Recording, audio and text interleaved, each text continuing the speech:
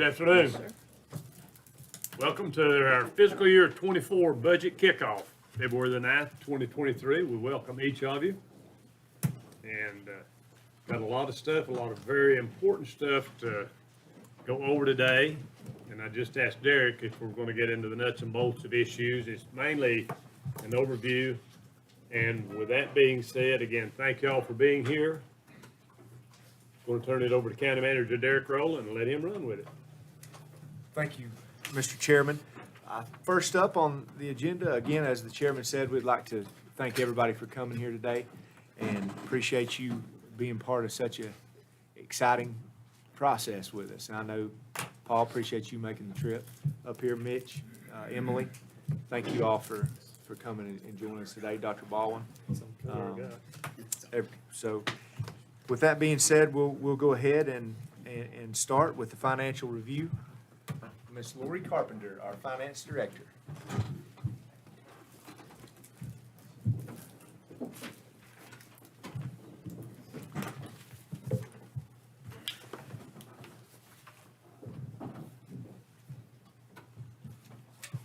Good afternoon. Afternoon. So, as we do each year with our budget kickoff, we just like to give you, like Derek said, a 100,000-foot view of where we are financially halfway through the year. So today, we're just going to talk briefly about sales tax and our property and motor vehicle taxes. Those are, two of our large revenues and very critical to the operations of the government.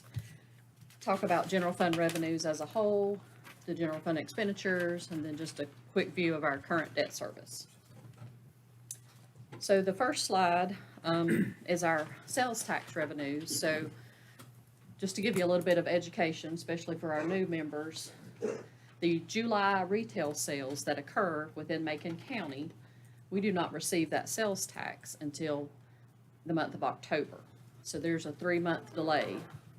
So these numbers you see here represent July through November retail sales. This would be funds that we've received October through February. So as you can see, current fiscal year, we are about $848,000 more when you look at this 5-month time period compared to last year, same 5-month time period, which is an increase of 12.64%. However, just an interesting note, if you look at last fiscal year and compare it to fiscal 21, for that 5-month period, we were $955,000 more in sales tax, or 16.58% higher. So I just wanted to make that point. We've been kind of riding this roller coaster at the top for a couple of years now with regard to sales tax. But that was interesting to me that last year we experienced 16.5% growth. This year, for the same 5 months, we only experienced 12.6% growth. And another interesting thing, the month of November this year was only 3% higher. Our November retail sales tax collection was only 3% higher than last year, which to me is a little odd because, November and December, normally people are buying, doing their Christmas shopping and things like that. So just wanted to point that out to you that, of course, we'll be monitoring sales tax closely, and we always budget sales tax conservatively. So budgetarily, I think we'll be okay, but just wanted to point that out. Any questions on sales tax? Okay, so the next slide is our tax collections revenues. So this data includes current year taxes, prior year tax collections, any interest or advertising fees that the tax department has collected, as well as attorney fees on delinquent collections. So this, as you can see, budgetarily, we're percentage-wise right on course as we were last year. But just a point here, the fiscal year 23 actual is $695,000 more than the same time period last year. It's up about 2.5%, which of course that's a positive. Any questions on property tax? The next slide is our general fund revenues. So again, to just look at our general fund as a whole, there again, you can see percentage-wise, we're right on course with last year. We have brought in more revenues this year, about 1.86 million higher than last year. And, again, part of that would be attributable to the two specific revenues I just spoke of, our sales tax and our property tax. The next slide is our general fund expenditures in total. So again, well, not again, but we are running just a little bit higher this year. As you can see, we're at 42.8% of our budget, or 27 million. We were at 40.5% last year at the same time period. So our expenditures are up 2.83 million over last fiscal year, which is about 11.7% increase. And we expect that, you know, the cost of everything we're purchasing nowadays, you know, the costs have been up. Gasoline prices have been pretty high this year, you know, just recently coming down over the last couple of months slightly. And I think Derek will probably dive into that more in his presentation, so I won't steal his thunder, but. You can go preach my sermon. The last thing I'll say about revenues versus expenditures, just for comparative purposes, our current year revenues through December are exceeding our expenditures by 11.2 million. Last year, same time period, our revenues were exceeding our expenditures by 12.2 million. So just another little interesting tidbit there. Last year, we were ahead $1 million more than we are at the same time period last year. But, I mean, we're still doing good, you know, revenues exceeding expenditures by 11 million, but last year we were 12 million ahead. And then the last slide is just our current debt schedule. And I know those numbers are tiny, probably can't see them, but just the point of this slide is to look at the, you know, look at the bar graph. As you can see, our current debt, this is no new debt included. Mitch will talk about that in a little bit. You know, you can see that, of course, our principal and interest payments are declining over time. They're set to decline about $483,000 in the fiscal year 24 budget. And that is all I have. Be glad to answer any questions if you have any. Let me ask a question, Lori, and I don't know if I can really spit this out where you can understand what I'm really asking, but like, what is our baseline? So you're talking about maybe it's sales tax, and you said we're up 12%, but last year at this point in time we were up 16%. Right. Like, are we going 12% higher than we were last year? So I mean, Yes. we're growing, and it's compounding base versus, you know, is there a baseline that says, well, you know, we're here this year, we were 16%, this year we're 12%. You see what I'm asking? Like, is it compounding year after year? And so we're 16% higher than last year, which was 12% higher than the previous year. So technically we're 40% higher than 2020.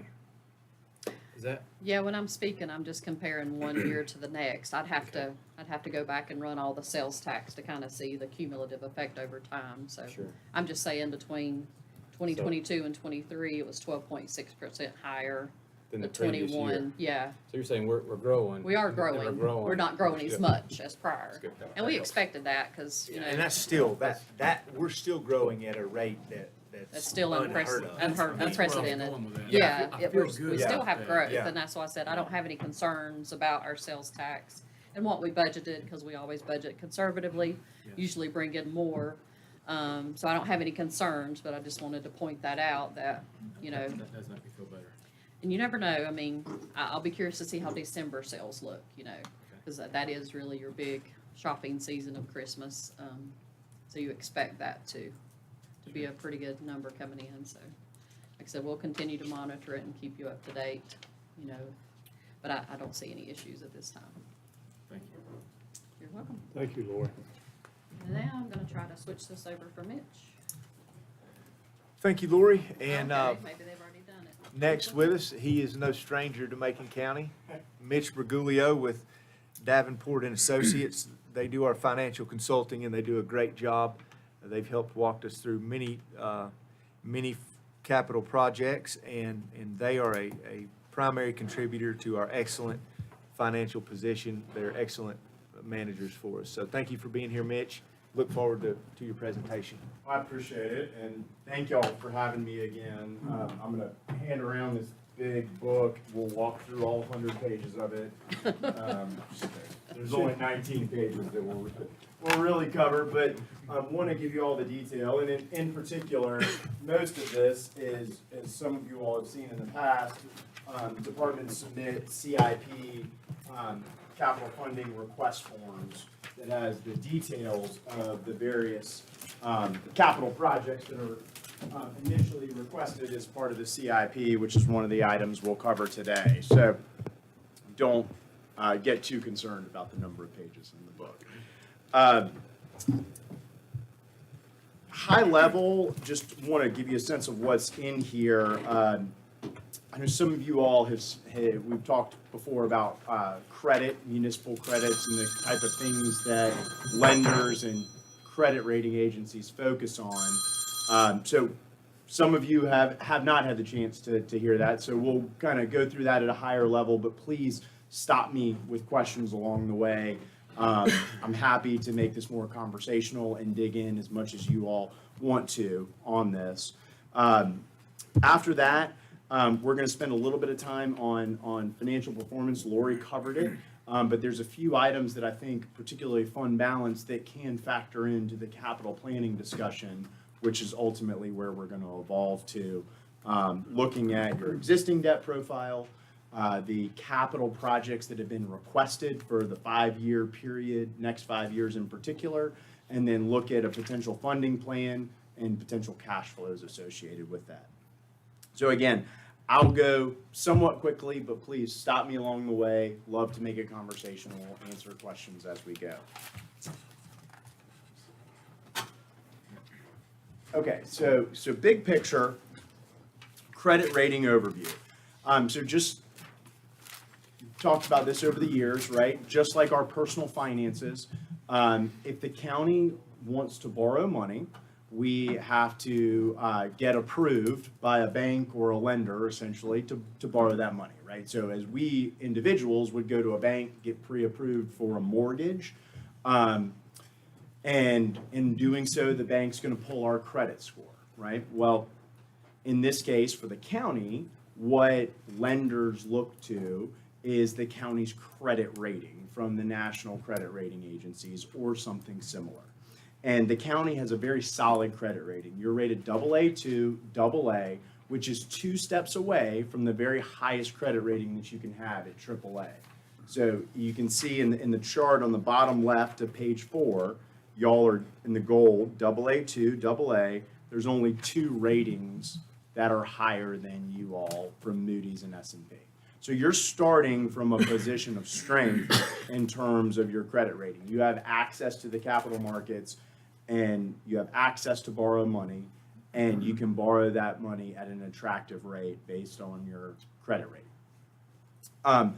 Throughout this presentation, we will give you a little bit of perspective on how you stack up on some of these key financial metrics compared to others.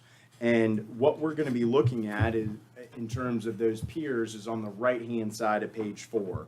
We're going to be looking at nationally rated counties that are AA1, which is 1 rating higher than you, AA2, which is your rating, and AA3, which is 1 rating right below you all. We'll also look at those same counties, but North Carolina only, not nationally. So kind of give you the perspective overall across the country, and then narrow it down into North Carolina. And you can kind of see, I always find it interesting, down below those charts, you can see the counties in North Carolina and what AA categories they fall into, right? So if you look at in AA2, you know, you're looking at, you know, folks like in this area, you know, Burke County, Watauga, Lenoir, Lincoln, those type of counties are in that AA2 category with you all. So we'll look at that as we progress through this presentation. Talking about your credit rating, and we want to keep in mind through this planning process, how is our credit going to be evaluated by both the rating agencies who provide us with those credit ratings, but also from banks or other lenders who may do their own analysis. And the credit rating agencies are very transparent in the way that they evaluate you all. They publish methodologies and details on how they evaluate municipalities like counties like yourselves in applying that credit rating. So we use this as a guide as to how not only the rating agencies will look at you, but how banks will look at you if we decide to go directly to a bank and look to borrow the money from them. So I think it's easiest to talk off of the top chart, the Moody's rating methodology. Moody's and S&P are very similar. S&P has more categories, but they all get to the same point. And I think there's a couple of key takeaways here. So if you're looking at the chart on the top left, Moody's, 30% of their rating is based upon economy, right? So that is things like your tax base size, that is the median family income, other wealth indicators, gross domestic product of the county, those type of demographic and tax-based characteristics that you all don't really have direct control over as part of the 24 budget. Yes, sir. Let me ask you a question on the previous slide. Yep. You're in referencing the North Carolina Moody's, you only listed 42. Is that, are there Yeah. only 42 in the A category, or? So there's 42 counties in North Carolina rated in that AA category. So the remainders, have they been rated So also? there's some, I think there's 10 or 11 that are rated AAA. There might be one or two that are rated single A. The rest are not rated. And that's because they do not need a credit rating because they have not issued public bonds, right? So you all, for a long time, did not have a credit rating until a couple years ago when we issued the limited obligation bonds. You received a public rating at that point in time. So the only reason you have to have a credit rating is if you issue bonds in the public markets. So not all 100 counties have a credit rating at this point. Okay. That's why we kind of talk about this. We talk about the rating agencies. It's a very good guide, but there's some banks, right next door, Jackson County borrowed money directly from a bank last year. And so they did not have to get a credit rating. Neither good nor bad, just what makes sense for you at the time. And you might remember when we did the limited obligation bonds, we went through a process. We went through a bank RFP. We got proposals in from banks, and we compared that to the public markets. The public markets was, at that time, producing a significant benefit compared to the bank rates. So that's why we ended up going that route. Thank you. Sorry to interrupt you. No, that was great. Good question. So talking about Moody's, though, 30% of their rating is economy, demographic type information. You all, there's not much you can do as part of this current budget, 24 budget process to impact that. You can put, zoning in place, you can put economic development policies in place to try to grow the tax base, create higher wage jobs over time, but that's not going to come to fruition over a 6 to 12 month period. You don't really have short-term or direct, control over that. Same thing with institutional framework, which is 10% of your rating. That essentially says you're a county in North Carolina, based upon how you're set up under the statutes, Moody's is going to rate that 10% of your rating based upon that. I think there's maybe some long-term control, maybe some legislation you could push for or ask for to be adopted, but in the grand scheme of things, that's going to take a long time.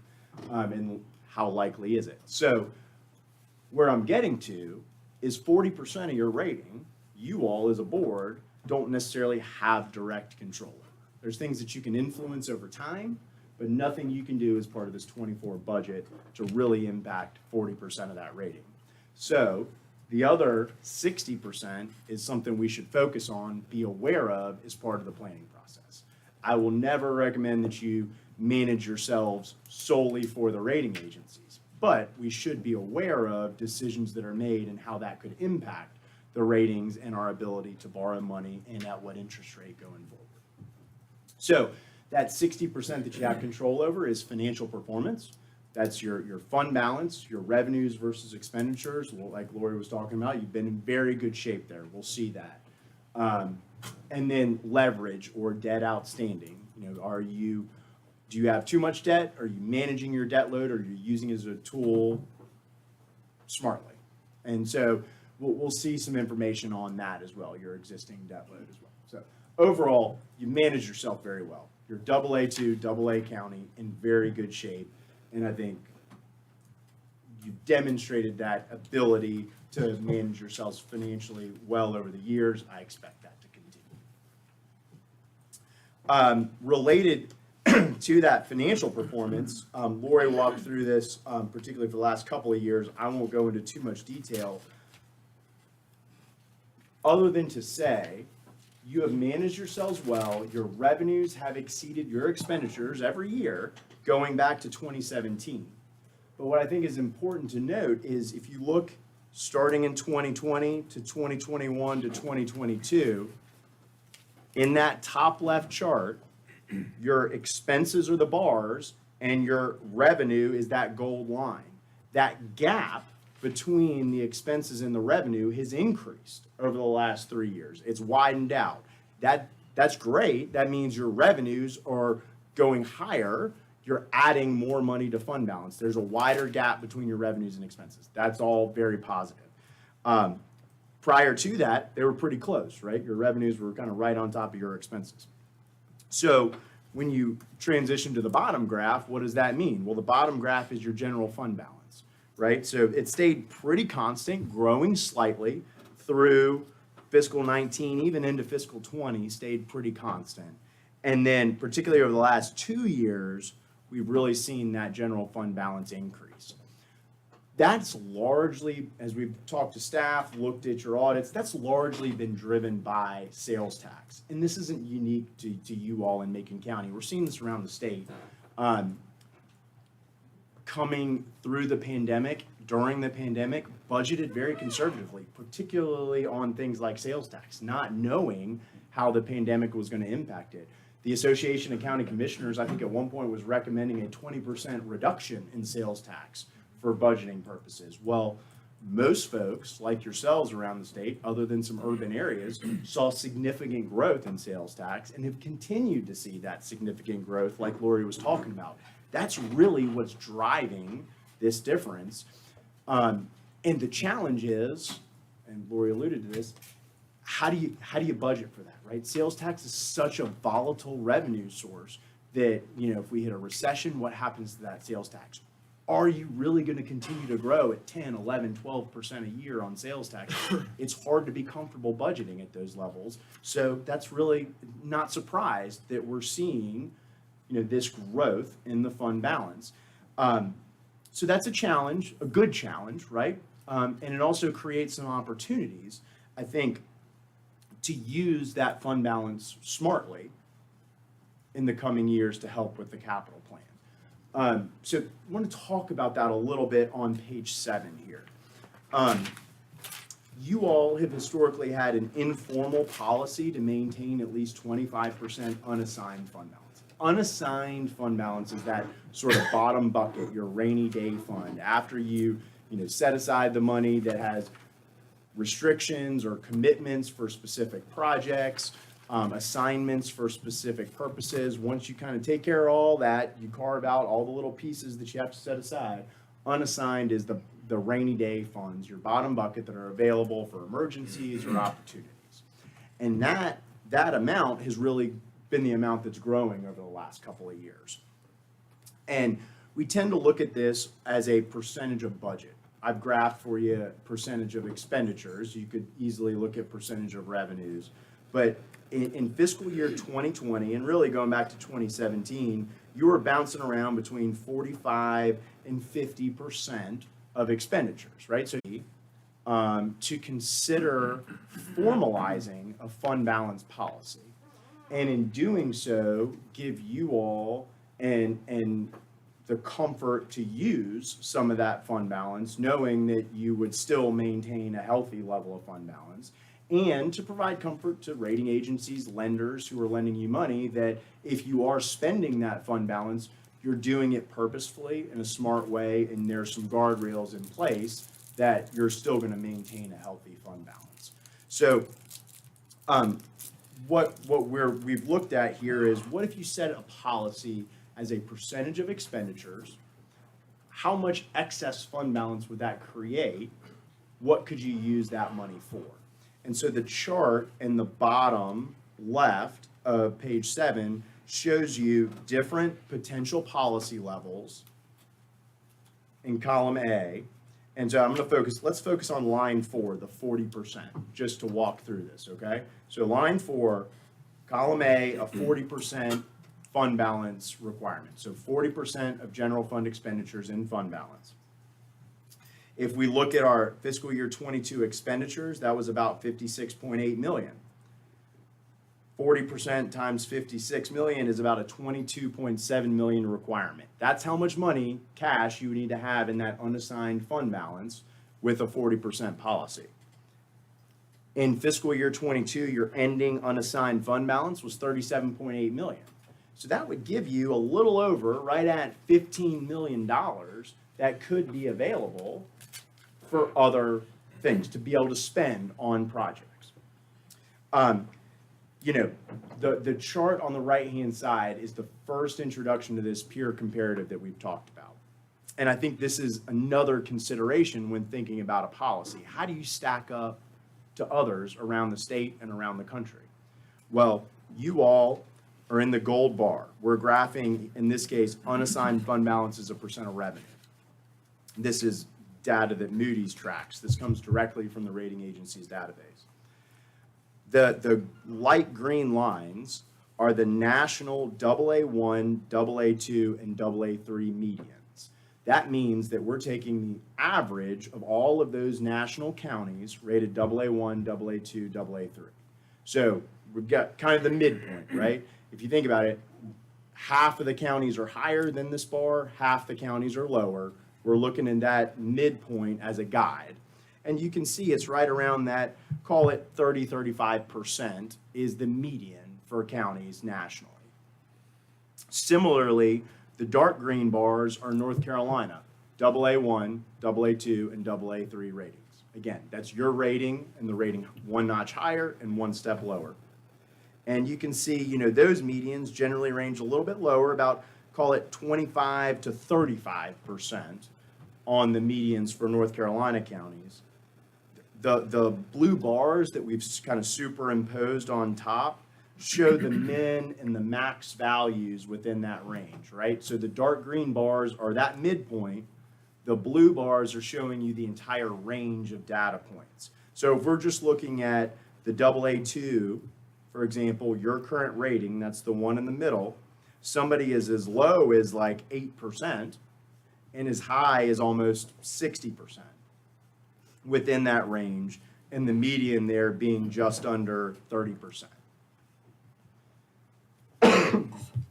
So in my example, if you were to set a policy target minimum at 40%, you would still be above the median within that group, right? You'd still be in very good shape compared to your rating category, and you would have the ability to spend $15 million on other projects as opposed to just holding it in fund balance. Is it coincidental that the 25% is featured there in the middle graph, middle line, the dark green?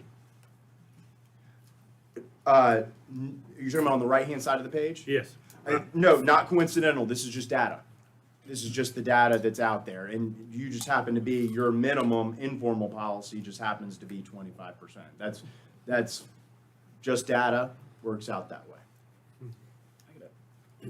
On the undesignated fund balance, through the School of Government, they recommend, well, they said that it was like 31% was the state average for the fund balance. And anything over that, they say it's political suicide. And they recommend that this money that's over the 30% be in a designated fund for capital improvements.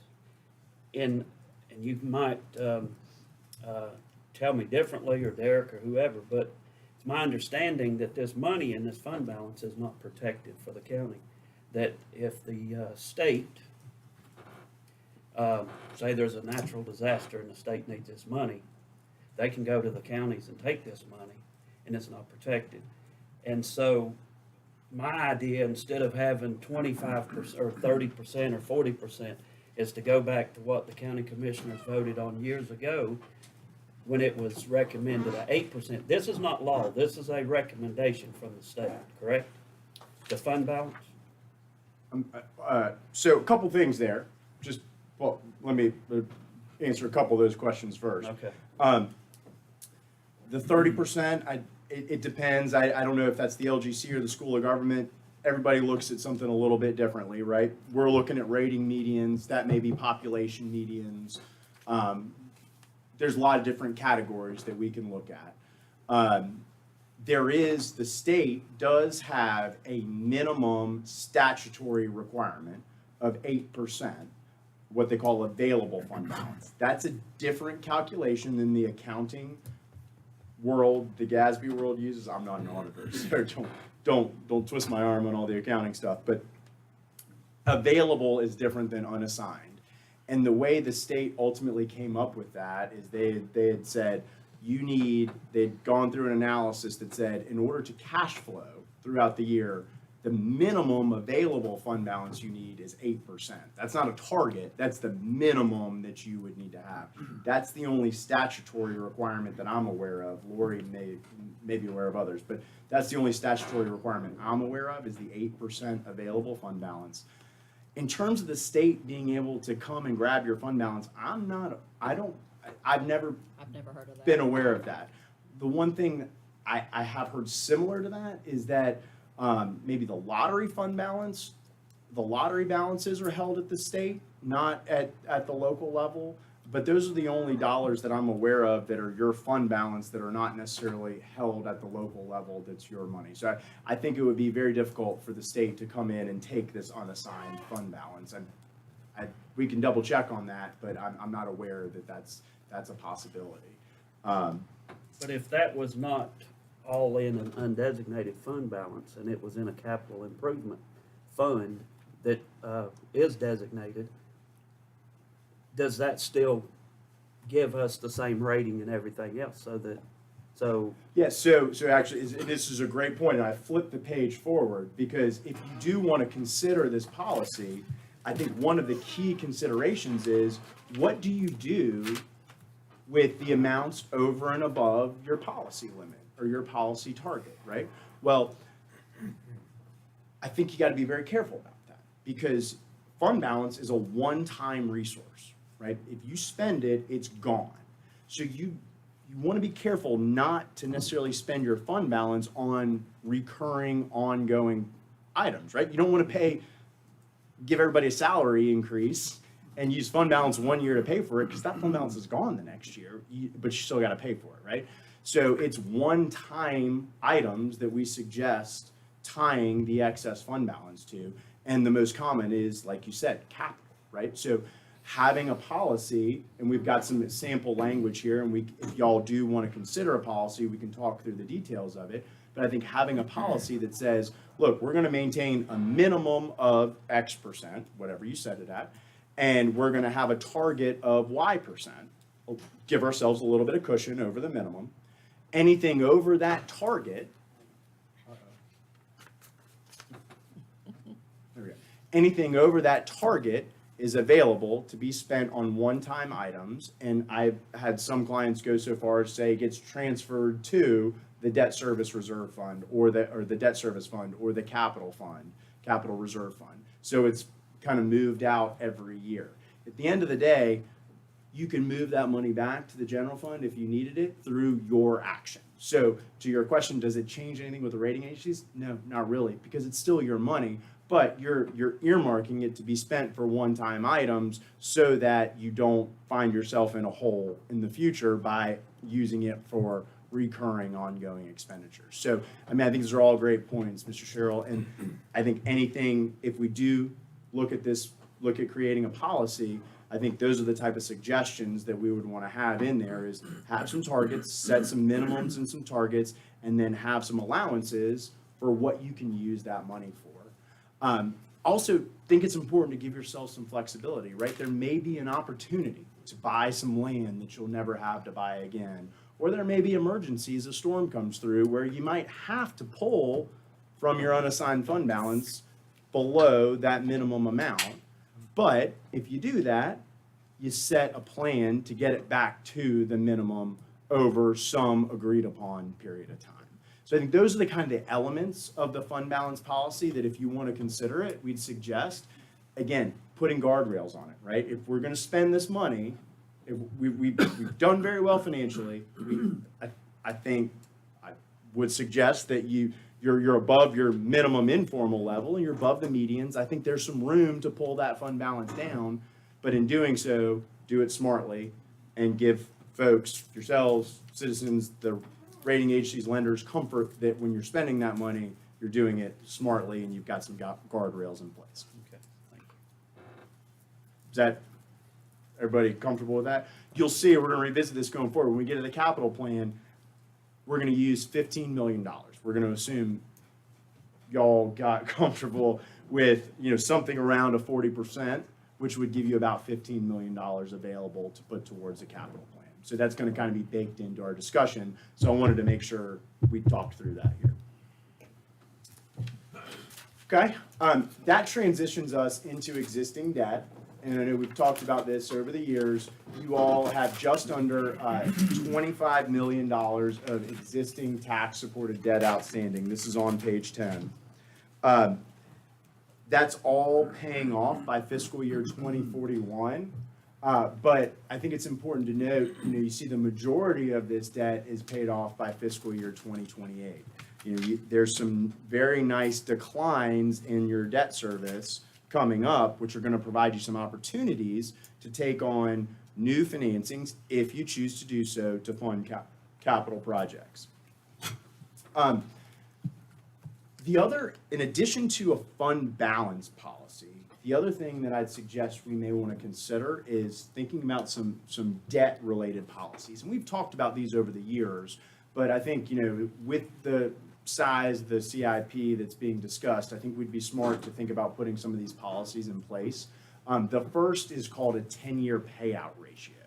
And this is what percentage of your principal, your debt outstanding, are you repaying over the first 10 years, right? So if you have $25 million of debt outstanding, a 50% payout ratio would mean you're paying back $12.5 million over the first 10 years. That is a measure of responsible payback of your debt, right? You're not issuing your debt and then making it all due at the very end of the term and not paying it back. If you issue your debt, you start to pay it back in a responsible fashion. That's what the 10-year payout ratio is doing. And you all, there's a little more information on this on page 11, you all have a very healthy payout ratio, over 80% right now. Typical policy levels are in the 50 to 60% range. Rarely do we recommend anything over a 50% policy. The local government commission for governmental projects likes to see you do 20-year, at the most, 20-year amortization with level principal. That means if you borrow $20 million, over 20 years, you pay back $1 million of principal every year. So you're done after 20 years. You're paying the same amount of principal back every year. The first year, you're paying interest on the full 20 million, so you're gonna have your highest interest payment. But then the next year, you're only paying interest on 19 million. So that interest component goes down. And that creates this trend like you have right now, this downward sloping debt service, which gives you opportunities in the future. So I tell you all that to say that 20-year level principal in and of itself has a 50% payout ratio. So that's kind of why we recommend don't do anything other than 50% for that payout. Y'all are in good shape right now on that compared to that potential policy. You're at 80%. And if you look at that peer comparative on the right, same setup we talked about for fund balance, you're in really good shape. Most folks are around that 50 to 70% range on the median basis. What is the interest rate on this county debt now, do you know? On the On the debt that we have, the county has now. what interest rate are we, There's a number, we've got all the details of the existing debt for you in the back. It's in Appendix B. okay, And so each individual component of the debt has a different interest rate associated with it. But, you know, generally speaking, there's a couple of higher interest loans out there that'll look really high to you, like 6.5% and 5.5%. Those are actually subsidized by the federal government. So the federal government is actually paying the majority of that interest. So those aren't really high interest loans to you all, but that's what the loan says they're paying at. But overall, your average interest rate, I'd probably say, is under 3%, maybe closer to 2%. We could run the math on that, but we typically look at it on a case-by-case basis. So, you know, going forward, this payout ratio is something we might want to consider a policy on, but you're in really good shape on that right now. Similarly, debt to assessed value. So debt outstanding, tax-supported debt outstanding, governmental debt outstanding as a percentage of your tax base, assessed value. You all, on what we're assuming, or what is currently an $8.3 billion tax base, the 24 million represents about 0.3%. So you're at 0.3% debt to assessed value. Typical policy ranges are 2 to 3% on this. State statute is not to exceed 8% for general obligation debt outstanding. That's a little misleading because that was set at a time when assessed value was calculated differently. What I'll tell you is if you hit 8%, you're in trouble. So I'm not going to suggest you get to that level. But setting a policy in the 2 to 3% range, I think, is a very reasonable range. That's typically what we see. And you're in great shape compared to that. You'll update that pronto after, I guess, Fridays when the reval numbers Well, so in our become numbers, official. what we've assumed, again, just purely assumption, I know Derek's probably going to get into this, is we're assuming going forward, starting in '24, you would have an $11 billion tax base. So that's kind of baked into these calculations already. Okay, okay. Tell me again, right now we're 0.3. 0.3%. State average is 2%, 3%? Well, let's look at the medians on the right-hand side of the page here, right? Okay. So these North Carolina medians in the dark green ranges from about 0.5% up to 1%. Okay. But you can see there's folks upwards of 2% on the upper end of these ranges for the AA counties. So it really depends on where you're at in your issuance cycle as well, right? Has somebody just issued a high school, or are they waiting to do a high school project, right? That can make a big difference in these calculations. So y'all are in really good shape, though, is the bottom line.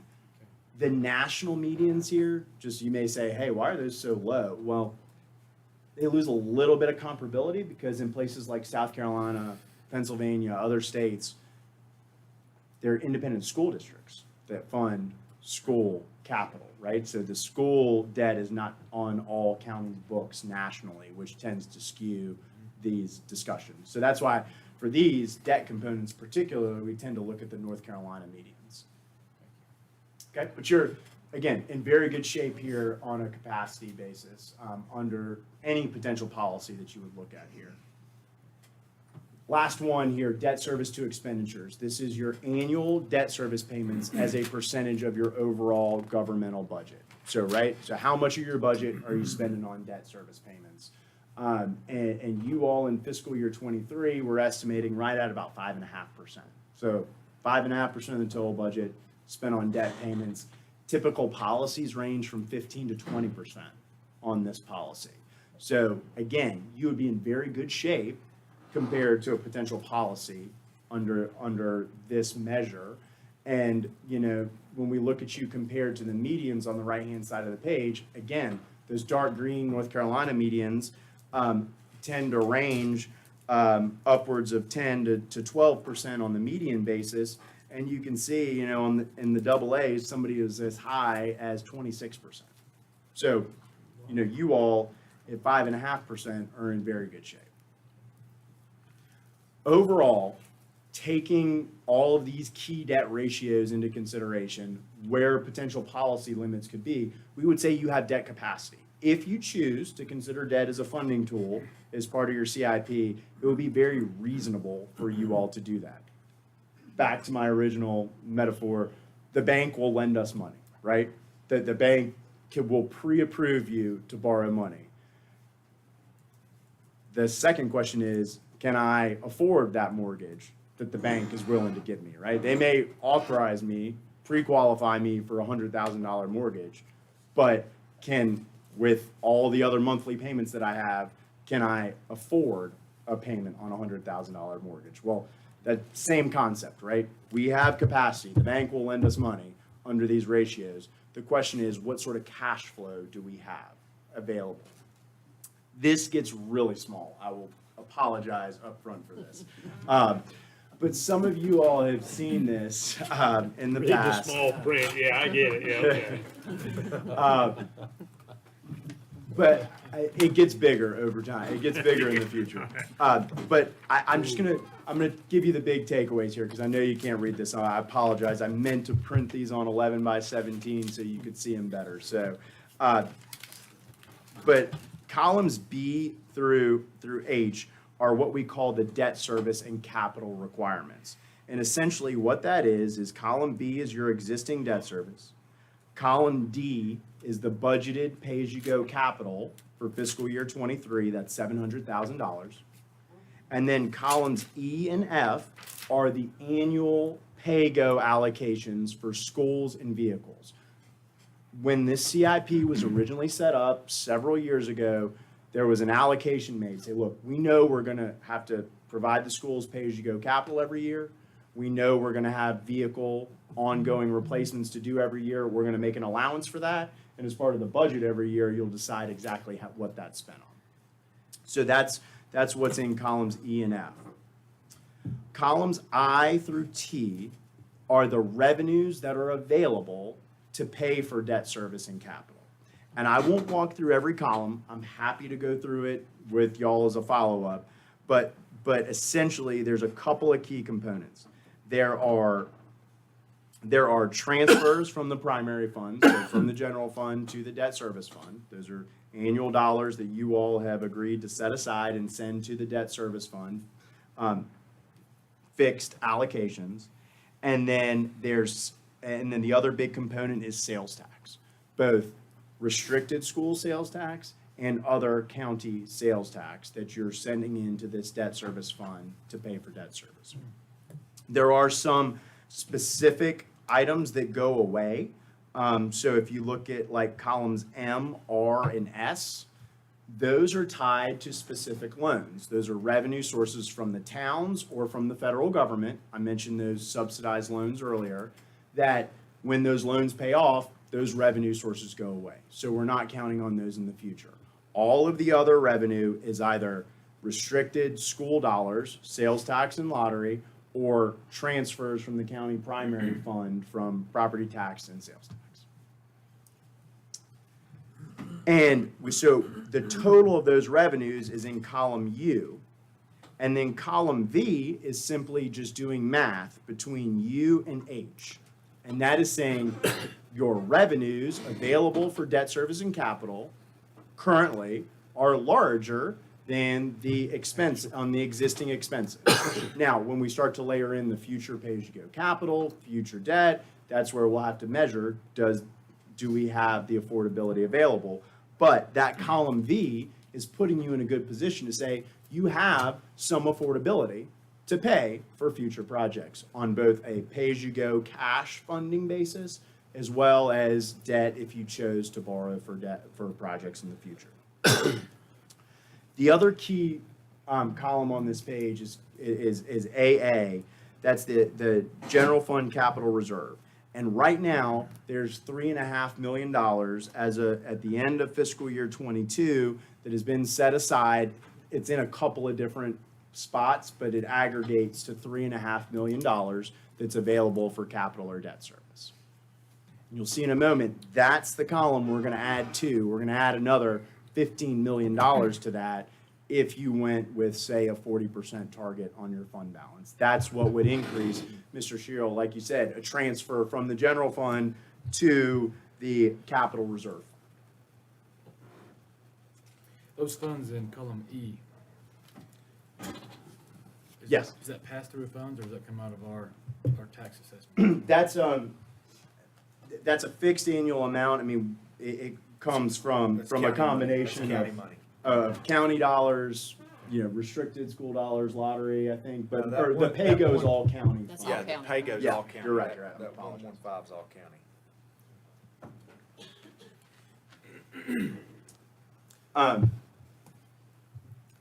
Okay, so this is gonna kind of be our baseline going forward. What we're gonna be using is that column B and that column AA fund balance plus the $15 million transfer to measure the affordability of a potential capital funding plan. Okay. Departments have submitted CIP requests. Derek, Lori have been working on summarizing those, shared that with us. All the details are in the back in Appendix E, and there's a somewhat higher level summary in Appendix D as well. I'm not gonna walk through all that today, but just high level on page 16, what we've got is over the first 5 years, fiscal year 24 to 28, it's about $162.9 million of capital requests. The largest piece of that being the high school projects, the stadium and the new school totaling about 120 million of that $162 million. There is another fiscal year 29 through 33, there's another approximately $52.1 million that is being looked at, but that's kind of in those outer 5 to 6 years, 6 through 10, those are a little more unknown. So we don't really look at funding those years as part of this analysis, but we do like to understand what's out there and what's potentially to come. But what we're really focused on is that column B, measuring the funding of that $162 million. And in doing this analysis, what we've assumed is there would be about $23.4 million of pay-as-you-go capital, down on line 17. $23.4 million of pay-as-you-go capital. That's cash funding, taking that fund balance that you built up, spending cash to pay for projects. Line 18, grants and other sources, so outside funding sources, paying for about $21 million. And line 19, borrowing around $118 million. That's all on the high school. Okay? I know y'all are digesting this. I'll just tell you, on page 17 has a little more detail on that, where we show you, the debt-funded projects. Again, over these first 5 years, we're just looking at the high school, and then kind of give you a little more summary by category of projects there. I will say, and Derek, Lori, please feel free to jump in, but on the Macon County Schools, line 9, in fiscal year 24, we have a few projects that have been identified. There is one project, the replacement and repair of vent pipes at Macon Middle School. We don't have a good estimate on that at this point.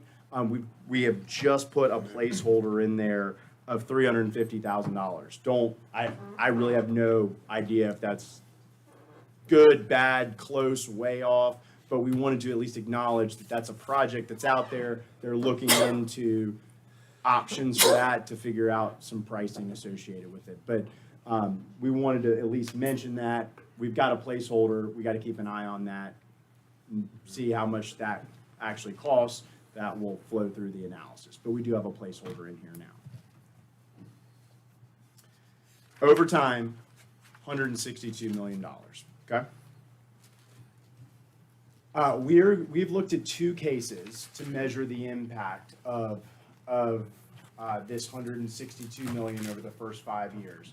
The first is with a $15 million transfer from the general fund. We've talked about that, using the built-up fund balance to help pay for these projects. The second is assuming you get that $15 million transfer and a needs-based grant from the state to go towards the high school. There is a grant program available that allows you to receive $30 million for an elementary, $40 million for a middle, $50 million for a high school. Case 2 shows you the impact if you get that grant. So, I'm sorry, it took me a minute to digest the last slide. Sure. Looking at this, I mean, this shows county-wide capital improvements, right? Mhm. So this is, I mean, Parks and Rec, like, do we have factored in here, and Derek, maybe I'm getting real specific, but like the health department and the failing air conditioning units? That's stuff that we will look at. We have like the county pay-go capital. So Mitch, if you'll go back to that original, the baseline. If you'll see the CIP pay-go cash for 23, there's 700,000 in there. That's on average, when you look at total county, we do about 600,000 in vehicles and then about 700,000 of other capital things. That's your rec park project, like your pickleball courts, that 155,000. A lot of the replacement of computers, things of that nature, non-capital equipment. Those kind of things are gonna be like a boiler unit for the health department. That would be included in that 700,000 pay-go capital number. That is actually in the capital improvement plan, but not listed specifically as a separate project. So those kind of maintenance, those larger scale maintenance items, replacement of things like that, are gonna be in that $700,000 number there in fiscal year 23, that column D. So what you're telling me is this, generally speaking, is our county 5-year capital improvement plan. This is what has been requested by department heads. That is what has been requested. Now, it will still have to go through, we'll evaluate it as part of the budget process, and the commissioners evaluate it as part of the budget process too. Sure, So just a baseline. those are what we have at this point. That's still yours to move as you so choose. Yeah, I mean, at this point, it's the requests that have come in. We've taken them, summarized them. Derek and Lori have weighed in on some things that they know about. And this is just the first time you're seeing it. So this is the starting point. That's why I did 168 million, 162 million. I just wanted to clarify where that number came from. And another point to your question, Josh, to be included as part of the CIP, the project has to cost at least $150,000 and have a useful life of 5 years. Only those, if it meets those parameters, it's submitted as a project to be considered out of the pay-go. Or, so some of the maintenance items, like a air conditioning unit, we have also funded some other normal kind of capital, smaller items within our normal county budget in addition to this. That's that This 700. targets the $150,000 or more projects. Thank you. So you don't get caught up in the little items, but we do still fund some of the smaller items as part of the Through regular county operational budget. budgets, Yeah.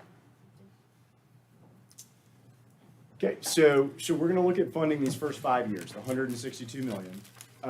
Again, case one will be just a $15 million transfer from the general fund. Case two, we get the same $15 million transfer from the general fund, plus we get a $50 million grant to go towards the high school.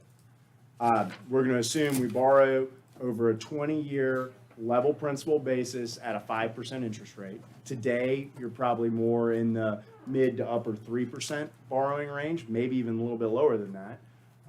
But we want to make sure we're budgeting conservatively here. And honestly, last fall, October, November timeframe, we were pushing closer to the 5% interest rate. So want to make sure we have a reasonable assumption in there that we feel somewhat conservative today. So that's where we get that 5%. And then after 2028, right, we're funding through the first 5 years.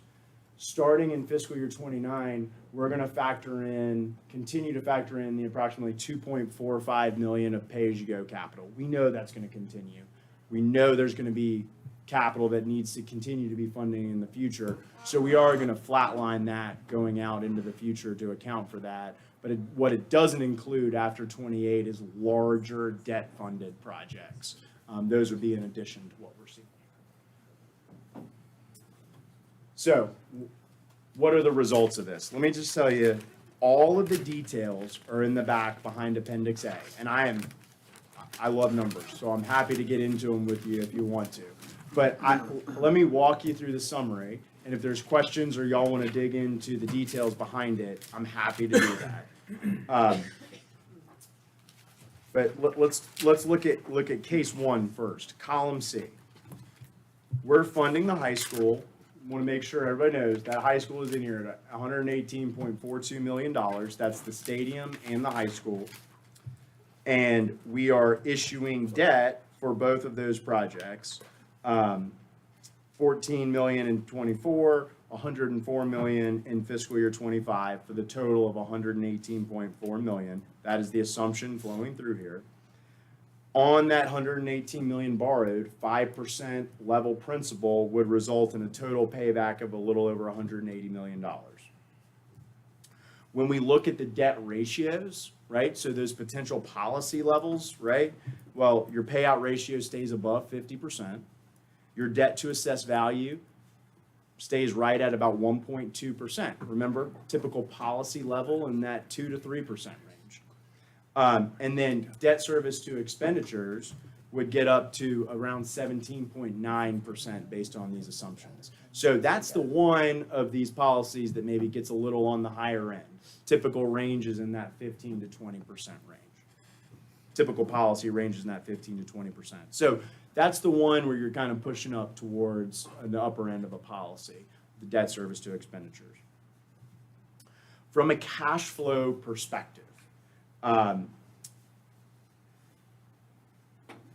assuming the $11 billion revalued tax base in fiscal year '24, we would need the equivalent of about 4.5 cents in fiscal year '24 and beyond to cover the debt service and pay-as-you-go capital components of this CIP.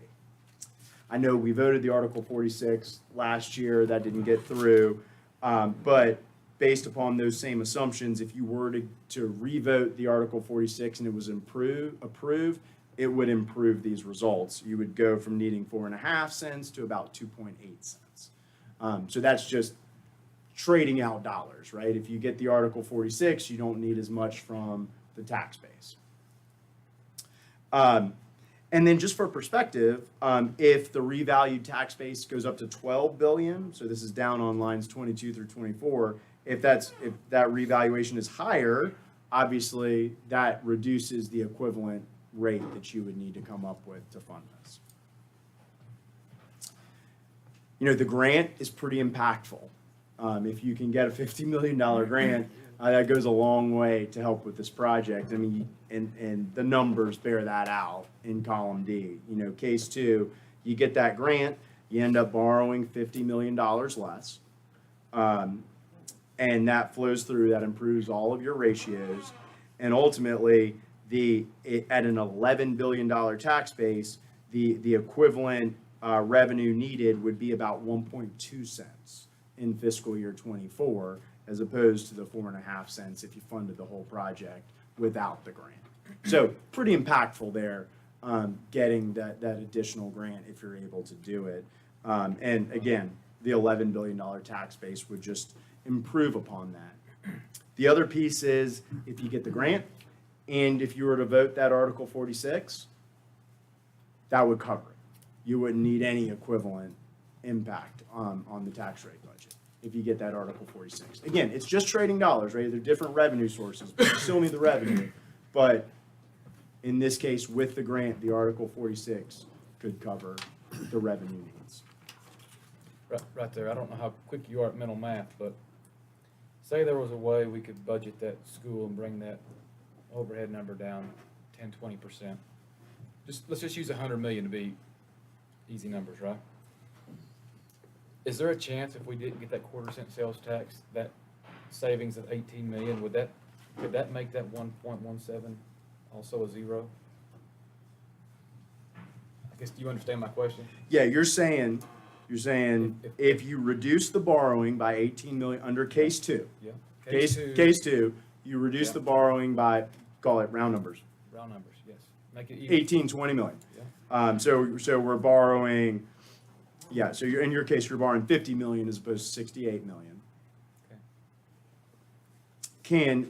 Could you eliminate the need for tax revenue?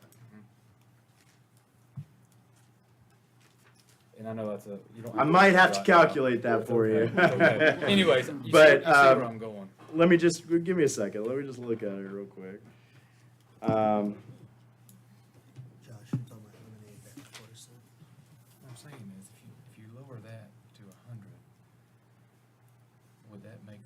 as well. Eliminate the need to raise, That quarter cent. I mean, it would, yeah, I mean, the quarter cent would put us in the positive. Maybe, Could, I guess, maybe. Yeah, looking at the numbers, it'd be close. I can run that. just future, maybe we can follow up. Yeah, but yeah, to your, I think there's a very good chance it does, yes. So we're not locked into this, obviously this 118 million, but if we can reduce that, that would get us closer to what you're talking about. That's what I- And the grant. Yeah. Right, with the The grant. grant We is gotta have the grant, obviously, yeah. The grant is important, yeah, and I'm sure your architects will talk to you about the construction environment and costs, I'm sure, but, So, Paul, you that's got not us a my grant, area. And that's putting the whole amount of excess fund balance into this. 15 million, right? So that's, That's what our target was. right, so that's assuming you go with a 40% target. Yeah. That's putting the 15 million in, and be honest with you, I mean, I think 40%, that's a 15 very million. reasonable level.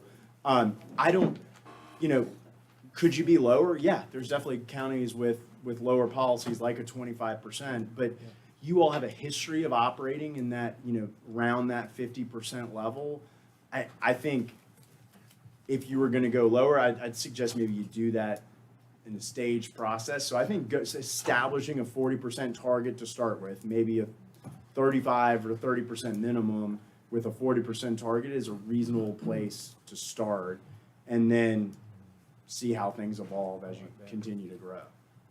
How does that affect our total debt limit? Case 1 or case 2 here?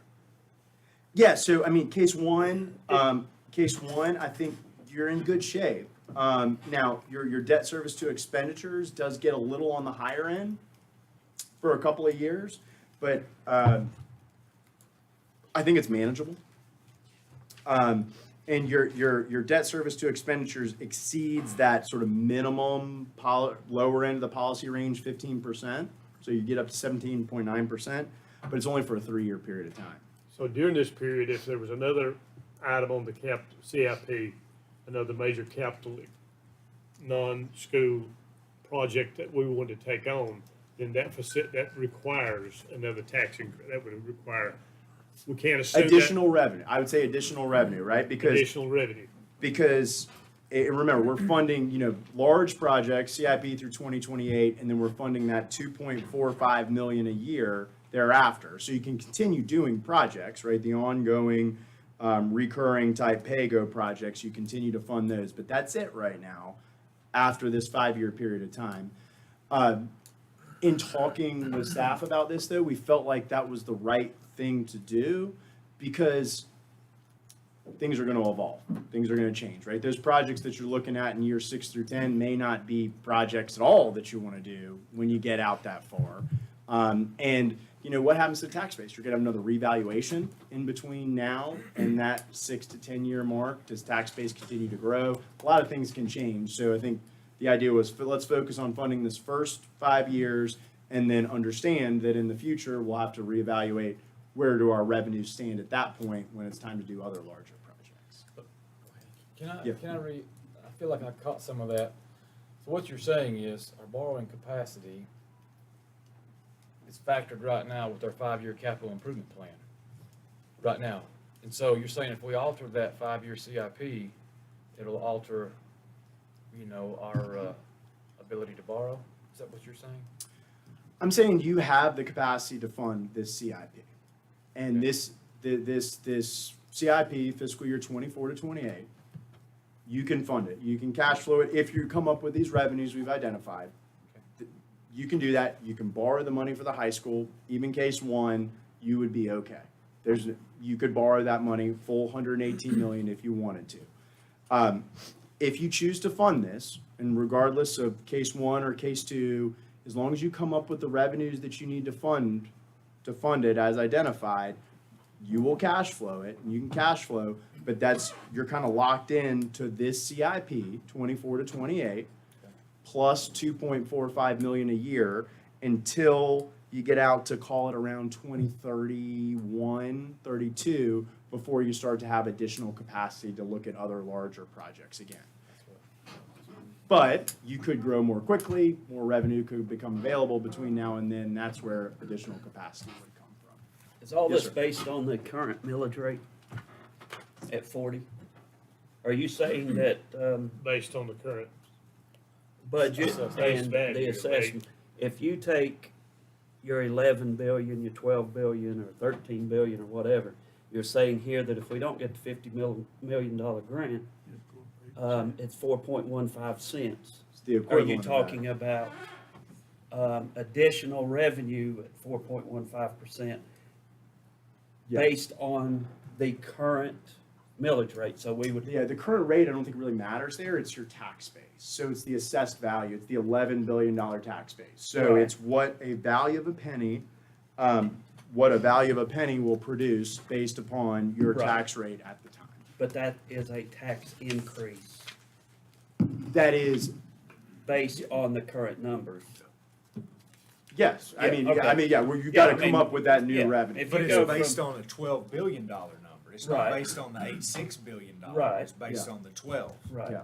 But the current budget, we are at 40. We understand if your values increase by 58%, then obviously, in order to have what we call revenue neutral, if you have a $33 million budget where you gotta come up with $33 million, you lower the millage rate to create that.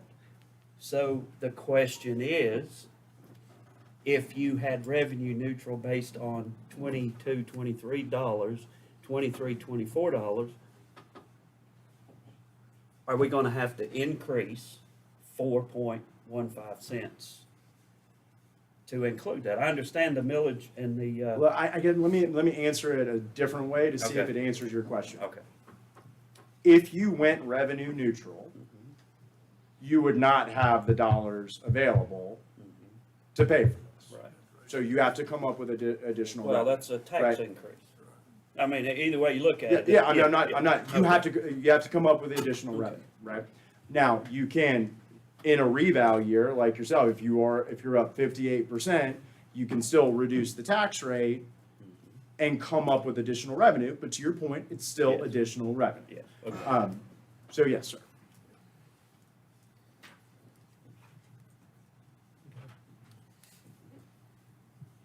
That's all I got. I know that's a lot, sorry. Hey, man, you said you're doing a whole 100 pages. And you are a phone call away for a follow-up. Always, always. I do have one more quick question, and I meant to ask it last year, but what about post-employment benefits? Are we liable outside of our $60 million budget for? Curious. Yeah, I laugh because Lori and I talk about this all the time. It is something that the rating agencies have started to focus on as part of their ratings. It is a liability of the county. But it's not a liability that you all are amortizing like debt, right? You are paying for those post-employment benefits as part of your budget, right? So you budget for them every year. Your employees that have retired and that are using those benefits, you're paying for them every year as part of the budget process. Where this OPEB has become more prevalent and more discussed recently is accounting standards. Lori's gonna have to jump in and help me. But accounting standards have basically said, hey, you know what, those are not, those employees are not working for you anymore, but you're gonna still have to pay that until they're no longer with us. So that's a liability of the county. And so you have to have an actuary come in and say, okay, on average, how long are these employees gonna live and what's gonna be the cost of healthcare versus how much you might be able to invest your funds at. And it's a theoretical number. It's a hypothetical number. There's no bill coming due for your OPEB liability. You don't have an amortization schedule that you're paying on it. You don't have a lender that's gonna come and say, hey, you owe us, you didn't do this, so you owe us your full X million dollars of OPEB liability. It's something that you're paying every year as part of your budget for those employees who are still utilizing them. But it's something that like pensions, that the accounting board and rating agencies have want to acknowledge that is an expense that you have going forward, and they choose to do that as a liability.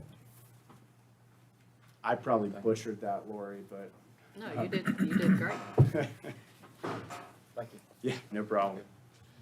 The only thing that hurts you there, if they live a long time and we're an aging staff, that's retirement. That's right, and a lot of people have taken steps to sort of limit that liability We going have forward, with the like y'all county.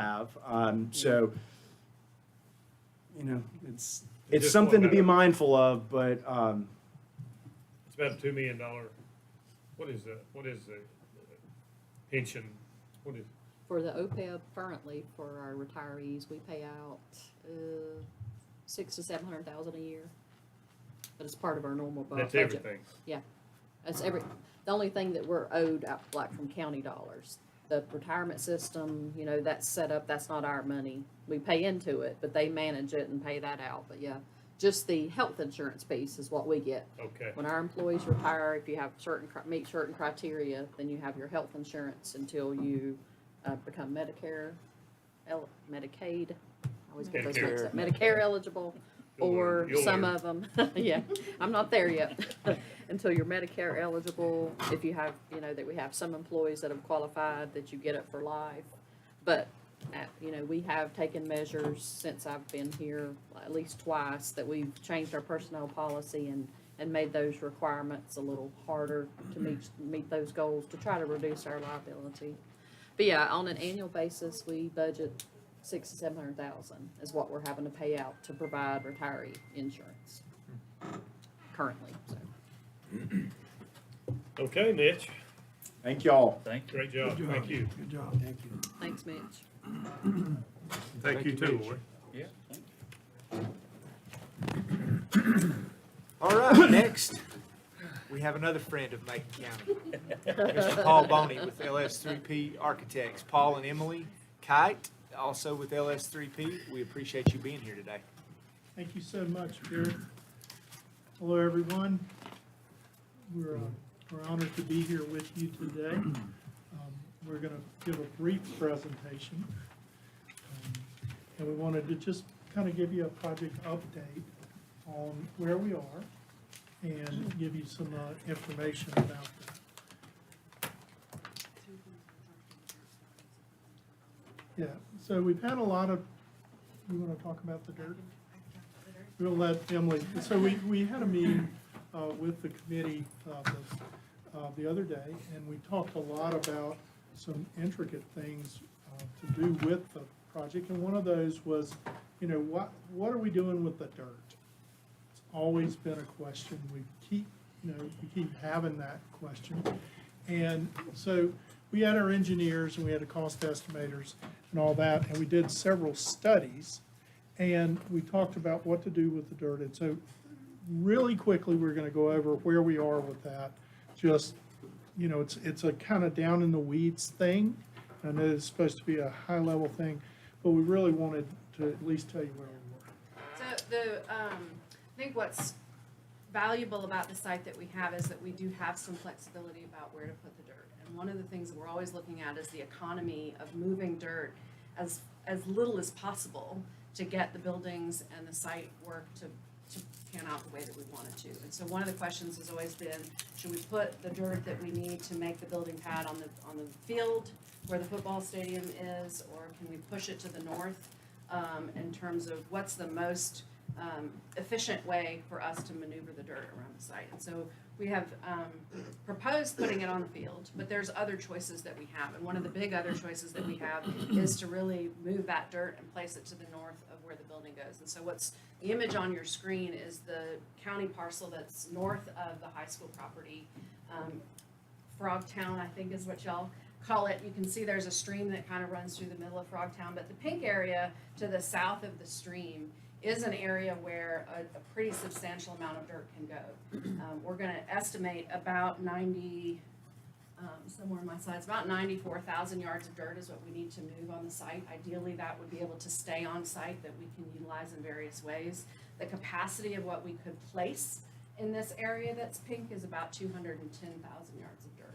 And so there's some benefit to us in making use of that area to the north, to place some of that some of that dirt that we're gonna displace to put. So again, this is really down in the weeds, but I want you to know that what we are doing right now is everything we can do to look at and be smarter about how we deal with money.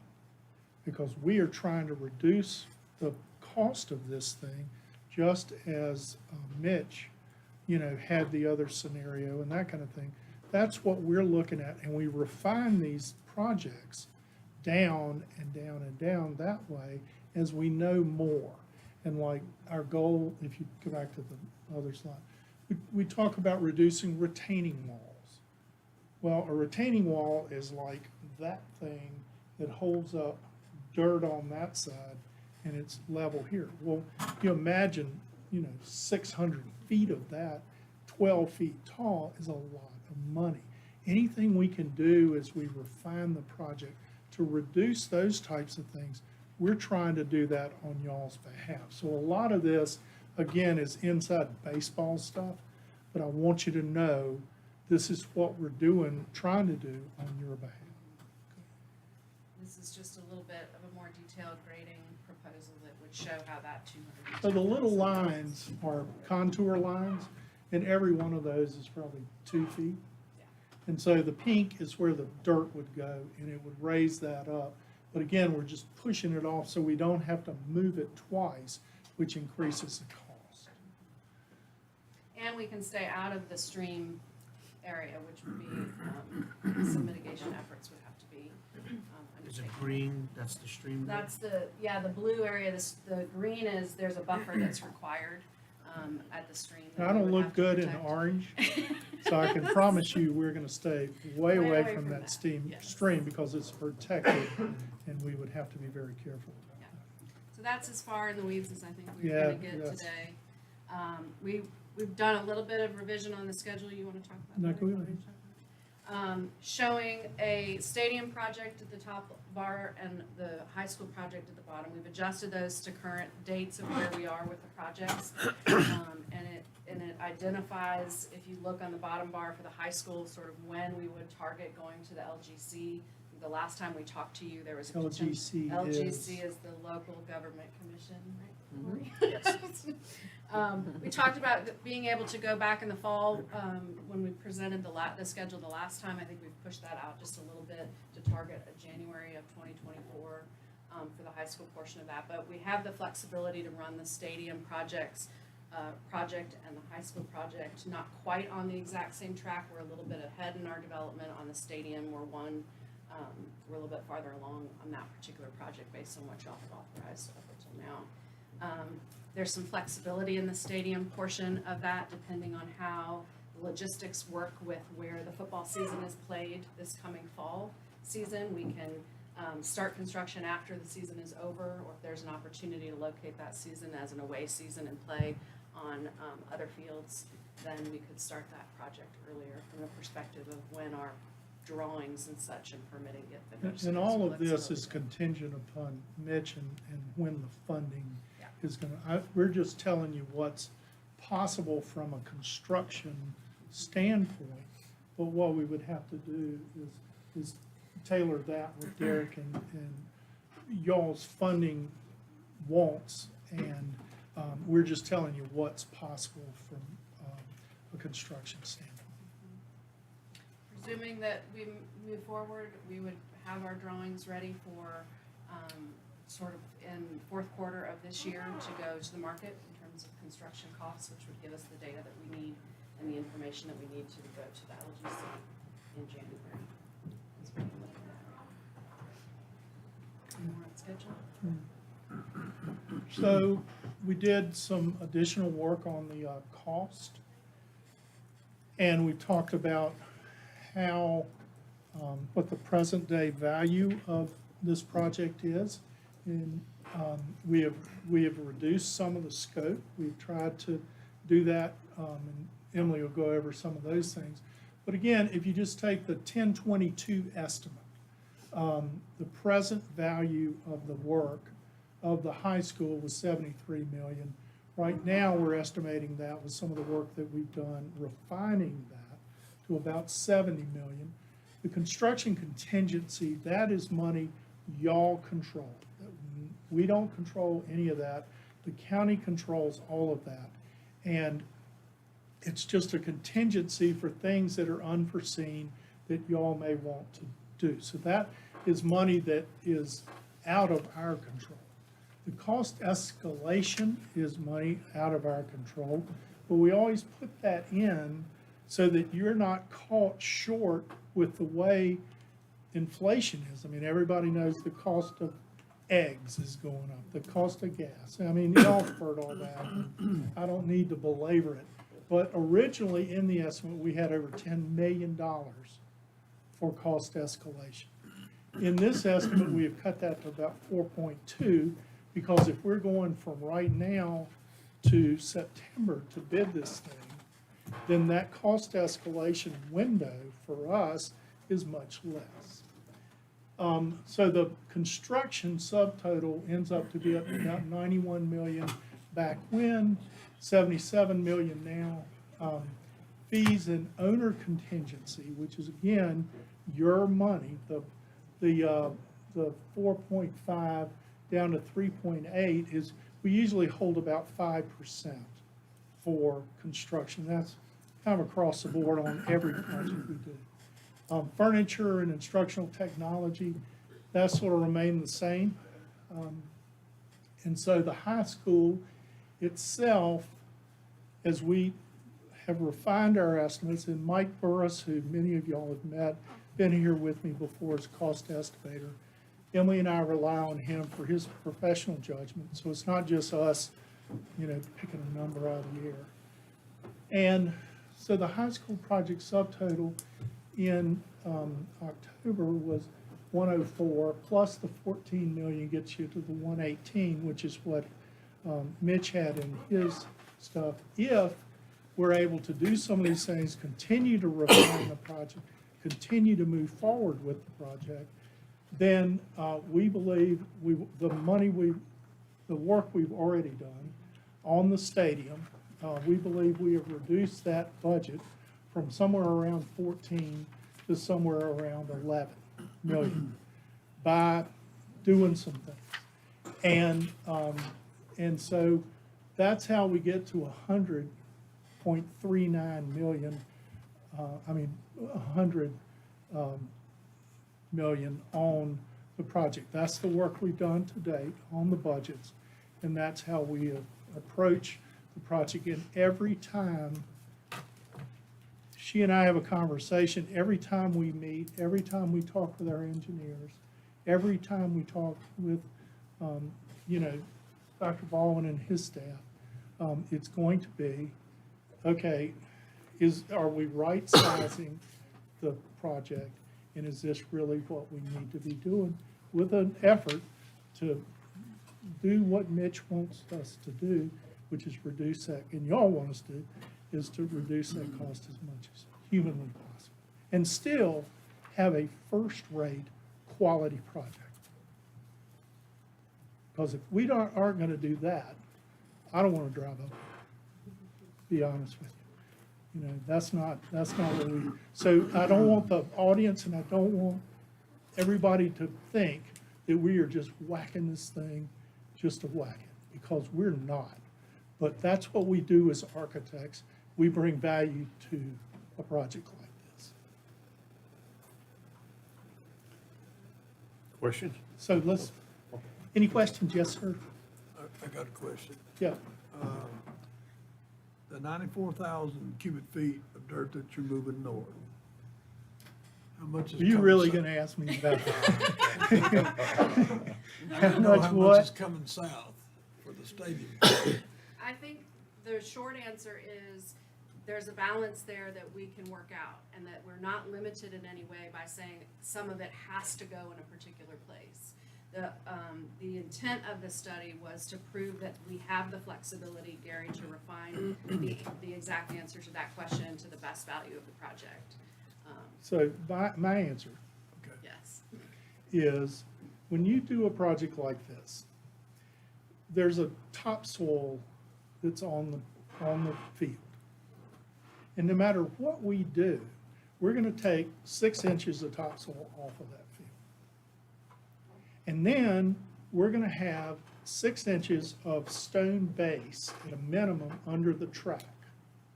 And then we're gonna have another 8 inches of asphalt, I think it's 8 inches, 6 inches of asphalt. And then we're gonna have the track surface. So we're already a foot in the air to make all this work if we don't put any dirt on there. Is And- it possible to do that without putting any dirt on there? No. And that's what I'm getting to. Because when you start and you take the dirt off, and so we're gonna add, so what we're looking at now is somewhere around 2 feet of dirt, which would add the 6 inches and the 8 inches. And we gotta have something to make it crown, right? That's that turtle bark grass some guy said he wanted. I didn't know he was saying turtle back, turtle bark. Anyway, to make the crown on the thing. And so we've gotta have some dirt, to do that. But our goal is not to raise it 4 feet, like we talked about, because we found another place to put the dirt, because we didn't wanna move the dirt twice. So our goal right now is somewhere around 2 feet, right? Is that what we decided? And that's what we talked about in, 2 feet plus the additional items you just mentioned. no, sir. You're talking about a total. I'm talking about, and please don't go out there with a tape No, measure, no, I because mean, we haven't figured it Field's out. crowned now. But the field is crowned now, but instead of going in there with 4 feet of dirt, we're talking about 2 feet. And the other thing we talked about was if we discover there's any unsuitable soil that we need to get rid of, we don't know that yet, but if there is, then we would do what is called surcharge the site, where we would take a bunch of dirt and put it up there, and it squishes that dirt down, and it gives us a better compaction. You know what I'm saying. I would use gravel. Well, But the key thing I'm interested in is, I don't wanna see, one time we were talking, I've not been in many of these discussions, but I thought it was not a good idea to use the current football pit, the field, as a place to waste field, right. And we've taken care of that. We listened to you you. know, and then I've heard the fallacy that we had to have the additional field to accomplish the intended drainage design that's necessary there. That, I think, that fallacy's gone away, because we don't need that field to go to drainage. I mean, we don't need additional field. Well, I'd rather call them design options than fallacies. Pardon? I'd rather call them design options rather than fallacies, because these are Okay. all things that we go through and we look at, right? And then also to level the site, you Yeah, know, and that's a worthy yeah, attempt. It makes design and construction easier, but I like the idea of getting rid of the dirt, using it, flatten out a spot somewhere else with it. the easiest thing for us to do is scrape all that off, put in a bridging lift of gravel and geotech fabric, and we will then have a cost estimate on that versus the other.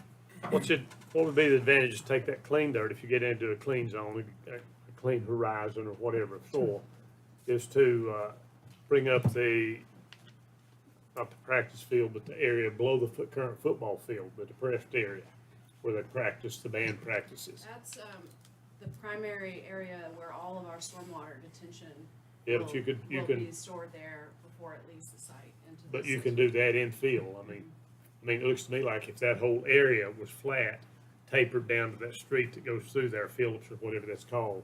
Well, the problem is the opportunity is that we need that for a big fat retention pond, because we have to get all of the stormwater off of this site, and that's the lowest point, and that's where it naturally wants to be. Now, if we find another place for the stormwater, then we could just have it flat across there and go to the street. But, If you want that current drainage over there, yes, sir, many times. and you're gonna try to better that. I'm going to do everything possible to make that better. That's an interesting walk. We need to do that. Nobody knows Well, where I it's mean, going. I'm happy. I mean, I'm not gonna stand here and argue it. Okay, okay, I don't mean to get too detailed here. This is an overview today. And the cost to remove the soil is how much? I don't know. You don't know? No, Okay. I And don't. and you were gonna come back with your estimated numbers? Yeah, when we decide what's the best way to go, and assuming we can move forward with those estimates. And how do we meet to do that? I mean, I'd like to be in on the conversation somehow, but we're restricted to 2 members. I don't know, that's up to y'all. I mean, I'm happy to meet with you as I've done individually. I'm happy to be open and honest with you, Mr. Higdon. Oh, I keep getting I appreciate more, that. I keep getting more, questions than answers. But before we get into some hard design on either phase 1 or phase 2, you've gotta know which, number 1, is an amount, a proposed budget, and secondly, a design parameters, you know. And that's why I was trying to limit access to you at one time, is you can't respond to 20 people. And I don't want you to think, hey, I've gotta make sure that Higdon likes this before we, you know, I just wanna have some input in general, and have we Mr. can Higdon, accomplish that, You are, facilitate that. Mr. Higdon, you are the chairman of the county commissioners, and believe me, we listen to what you say.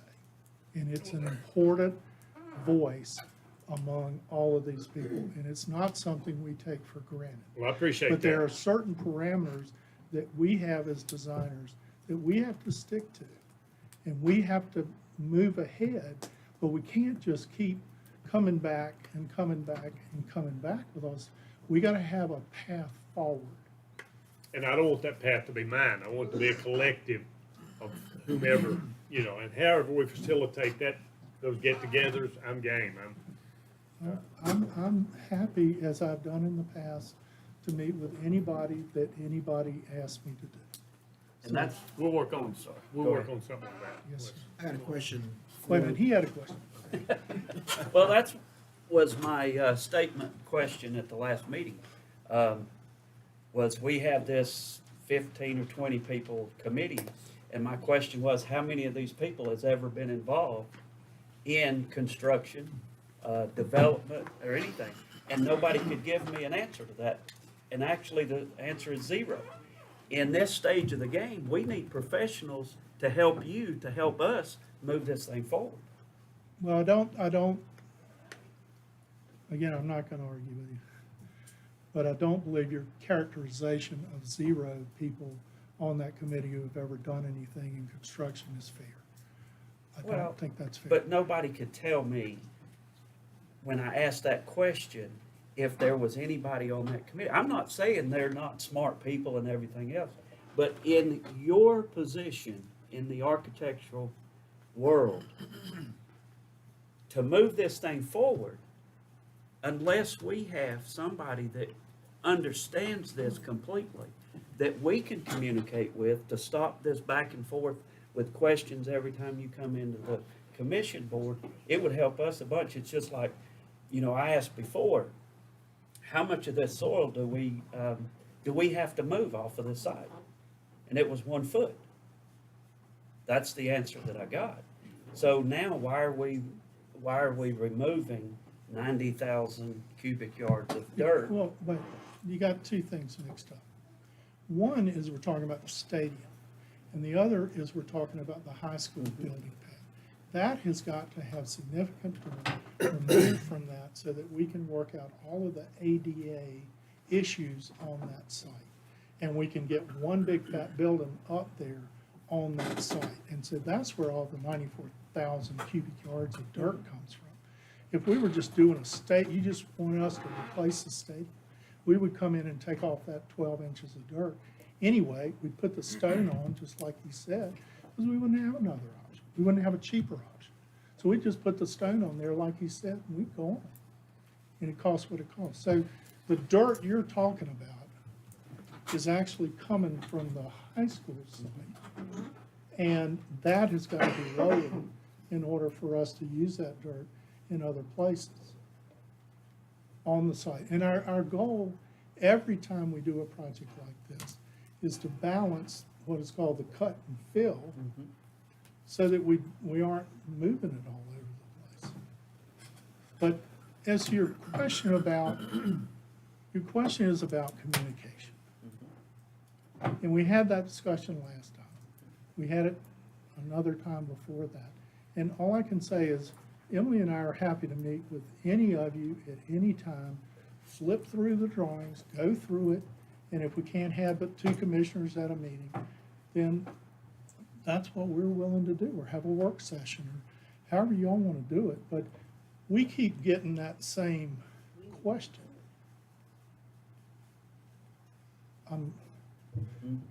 We'll work on, we'll get with Derek on that. I get what you're saying. But I Did you have a think question, the, Dan? I think the objective on the first group, we've gone through the selection of the LS3P. And we brought in some people we needed to network with. We needed their feedback back to the community, back to ideas with us. And that's why that ended up at, I think, 15. And, but it was a group of, that we could exchange ideas with some people in there who were, Tracy Talent was very well versed on the problems of Franklin High School. I've been there 21 years, but I was learning things every day. But also, we had a group of people there who were taking in information, but they'd go back on site, back to their home and network with their friends. And so we got a momentum there that we wanted to build, that we are moving in this direction. And the website was a very good way to do it. Then we came down to the situation where, after, when we heard what y'all were talking about the other day, is to reduce this group. We reduced it to 6. The Seven, liaison John. committee. Yeah, The we- liaison committee. Yeah, and reduced it to 6 and got into more of the meat situation. Now, the people who were with us first, they did an excellent job in giving us feedback. And then also, they blasted it out over their own pieces of information to their friends, which generated some talk within the community. And that was our objective at that Yes, time. Now we've reduced that to back to a facilities group that we met with the other day. And look at this, somewhere along the line, I think we need to keep this project moving. We don't need to, like I said, you can talk something to death. But we need to make sure when we are talking that we're giving you a motion to move on.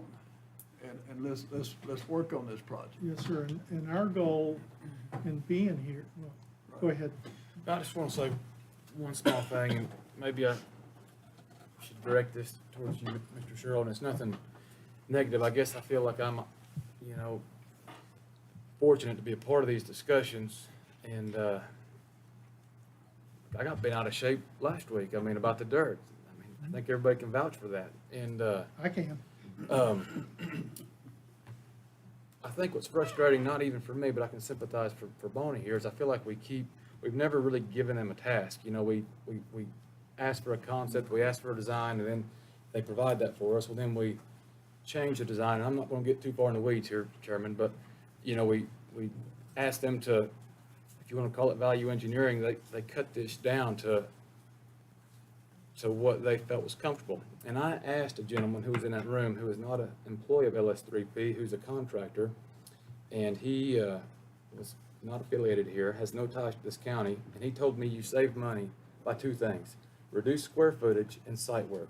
That's the only way you can save money on a school project, period. You can't, changing the roof styles and brick, rock, whatever, it does a nominal, amount of change. So I feel like we need to either provide them with the task and say, hey, let's talk about phase 1. Let's do, a phase 1. They've kind of saved us $18 million by essentially combining phase 1 and phase 2, which is what you see here.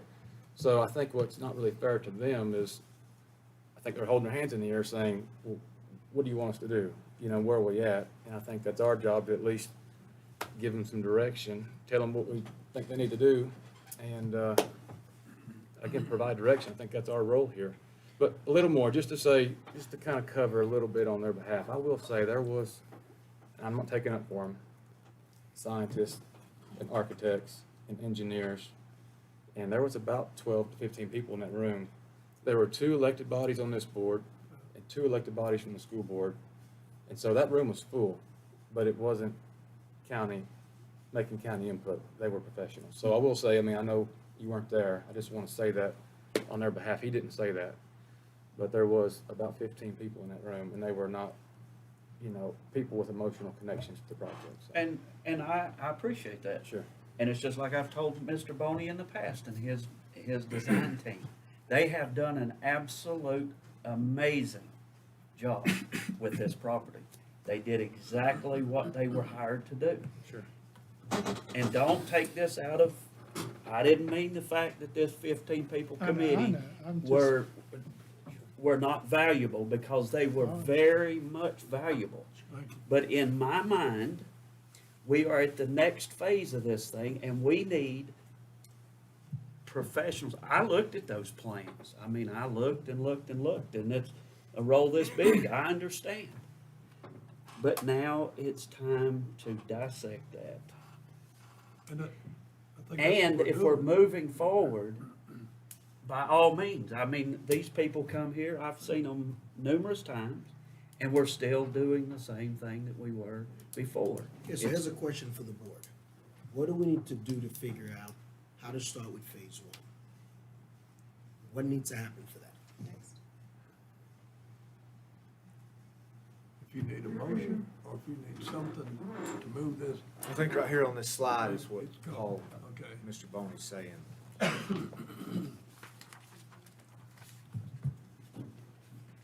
And those bullets at the top came from our work session last week that are a little bit of guardrails for the direction that we were given last week in terms of how, not only how we went from 118 million to 100 million, but in terms of giving us some beginnings of some guardrails on how to make good decisions moving forward, to keep the project in alignment with the needs of the county and with the budget that we establish. Okay. And I've gotten to spend some good time with Mr. Boney, but really quick, if we consolidate Union Academy with Franklin High School, Yes, sir. that move, does that get us closer to be able to get that $50 million grant? Yes, sir. It is one of the criteria for getting the grant. The other criteria for getting the grant is that you are ready to go. And when they give you that money, you're gonna be ready to go, because they are sick and tired of people getting this money, and it sits in the bank for 2 years while they're figuring out what they wanna do.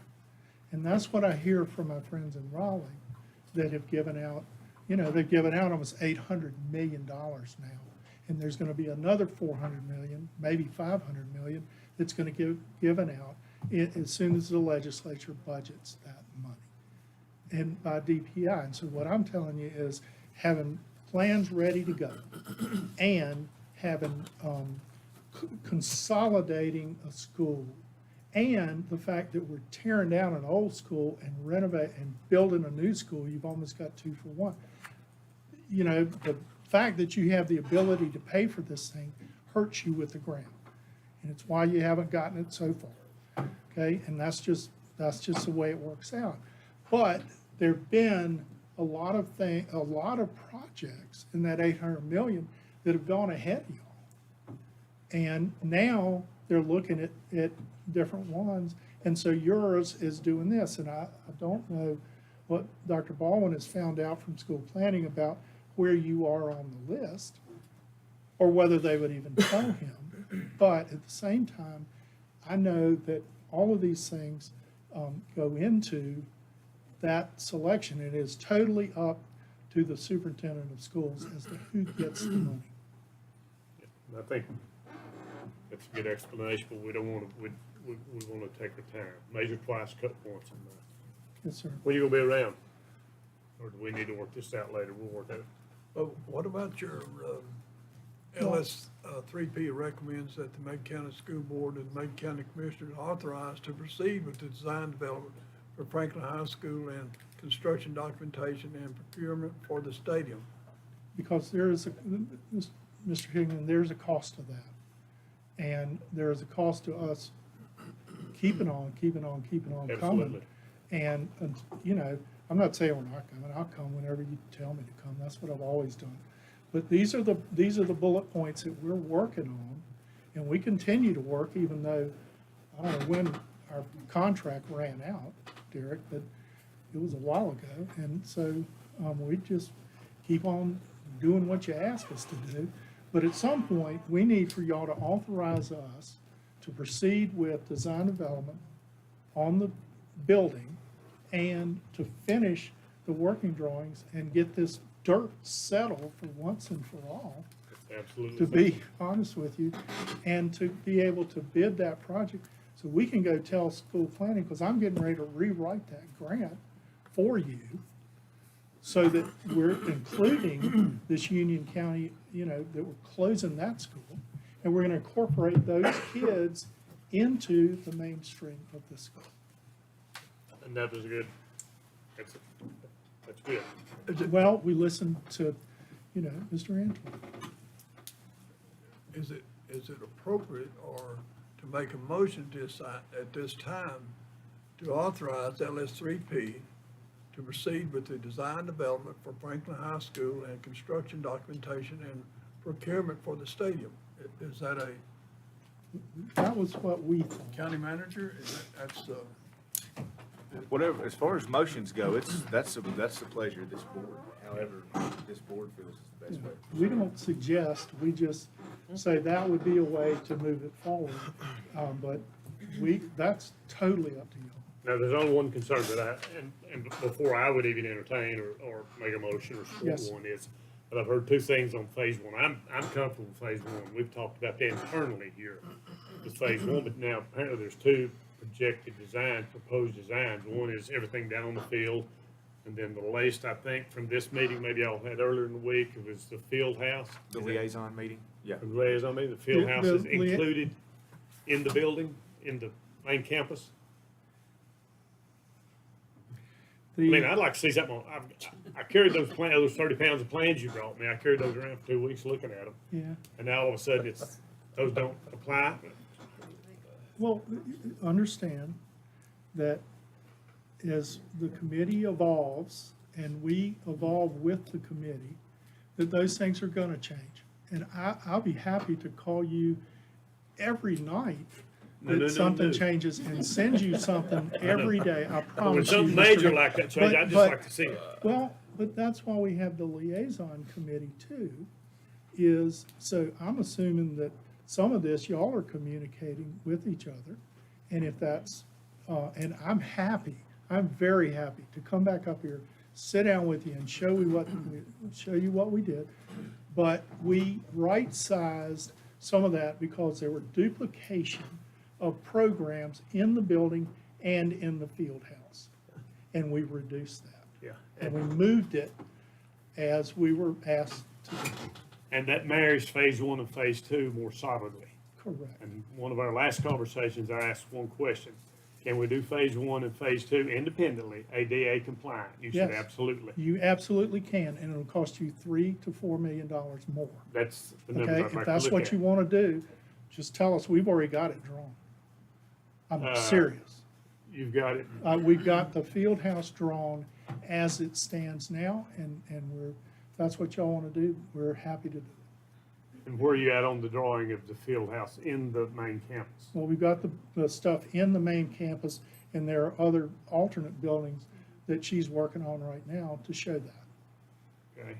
And where So, we- so basically, it would be the bathrooms and some of the concession stands that we're gonna put up under the bleachers, or under, that on the home side. And then we would have, well, we're gonna put something over there by the band. Oh, that could be some equipment storage. Yeah, some equipment storage over there, but the other programs would be in the building, so we're not duplicating those for one season. So we're getting ready to build this big field house, so that while the thing is torn up, then we would not have to be out like some of the other facilities. We kind of internally said, hey, let's do phase one, pay go. And then get with Mitch on, when do we do phase two? And that was the whole thing I thought we had in the design was separate items. We do. And now it's one item, and that's where I just like to see, I mean, I've got to digest that. Yeah, well, it's always been one item, you know, because both were contingent upon each other. And then we talked about peeling the stadium off, and therefore the dirt and all that would have to stand on its own, and the budget would stand on its own for the stadium. And then whenever the building happens, the building happens. Now, in order to do that, I'm going to build, with y'all's blessing, I'm going to build the field house that we've got drawn exactly the way you saw it. And we're going to then proceed, if you tell us, nope, don't do design development on the building, we're not working on the building anymore. We can't. I mean, we have to pay engineers, we have to pay a lot of people to proceed. It's one thing for me and Emily to come up here. But, so if you want us to do phase one, and phase one only, then just tell us that. But there are design decisions we're gonna make independent of the existing building, or the new building, in order to do that, okay? I mean, My apologies, I thought that was where I know we've had some discussions about. And well, is it, you're right, but then it evolves into something else when you pull those two apart. Because what we're trying to do is the most economical way to solve this problem. And in order to pull them apart, then we'll do that. It's not a I problem for us. appreciate that. I think a But- large part of the conversation last week was focusing on the budget and economy. And there are places of overlap between phase one and phase two Oh. that results in economy if we think about them more closely connected and affecting the bottom line of the total budget at the bottom. But it doesn't mean that they can't be separate. But Yeah. I'll say this just as Gary Shields.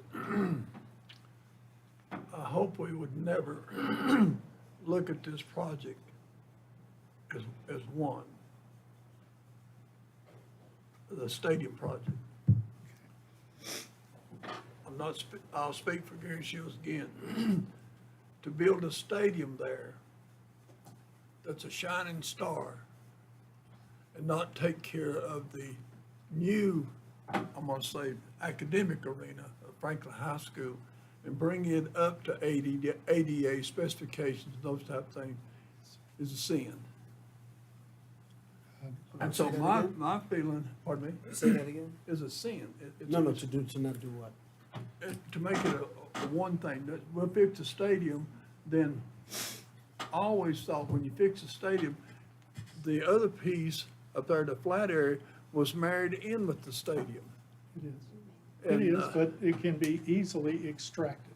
And that's what I'm trying to, Mr. Higman, we're all saying the same thing, but we need to just focus on what it is y'all want us to do in the next 3 months. Absolutely. I mean, What is the cost of what you're asking? Put a price tag on. I don't. Derek Price tag has- on that? We've got is- it. We got it? I mean, we're talking $10 million? We got we got about 335,000 and some change remaining in fund balance remaining Transfer in to the Fund Franklin High School Project Fund that we had transferred initially at the beginning of this year. There's about 335,000 that remains there. The construction documents and procurement for the stadium that he's referring to here in this, that's gonna be a price tag of about $336,000 based on their estimate. So we have that money in the fund balance. Or not in the fund balance, in the Franklin High School Fund. Now, the continued design at the stadium, that's gonna be $714,242. The building, not the At the building. That's gonna be $714,242 to go into the design development at the Franklin High School main campus. So, all in all, you're looking at a total of Right at $1 million. right at $1 million. 336,000 roughly of which we have budgeted. So you would be appropriating from fund balance, 700 and, 715, 120. total for all three pieces, like you said, 336 for stadium, construction, documents procurement, 714,242 for the new high school design development. That totals $1,050,242. We already have $335,122 earmarked. So we would need a fund balance appropriation of $715,120. I have a budget amendment prepared. Be glad to hand those out. If y'all wanna do it, that's up to y'all. Well, so, You might pass I that mean, I down. guess what I'm asking here is, the reason you can't answer my question about the dirt is because you haven't been paid to do the study for the site. Is that No, what I'm asking? Josh, we answered, Indirectly. we answered all those, as best we could, all of those questions the other day. Maybe that came out wrong. What I'm saying is, like, you haven't been paid to go into design Development. of the school and the No. campus. And We're so still that- so working a on lot of that is- schematic design and a lot of the, and generally that's just figuring out the program and a lot of pretty pictures and figuring out what we're doing, but it's not going through every inch of That's what I dirt was that asking. we've ever had on the school. It's just not the normal thing. I've done it for y'all because I like y'all. And I'm trying to, you know, if you ask me a question, I'm gonna move mountains to educate and to answer your questions, but at some point, Josh, we just, you know, geez, I mean, have to be Is this reasonable. Is this an appropriate time to have the discussion? Pardon? Is this an appropriate time to have the hard discussion? I think we need to have it very quickly, maybe not today, this is supposed to be an overview and, but, and it's obvious that, I mean, we got two good liaisons here, but it's fairly obvious that we don't get together a whole lot because we have other functions in life Yeah. to go over the details of these discussions. Yes, sir. But would it be appropriate to do that within this setting where we're all involved, all into it? Guys, I mean, the public, general public, Board of Education, whomever, get in this room and throw up phase one. That's the first, that would be our starting point, right? Phase one on If construction that's what y'all choose. But again, I'm rewriting a grant for the whole thing. for the whole thing, and they aren't gonna give you $50 million to build a $15 million stadium. And We that's could do what that. I'm focused on, Well, is to if we, get you the $50 million. if we paid, and I don't think that we're gonna take, if we're allowed, or it's recommended we take up to $15 million out of fund balance. Yeah. I don't think we're gonna apply that whole 15 million towards the school capital, because there's some other things we wanna do in the county that's gonna require some money. So we were thinking of taking part of that money and go on the stadium. But now we're back to it's one project at one time. The last time you and I talked, it was potentially two projects. And it still is Still one is. project or two projects or one project as best we can, and I know you laugh at me every time I No. say that, but I am trying to link these two together because it's more economical for everybody to do that, but to separate them is I fine. think I understand what you're saying. Right now, first of all, to get that grant, this has to be done as one project, not two. No, it can be done as, no, go ahead, I'm sorry. Huh? It'll have to be done as two, because they're not gonna give you $50 million to do phase one. Right. Build a stadium. So The you grant have would to- only be for the new school if we choose to do the stadium pay-as-you-go. So the grant is going to be separate for the new school, and that's what we're gonna apply for, Okay. if that's what y'all want us to do. With the stadium, did you, instead of us doing the 15 million, weren't you able to reduce that cost for the stadium? We were, To what? but to like 11 million. But by doing that, we took out the duplicate programs within the field house project.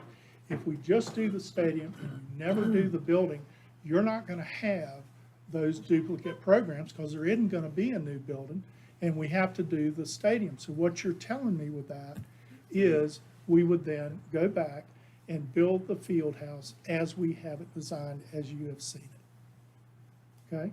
That's where we get the 4 million from.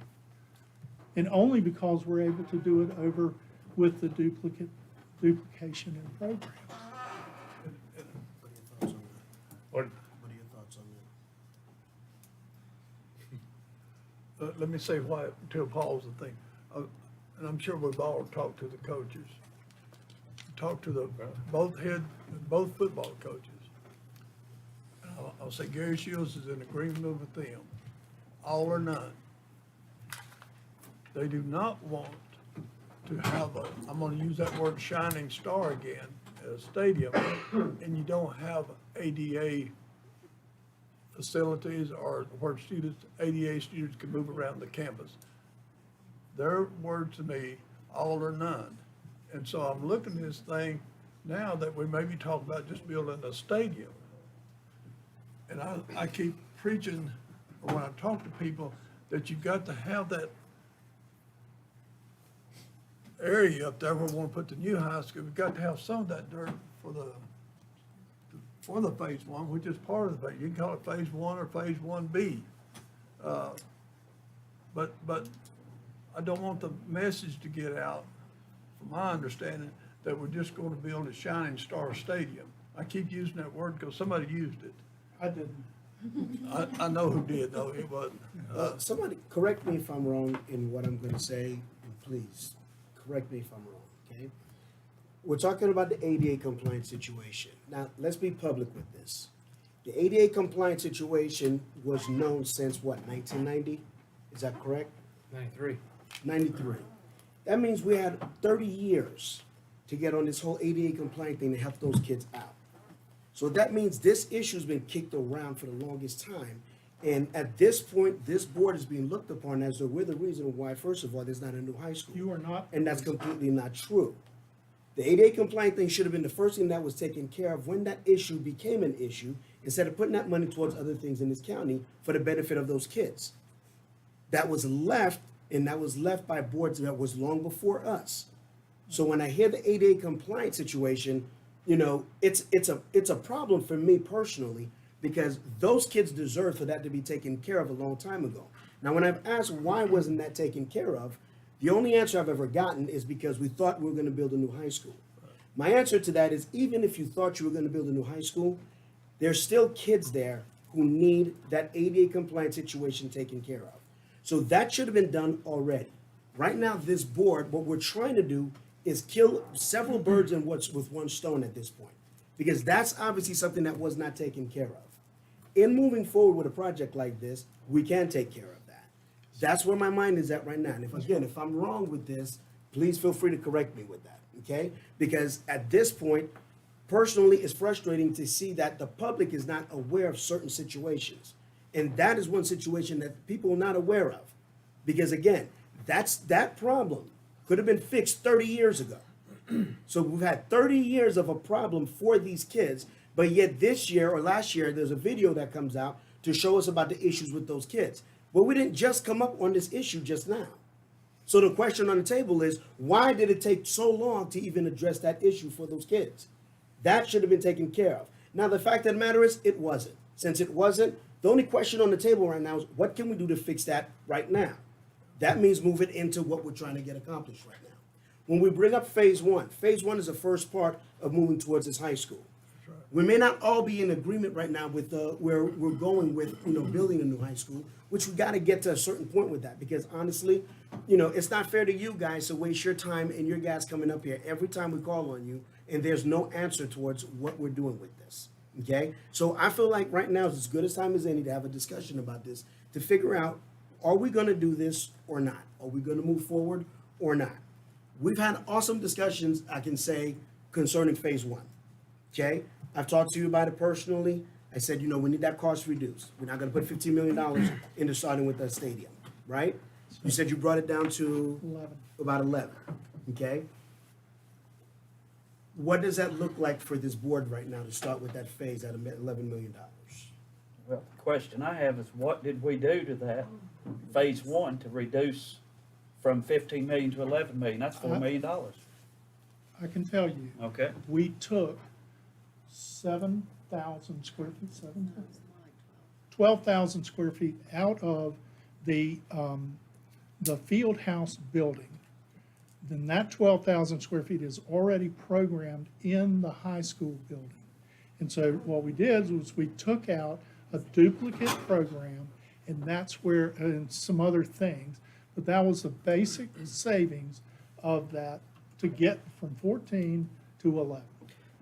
So in the designing phase, that 7,000 square feet that you removed, Yes, was that not important square footage? it is important, but what I'm Okay. telling you, Yeah, it is important, but I'm telling you, in our world, when you're duplicating that in a new building, and you have those same areas, same spaces, same everything, and you're building it out here in the field house, is that what we as architects, that's what you're asking us to do? What Build was the same thing. Okay. What was the purpose of that 7,000 square feet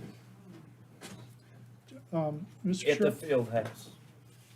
and Mr. Sherrill, the purpose of that was weight rooms, locker rooms, other Locker things. rooms, athletic locker rooms, training, laundry, those coaches' offices, those kinds of things. That's exactly duplicated building programming also, so there's a redundancy in square footage there. So, and the reasoning behind that, and in the coach's defense, they like having that stuff out there near the field, so they can do that. That, I understand that. And two, there's gonna be a gap between when we get the phase one thing fixed and when this building is, so there's a 2-year gap that they wouldn't have those services. We'd have to do something else to provide those for them. So in that, if you don't do it as it, for the $15 million, if you don't do the school, you don't have it. Well, I'll So- go one better than that. If we send the stadium to the Division of School Planning, they're gonna say, where's the field house?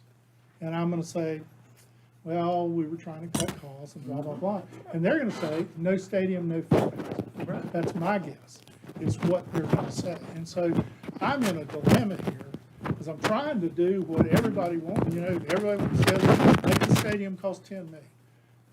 And, and then try to keep the coaches happy and do all that, and I'm pretty good at this. But one more thing, but through that process, that's what I talked about before, is it seems like we never have the money to do something the way that it should be, and we just settle for something less. This is not settling. I beg to differ with you, because we have shown you in every opportunity what that costs and what it looks like. No, I'm not talking about in this scope, I'm talking about other things that, I'm sorry, well, it sounds like you're talking no, about.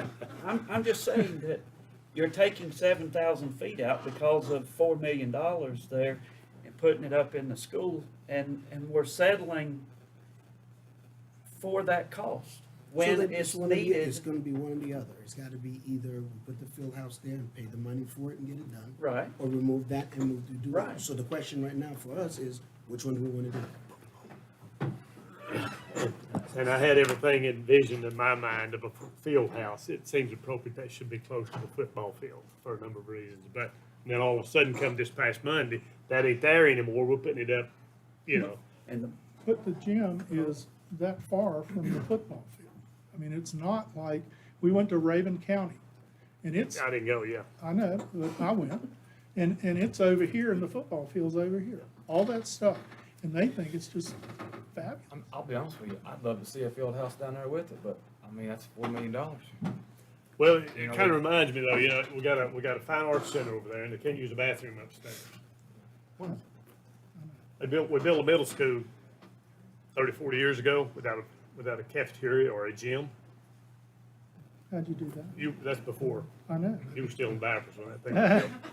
Got But the lunch from the we have to house. come back and add to these things. We keep coming back. And people say, the reason we've got this problem at Franklin High School campus, we've piecemealed it over the years. And we have. We got Look, I've shown you what I think you ought to do. And exactly. I've been told that we've got to reduce that, and I've been told that's my job. And I'm excited that we're at this point as of this past Monday, I think, when all the liaison committees met. But I've not digested the adjustments yet, so I'm neutral here, guys. I've got to, Listen, I wasn't gonna do this, but, I'm at a point where I've kicked this thing long enough, and government alone isn't very effective and I'm not from the government, really don't even like the government. But in my mind, I'm already committed, I'm ready to go. If we kick this can, the only reason I would be interested in delaying this is for more public involvement. You know, I don't want to sneak this around, but I don't think we've snuck anything around. We've had 3 or 4 joint meetings, joint sessions, joint people. I mean, I'm at a point now where I make a motion that this county authorizes LS3P to enter into phase 2 design development for the Franklin High School. And we, Lori, we use $1,050,200, $1,050,242 from our general fund. We only need we need 715,120. The Okay. other 335's already 715,120. Yes, I already fund supported moving to balance. 300-something thousand last Yes. year. Make that in form of a motion. And I second. Does your motion, I'm sorry, you mentioned design development at Franklin High School. Phase 2. Does it also include the construction document and procurement for the stadium? Yes, ma'am. Okay, just to clarify for the record. And I second that, for the record. Have a motion and a second on the floor, discussion. So through this, Ask me, I'll tell you anything wrong yeah. here. What are we committing to? Other than the design and stuff, I mean, we had this same conversation about the Highlands, expansion, and we didn't wanna spend the $300-some thousand because we don't have money appropriated for the construction. So, And so we're gonna spend $1 million to go through this. Where are we going, what does this commit us to as far as, once the design here, are we just gonna have a set of plans? Are we gonna bite the bullet and spend $118 million for a new school? we just spent $329,000 for a set of plans at Highlands. And I guess they're gonna sit somewhere, I don't know what the plan, but my point is, this is gonna get us to where we need to get to put the budgeting together for the whole project. Right now, correct me if I'm wrong, we can't bid this thing out. These numbers are all estimates. We don't even know what it costs. Everything you just presented is all an estimate. And that's It why could be up or down. And that's why we have all those contingencies in there and the This inflation. will take the stadium portion through procurement, which is putting it out to bid and Right. getting prices back. We just kicked this can for so long. I'm just ready, vote it up or down. At least I don't have to worry about it anymore. Y'all been to so many meetings about this. Bonnie's been up here 12 times. I've met with a lot of you individually. We're at a point where we need to crap and get off the ball. I don't want him to get tired of us. Yeah. I'll never get tired of y'all, believe me. This simply permits your firm to continue forward on the design of the campus, phase 2 and phase 1, prepare the construction documents For phase one, For not phase for the one, big school. right. for phase 1, and procurement. Put it out to Put bid. it out to For the bid. stadium. If that's But- what you choose. But this is not the final vote on the issue. Absolutely not. There'll be- You're gonna see There'll be a lot me of discussion. 20 times Pardon? between There will be a lot more discussion. Lot Yes. more Yes. discussion. And I don't Lot more mind discussion. committing, A lot more actions and discussion to come after this, definitely. but does this come from general fund? Yeah, we would appropriate general fund balance for the 715,120, and then that money, along with the 335,122, gets us into the commitment of $1,050,242 for the design development of a new high school and the construction documentation and procurement for a new stadium. And at what point do you have the information you need to apply for the grant? As soon as I can get it together, and, we have to Get make the- sure, Get the grant application together, yeah. I mean, that takes some time to write it and do all that, and we're putting in the Union Academy, we have to put in all the new numbers, we have to know what y'all have put in as budget numbers, we're gonna have to redo a lot of, it's a lot of work. and with this motion, where does that put you on the overall design for the Franklin campus, the proposed Franklin campus? It gets us through design development, which allows us to get all of our engineers involved, allows us to get the building settled and the size of the building settled. And it allows us to go back into the public and make those presentations, because that's what we would want to do anyway. We'd want to show the kids that, but we would have graphics that display what that building's gonna look like and all that, because we would have moved forward. And then we'd have construction documents to go, which is another 4 or 5 months worth of work in order to get it ready to bid. But we would have submitted design development to school planning so that they know we are serious about this project. And input from the full board, Board of Education, whomever, how do we achieve that? Are you doing that in those public sessions you were just talking about? Yeah, and I'm happy to come up here and meet with you, or, you know, the 2 of y'all, 3 of y'all, I don't know. I mean, y'all have to set that, I can't set that up. Okay, But Derek can. we'll follow And up I'm with that. happy to meet with you anytime, Saturday, Sunday, just let me know. We have a motion on the floor and a second. Yeah, any more discussion? I mean, all I would like to say is I want a lot more community involvement. You know, I want to Yeah. hear from, I mean, more than just teachers. I'm glad the teachers are there, but I want to hear from all walks of life, from, you know, from Mulberry to Burningtown, Nantahala. And that's why I'm here to, you know, kind of speak what they tell me. And right now, I think that school, what we have is a concept, more or less. And people are getting all bent out of shape about, again, a concept. We need a lot more, you know, intricate details and design work done before we can really talk about what's inside that school. That's why there are 3 separate processes to design. So we can have all of these discussions before we get a bunch of engineers and a bunch of computer gee whiz stuff done that is a lot of work. So we want to have all those discussions while we're developing all that. So this is all positive. Yeah. We have a motion and a second. Any more discussion? All in favor signify by raising your hand and stating aye. Aye. And as a follow-up, may the record reflect unanimous. We'll have Derek set up some meetings, because I've got to get in my mind what you're Yes, talking sir. about on this new, because I've, You'll be my first. as Josh said, I built that stadium in my mind 3 times. He and I spent quite a bit of You know how time. many times And I then bam, spent. you come in here and destroy the whole thing, you know. I didn't mean, I'm sorry if I did that. So I've got to get another diagram in my head. I understand. All right, thank you, Thank you and we'll all. be in touch. Thank you. Thank you, Mr. Bond. For us old timers, we need to take a 5-minute break, which will extend into a 10-minute break. So, hang around for more.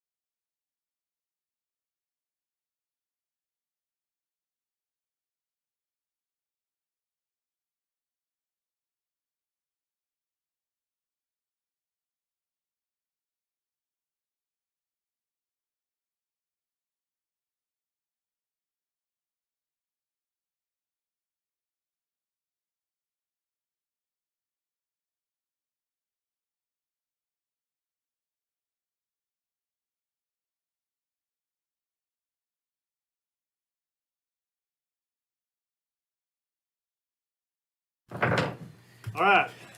Let me find this here. Like we're down to Mr. Rowland. Okay. Thank you, Mr. Chairman. Moving right along, we have Dr. Chris Baldwin, Superintendent with Macon County School System here with us today. Thank you, Dr. Mr. Baldwin. Rowland. Thank you, County Commissioner, Mr. Chairman. There are a lot of things that are unclear about the fiscal year '24 budget for the school system at this point. We have met with the principals and have taken their needs and wants into consideration, and the school board will be considering those things in the next couple of weeks. The state budget will become more clear around Memorial Day.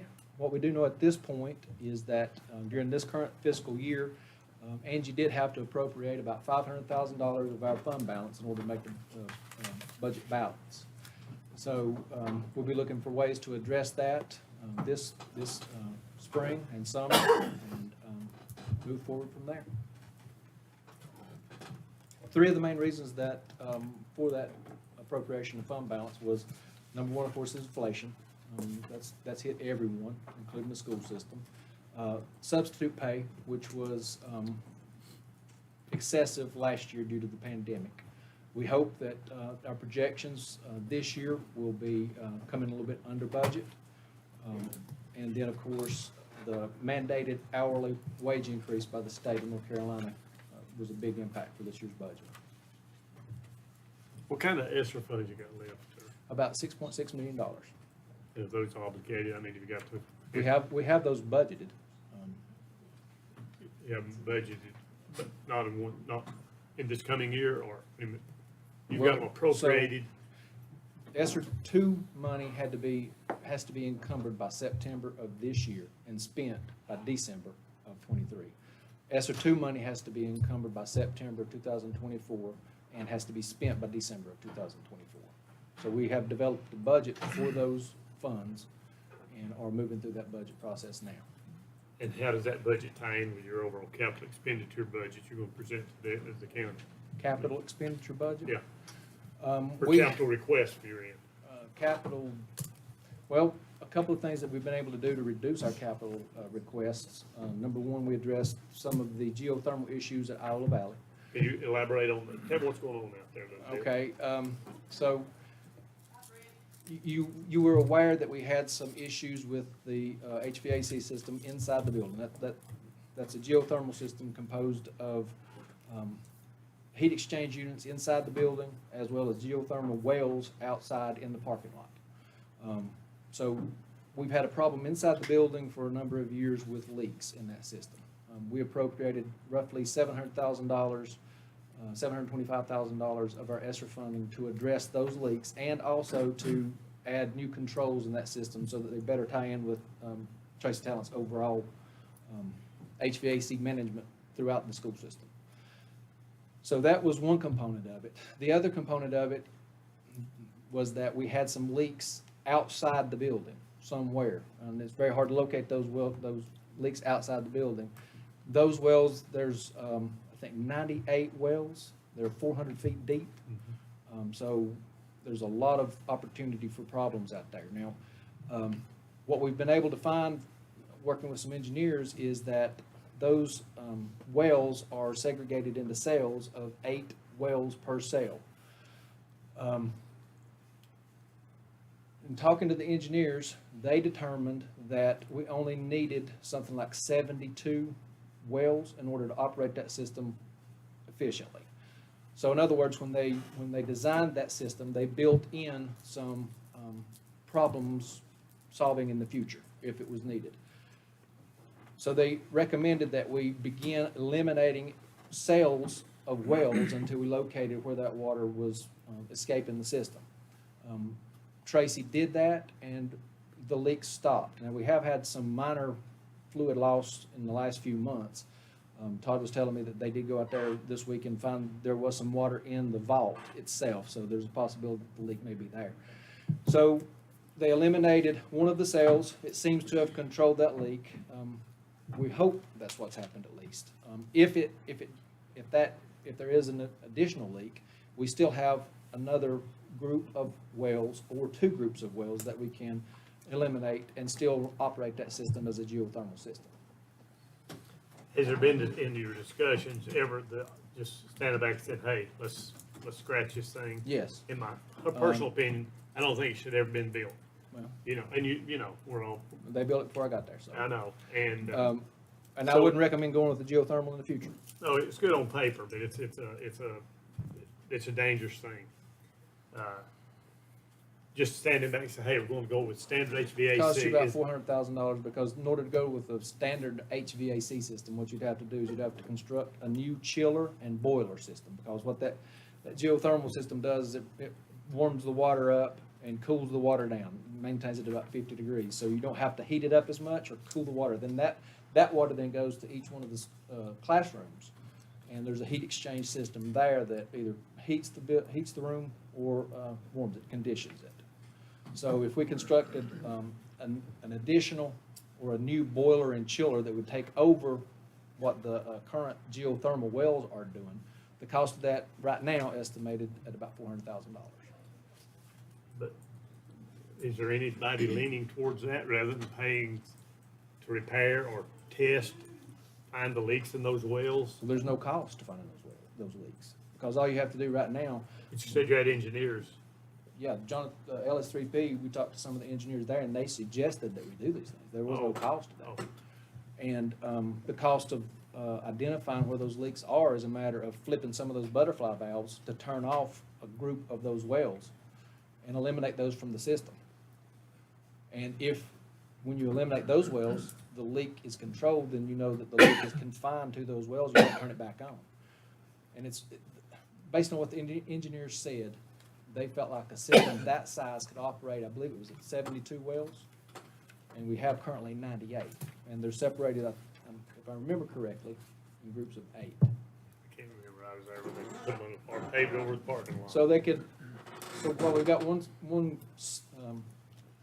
cell of 8 wells turned off right now, it's still operating at like 110% efficiency because you only need something like 72 wells. Are you just running water through it now? We are just running water through it now. That's another thing. It hasn't had glycol in it for a couple of years now because of those leaks. So if we are able to isolate the leaks and then put the glycol back in there, and we're operating fine now with just water in there, but it is corroding the system. It's a lubricant, the glycol. And it's also like antifreeze in a car, you know, you're But you don't want your water table in your aquifer. no. Uh, The other thing that we're doing is that we are in the process of, you asked about what we've done with estimated offset capital requests. We're in the middle of just like you're doing with Franklin High School right now, is designing and building 5 classrooms at East Franklin, and renovating 1 classroom in the building, and a gang restroom for the 5 new classrooms. So you are doing that with your ESSER funds? Yes. That whole project? Yeah, it looks like that's gonna cost us, we budgeted 3.7 of the ESSER money, 3.7 million of the ESSER funding to go towards that 5 classroom addition. We should, that goes out to bid March 1st. Good. And then, I didn't mean to jump in and take your. No, and that, talking about these Franklin, I need to be remiss not to thank you all for the conversation that you've had about Franklin High School today. Mr. Antoine mentioned that it'd been a 30-year discussion, and it has been. It's been addressed with Band-Aids for 30 years. The reason that those Band-Aids have existed and the discussion has passed on is just what you're going through now. It's a difficult decision, a difficult discussion. And one of the reasons, 2 reasons I see, number one, it's a huge expense, and it's a 100-year decision. Whatever you decide, that thing's gonna be there for the next 100 years. The one that's there now has been there for 70-some years. It's a big decision. And I certainly appreciate what you're going through right now. I think some of the problems right now, we rushed into making some decisions. Just, Well, you're obviously not rushing. No, this is big. Macon Middle School, the most dangerous to me of anything in the whole school system, just as a bystander, is a sewer gas issue. Where do we stand on that? So, based on what we found, number one, the reason that we started searching for that issue was if you may have heard back during volleyball season that some of the community were concerned about the sewer gas odor in the gym. It's been an issue since '86, I think, when the cafeteria and gym was actually constructed.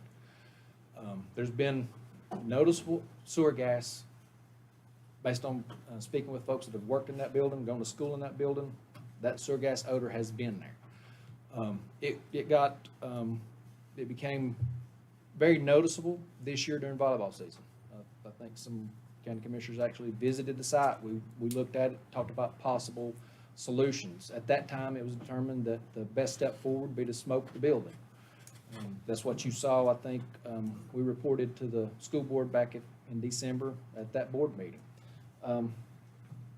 So what we found was that there were a number of vent pipes, stack pipes in the walls that had been poorly installed, been there ever since the building was constructed.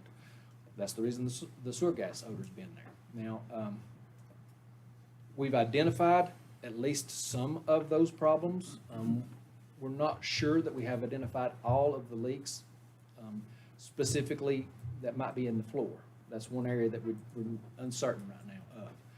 In terms of how to address that situation, well, two things. Number one, we were trying to figure out locate someone and contract with them to come and actually test the air to make sure that it is safe. What we know at this point is that the human nose can detect that hydrogen sulfide, which is the culprit in the smell, at about 1 part per million, and I think that's based on memory, the best I can recall. The human nose can detect it at 1 part per million. Sewer gas is dangerous at 20 parts per million. So the human nose can detect it long before it actually becomes dangerous. That doesn't mean that if you're detecting it, it isn't dangerous, though. We'd like to confirm that just to be sure. However, we do know that it is not as bad now as it has been, because we have done some things to mitigate the amount of sewer gas in the building. One of the things that we did, based on the recommendations of the folks that smoked the building, was to add backflow preventers at one of the sewer connections. What we had was the sewer gas from the municipal system could enter the building. We put some backflow preventers at that vault that prevents that from coming back into the building. So that it was estimated that would correct about 70% of the problem. So we do know that the sewer gas problem is reduced compared to where it's been for the last 30 years now, as long as there haven't been additional breaks in the building. So that's one thing that we've done. We're also trying to locate someone that can actually go in there and measure it to make sure that it is safe. The second thing is that we talked to architects about the best step forward to determine how to go about correcting those vent pipe issues. There's two ways that we can do that. We can work with some general contractors who will then contract with an architect or an engineer to design a solution moving forward.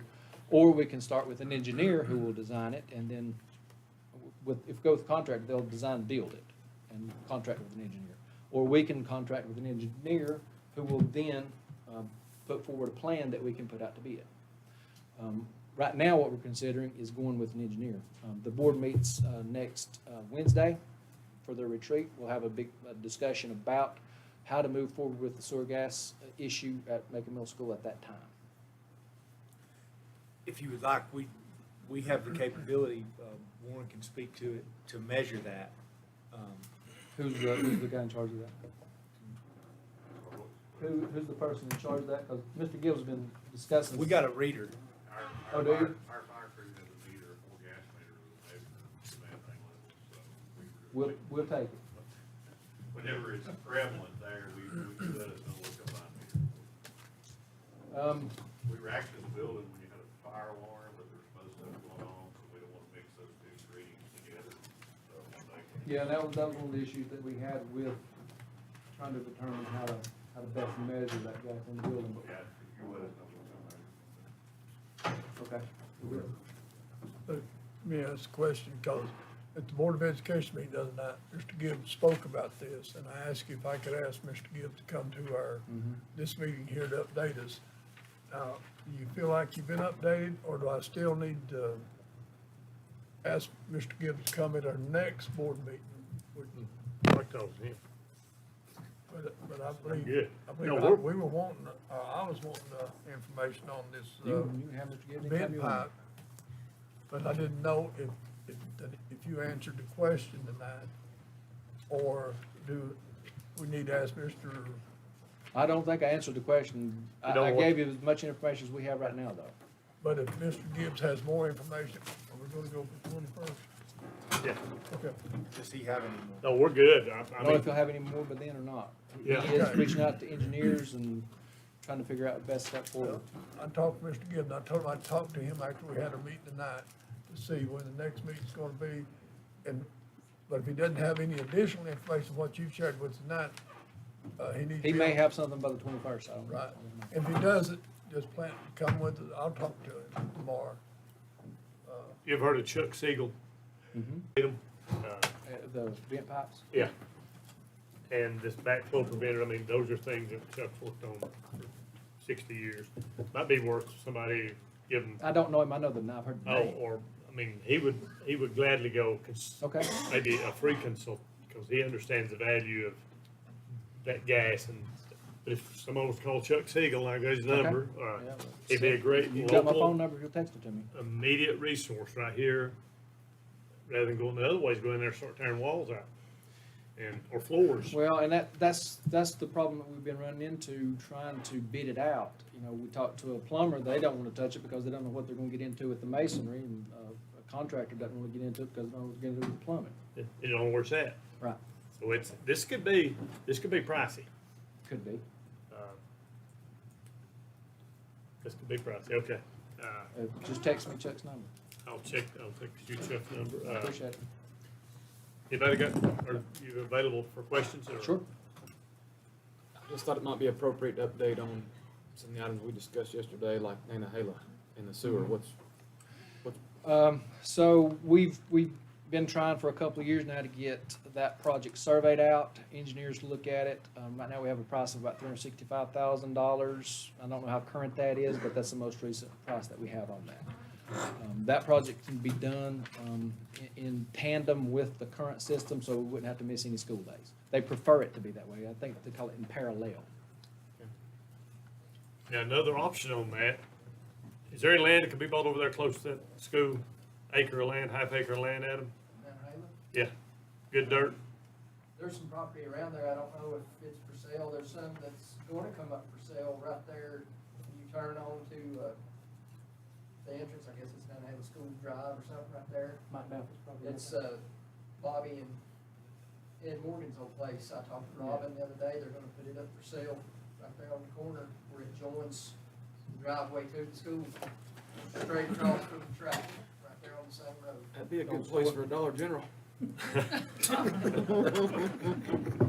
The reason I'm asking that is discharge plants, they're not the best level of treatment. We're dumping into the Nantahala River. And the maintenance, upkeep and maintenance on a treatment plant, your operator, what, do you know his schedule on visiting that? Daily or? It's probably daily. I know when we had one on staff, it was daily. I'm not sure if, It's a vehicle. well, we had someone on staff, we found it to be cheaper to contract with someone.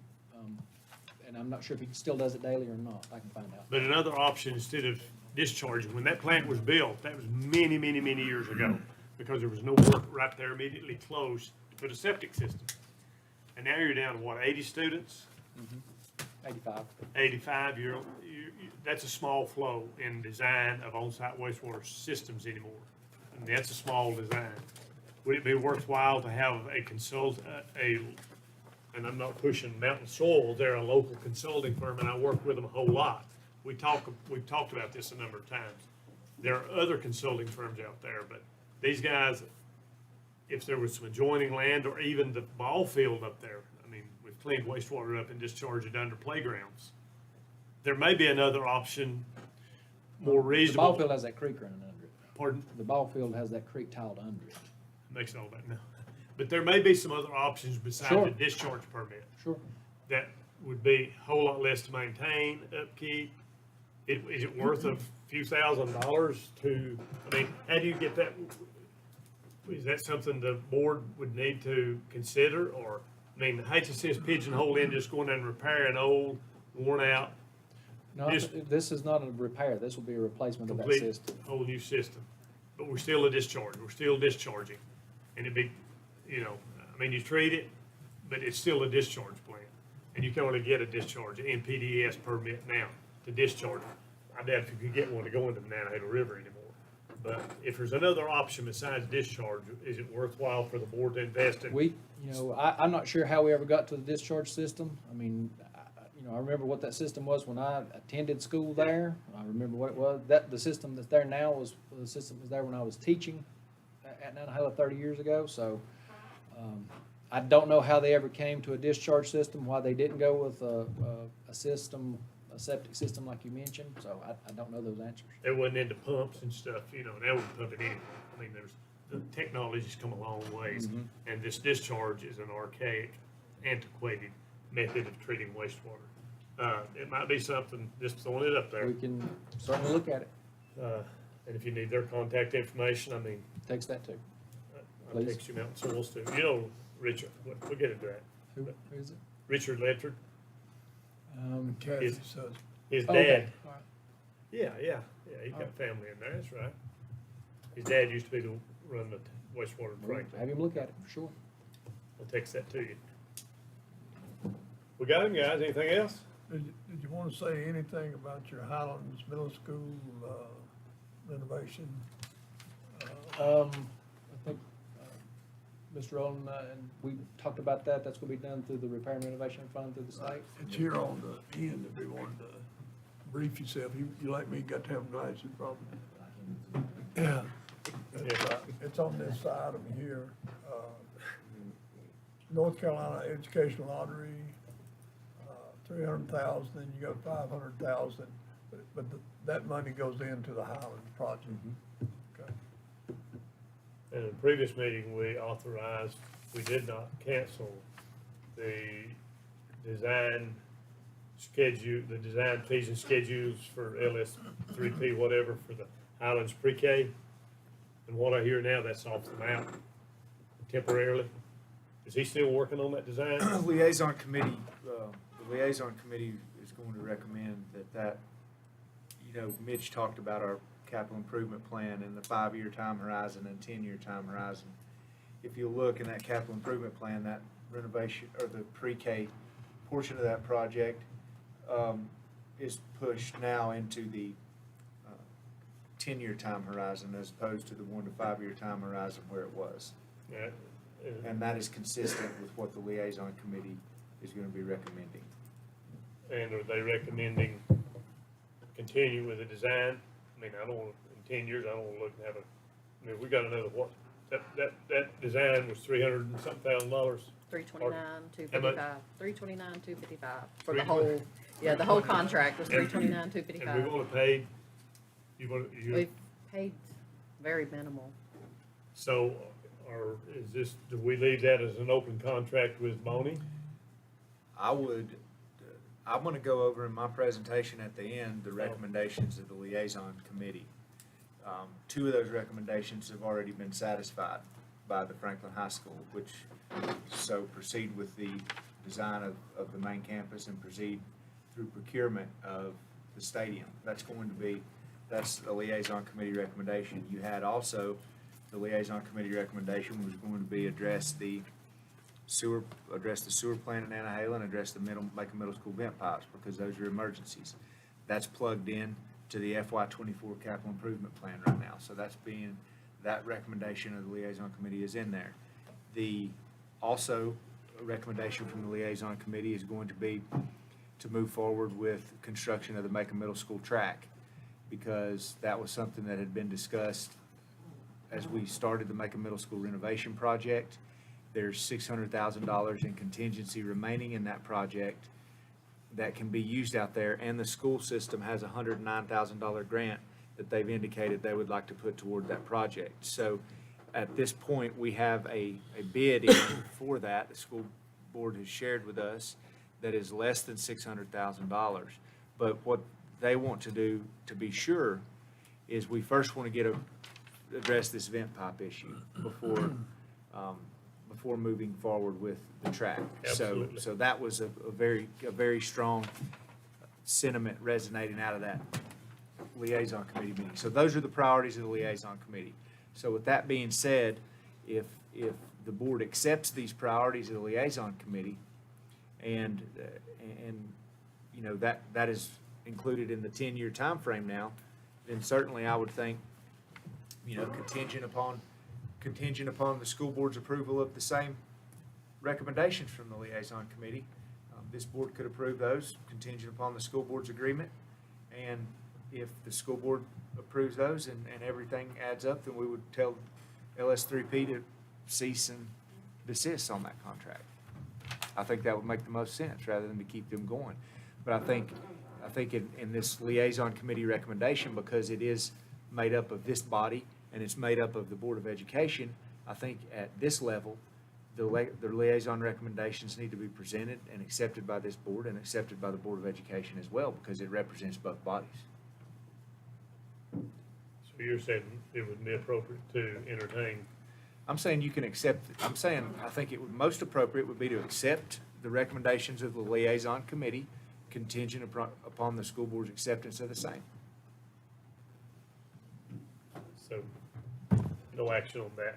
I mean, obviously, Knowing that if we accept those, then there's no need, and that project is now moved out past 5 years, there's no need to keep on designing it. Yeah. I just think, I think it's good, and it's an accurate portrayal of that representation that's on that liaison committee, because both boards have had that opportunity to weigh in on that, on those priorities, because that is their priorities.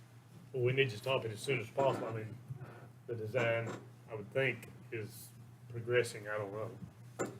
No way you could tell us when you get a bill. Exactly, yeah. You could get a big one. I'd be hammering down on that design, wouldn't you? The question that I have, Mr. Chairman, about this, and as I told the school board in the past, this Highlands pre-K is presented incorrectly. It's my understanding that this expansion controls most of this money and this design and everything else. So my question to Dr. Baldwin, was this designed solely for a pre-K?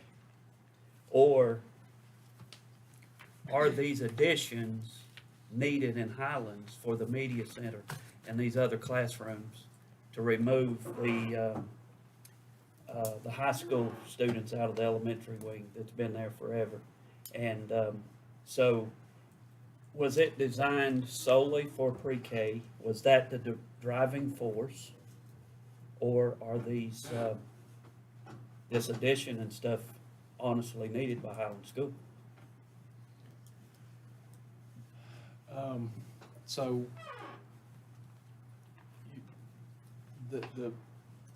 this project came about and was identified by the Advancing Highlands Education Committee. And what they did was, initially they looked at, their idea was to expand the media center and to improve upon the media center. They met with the faculty at Highland School, and after that meeting, they determined that the best step forward would be to address the child care issue that exists in all of our communities, including Highlands. Out of that discussion, they determined that the best way to address the preschool issue in Highlands would be to convert 2 high school classrooms that are on the elementary wing into pre-K classrooms. That displays 2 high school classrooms to somewhere else in the building. As part of that discussion then, they knew that they needed to either convert existing high school classrooms into those 2 classrooms that would be displaced, or to actually construct 2 new classrooms.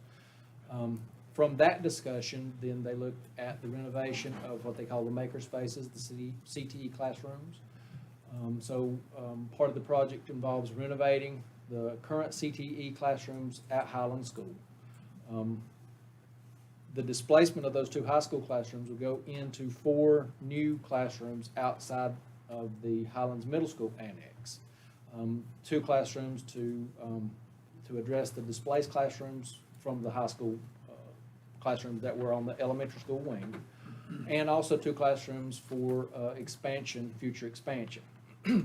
They also included the renovation that I talked about in the media center, which included an expansion into the current ESL classroom. So that required, that displaced the ESL classroom to another location on the site. That's addressed through some of that renovation that I talked about, as well as those additional classrooms. So I don't know if I answered your question, but that's pretty much how that pre-K Highlands project came to be. But really, the driving force behind that was a pre-K. Yes. Yes. So, and now, not to say, there is a serious childcare problem in Highlands. I mean, not everybody in Highlands is filthy rich, and so maybe sometime or another, this board can, try to come up with some idea to try to help the families up there, the working families, with childcare. I mean, it's, So, it is- I'll it just is a say problem. that childcare is an issue in Macon County right now. We serve in pre-K, which serves ages 3 to 5. We have over 300 kids in kindergarten right now. We're only serving about 90 students out of approximately 600 possible kids in Macon County with pre-K. So Highlands is not the only issue, or not the only community in Macon County that has a childcare issue right now. We're only serving about 1/6 of the kids in Macon County with pre-K right now. Let me say something. You tell me where I'm wrong at.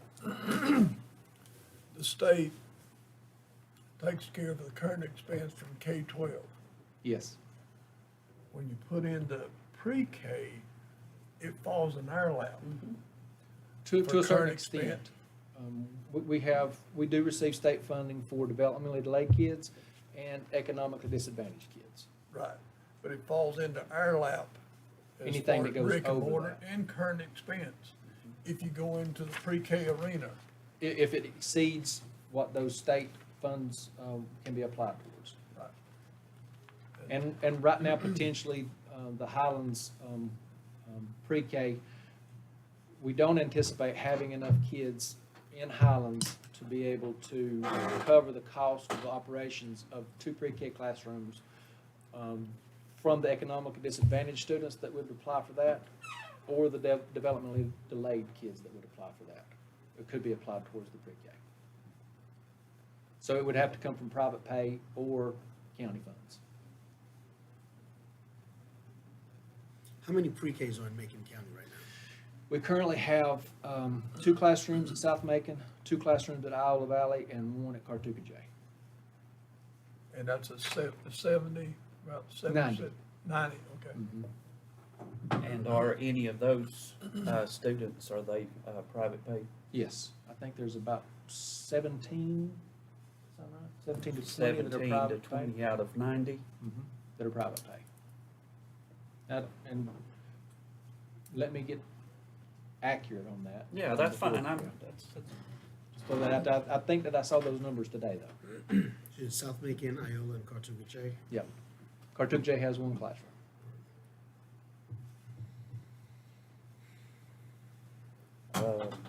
What about the, this may be out, the Highland soccer, field, where's, So we put that out to bid. The bids closed on January 30th, and we didn't have any bids. no bids?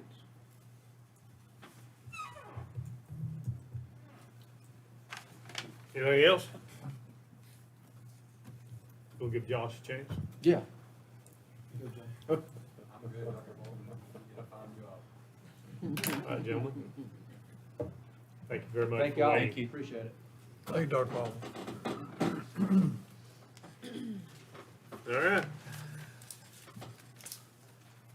Eric, we're gonna run out of time. That's fine. You want Chris to take the remainder of your time? I mean, Warren? Yeah, Warren, ask Warren to come on. Warren. Been waiting on this. I'm excited. I've been waiting on this for 10 years. Famous last word. Been waiting for 10 years. You're gonna drop this and retire next week. I know the game plan. Yeah? I've watched the webinar, but I haven't made. Oh, we have to wait till Kobe may run out too. So. I wasn't born yesterday. Yeah, I know. Nor was I. Got your resignation, just keep. Yeah, there's my resignation. So this is just some reference material that I'm gonna mention some things in this presentation that I didn't wanna waste a lot of time going over tonight, today. So that's some things that I'll talk about, you can look at later.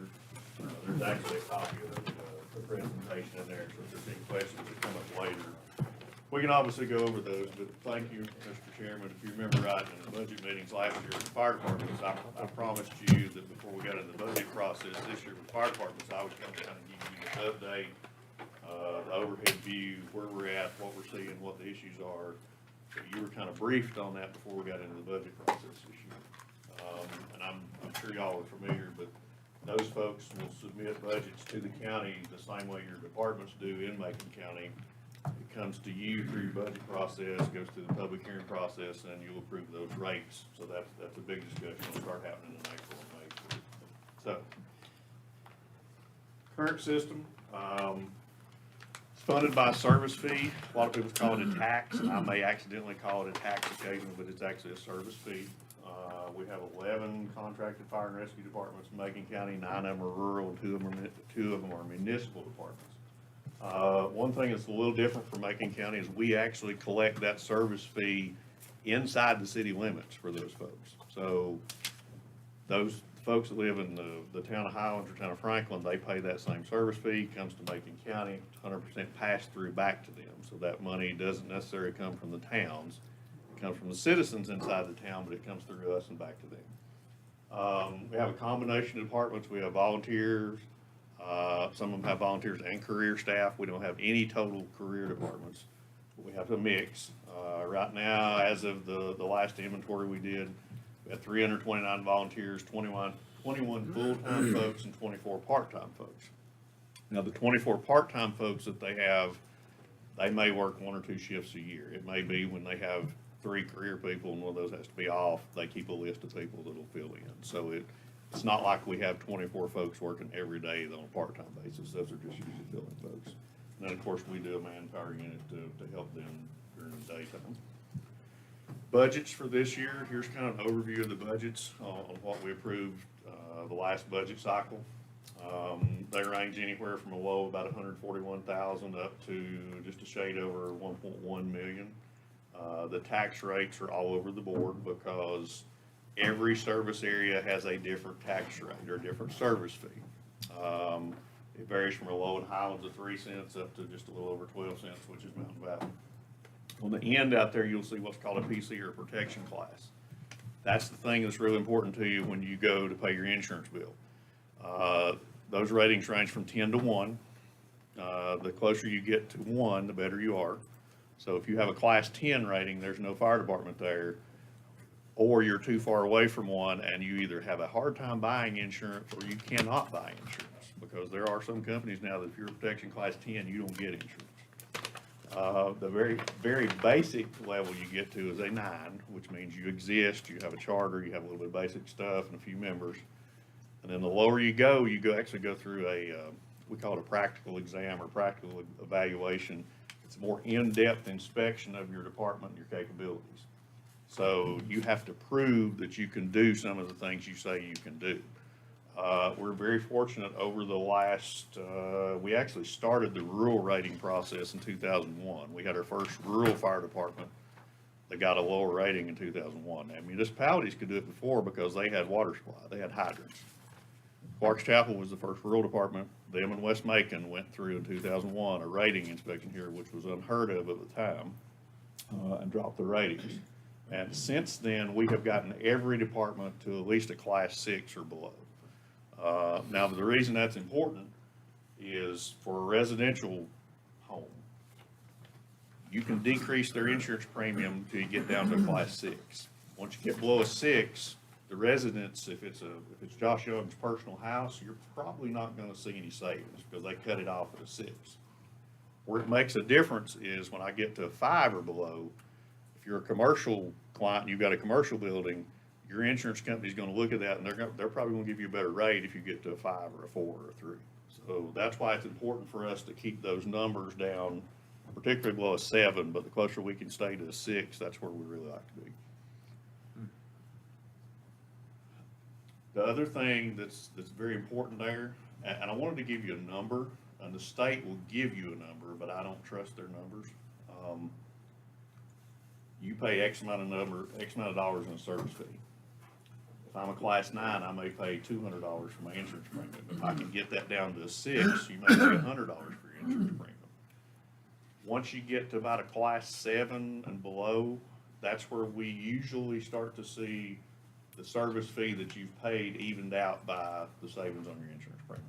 If we can get you below that, you still gotta pay the money because you pay the service fee, but your insurance premium, you might even save more money than what you're paying on the insurance premium. So that's why it's important for us to keep those numbers down there. And it varies from insurance company to insurance company to insurance company, which is why I can't tell you exactly what that is. So our budgets, last year, 2022, the total of those service fees was a little over $4.9 million. I went back and looked at 2017. I was trying to look at the 5 or 6 year mark. It's $3.1 million. Now, this may be a shocker to y'all, but your dollar that you have now doesn't buy as much as your dollar did in 2017. So if I bought something for $1 in 2017, it's gonna cost me about $1.22, $1.20 today. Every number I could find is we're about 20 to 22% off on the inflation mark. So if you adjust that number for inflation, their buying power, they had about $3.8 million worth of buying power in 17, and now they're about $4.9 million. So there's about $1.1 million actual, well, there's about $1.1 million assumed difference there. There's about $1.8 million actual difference there in money. Now, where's that money at? Where did that money come from? Where'd it go? So, now, again, this is only since 17. There were some changes before then. But if you look at the 3 biggest increases on those departments since 2017, here's the top 3. The first one is Highlands. They're up about almost $750,000. They had an increase in their service fee 2 years ago, I guess it was now. And the biggest reason for that was the construction of a new building in Highlands. They also, I think the plans are in the works that they're gonna try and do some career staffing at some point if they can make that work out financially for them, but that's where the biggest chunk of that money was. Franklin's up about $355,000, that was for a substation, but mainly for staff. They added 3 staff members last year. And then, of course, Otto's about a $193,000 increase, and that was for the building construction when we brought the rate up, that would have been 2 years ago. So that's basically your increases. I also looked at who has had the smallest increases. Mountain Valley has the lowest budget that we have. It's $141,000 and some change. Since 17, they haven't had an increase, and they had about a little over $13,000 increase based on growth. Mount Ahava was about the same. They've had about $22,000 in growth. Now, if you look at and you think about the difference in what that dollar is worth now as opposed to then, you know, $140,000 budget, if it's got 80% buying power now, or you know, they're actually probably doing the same amount of stuff for less money because their dollar has less value. So these folks are doing really well to hang on with the dollar figures they've got and keep making things happen. They're small in a lot of ways. Mountain Valley is a very small district, so they don't have a lot of tax base, so that's why their numbers are typically small. Nantahala hasn't had a rate increase, and I don't know how long. And I will say about them, they had some financial difficulties 2015-ish, somewhere in there. It could have went either way. And I'm gonna be honest with you, their administration has been really good. They have steadied their budget. They have paid off things. They are rock solid financially on where they got. So they have done an outstanding job. That one could win either way.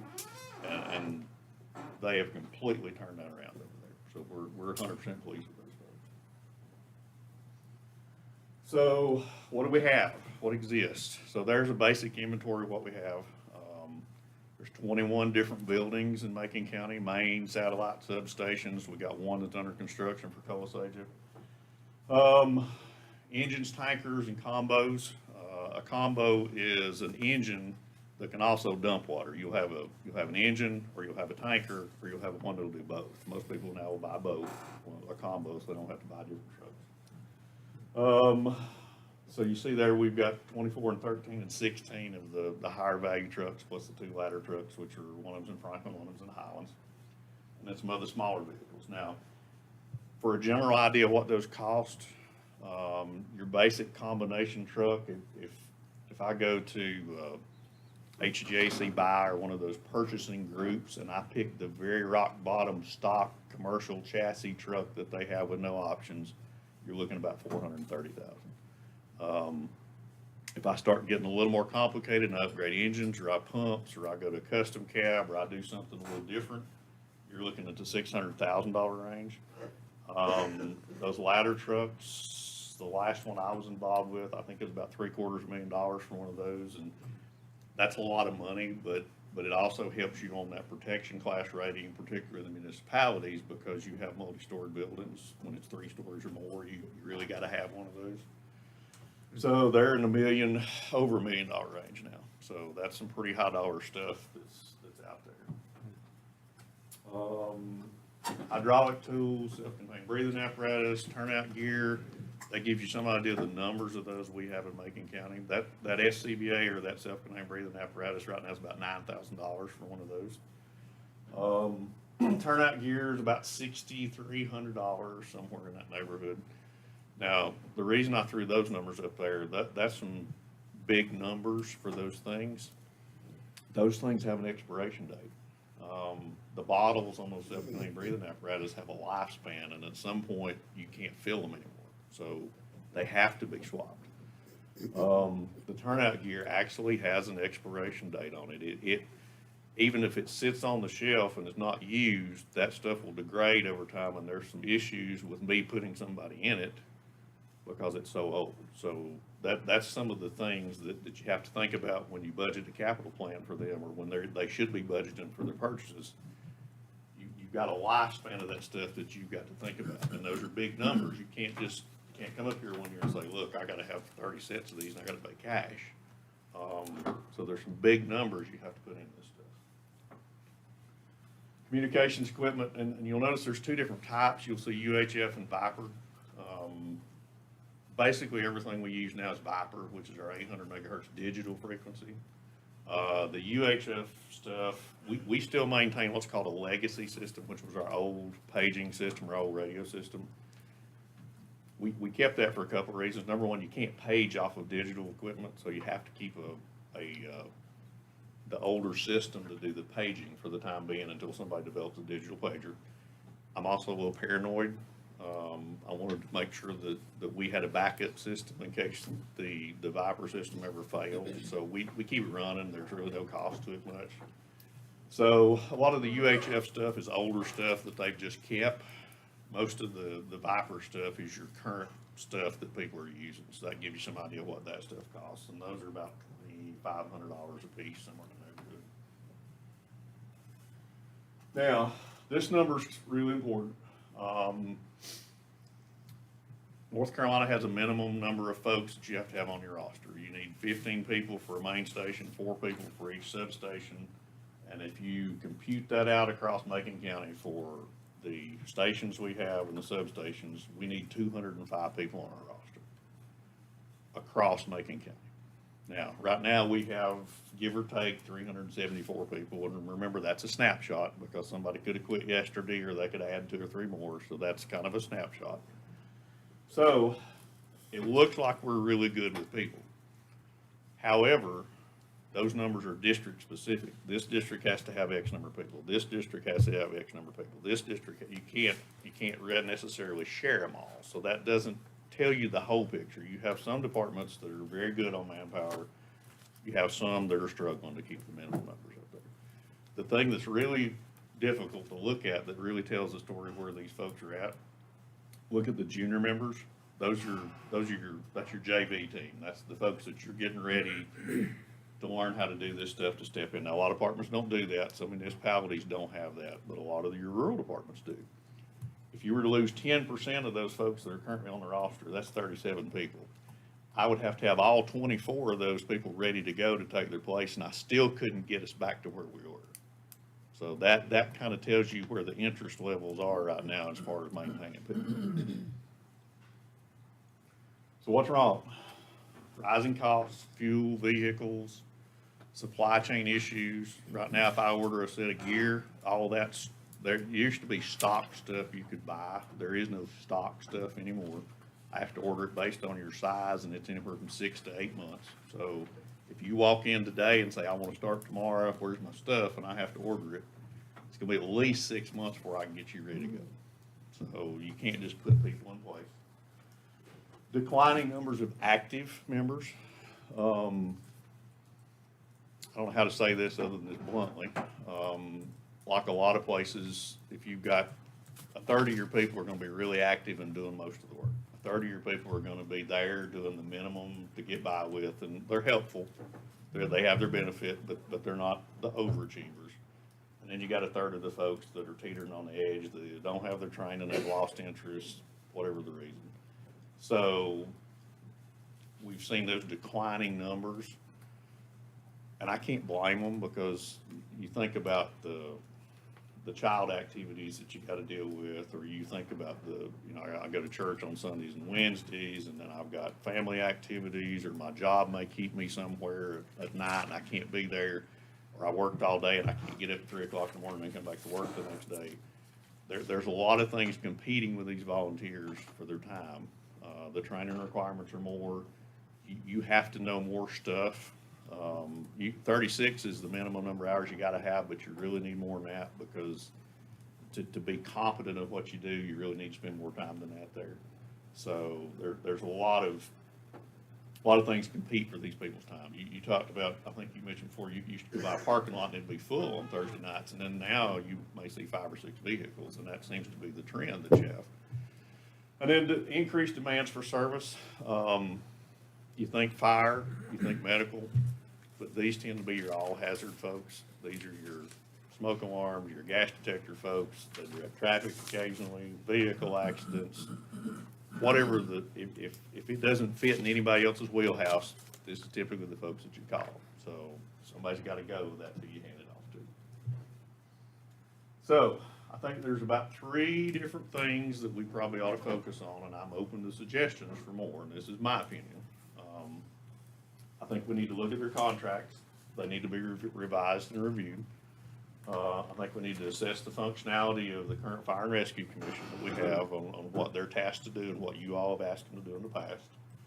And I think we need to look at our system as a whole, which is what we started today. We're taking the overhead look today, and we may look at it and say, hey, this is as good as we're going to get it. Let's just keep it going. Let's go the way we are. But we need to look at options to see if there's anything any better. So if we take those apart, and we look at the first one, you have a contract with these folks. These folks are either a municipal government or a nonprofit agency, and you contract them to provide that service to that district. The latest contract we have is a 2014 model. There's some things that have changed that need to be updated. Some of them are statutory things we need to look at, like our contract says they have to have 20 folks. Now the state says you only got to have 15. So we need to adjust our contract to reflect that. There's some other things we probably want to look at. And we tried to get this done early. We started this in late 2019. Then we hit COVID, so then they weren't really meeting. So we didn't want to go through a contract review process when they couldn't sit together and go over this. So then that got us on into 21. These folks, some of them have been struggling, and one of the things that we do that's different from everybody else is we inspect these folks. A lot of counties will let the state come in and inspect their fire departments. In our contract, it says that we will go annually and inspect them to make sure they meet their Class 9 standards. So we do that, and occasionally we'll find issues. They may be short on personnel, they may have had an issue where they didn't meet their minimum response requirement, where they had a truck and 4 folks go somewhere. We'll send them a letter, say, look, we want to come every month, we'll help you get your roster, make sure you got enough people. So there's a process we go through to make sure they meet the requirements of that contract. Now, the one thing we don't do, this year we have 5 departments that are getting ready to go through a rating inspection with the state. We have 1 in February, 2 in March, 2 in May. We won't inspect them this year because they got to go through the state process. We'll get everybody else, but every other year, we get everybody. This past year, and I've been here a long time, occasionally we'll have a little blip somewhere where somebody has a little stumble and we have to go say, hey, look, we're gonna keep an eye on this to make sure we don't have a problem.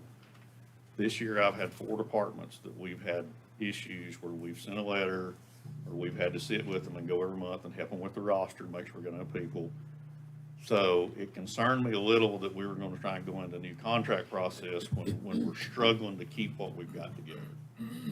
But at some point, we've got to go there. We've got to go there, and I think the time's now. There's 2 drafts in your packet. There's a rural draft and a municipal draft.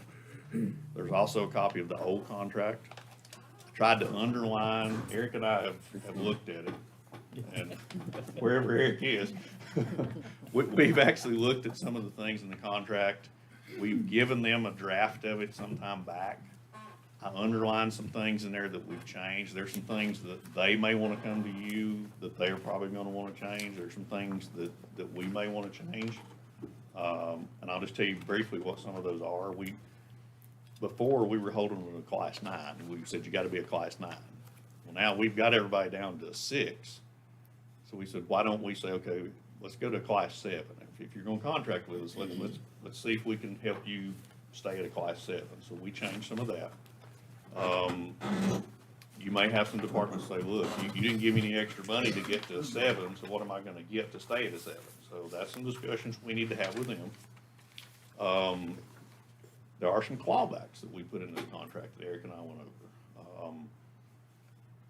When I first started, I never thought that a department would fail. That was just unheard of.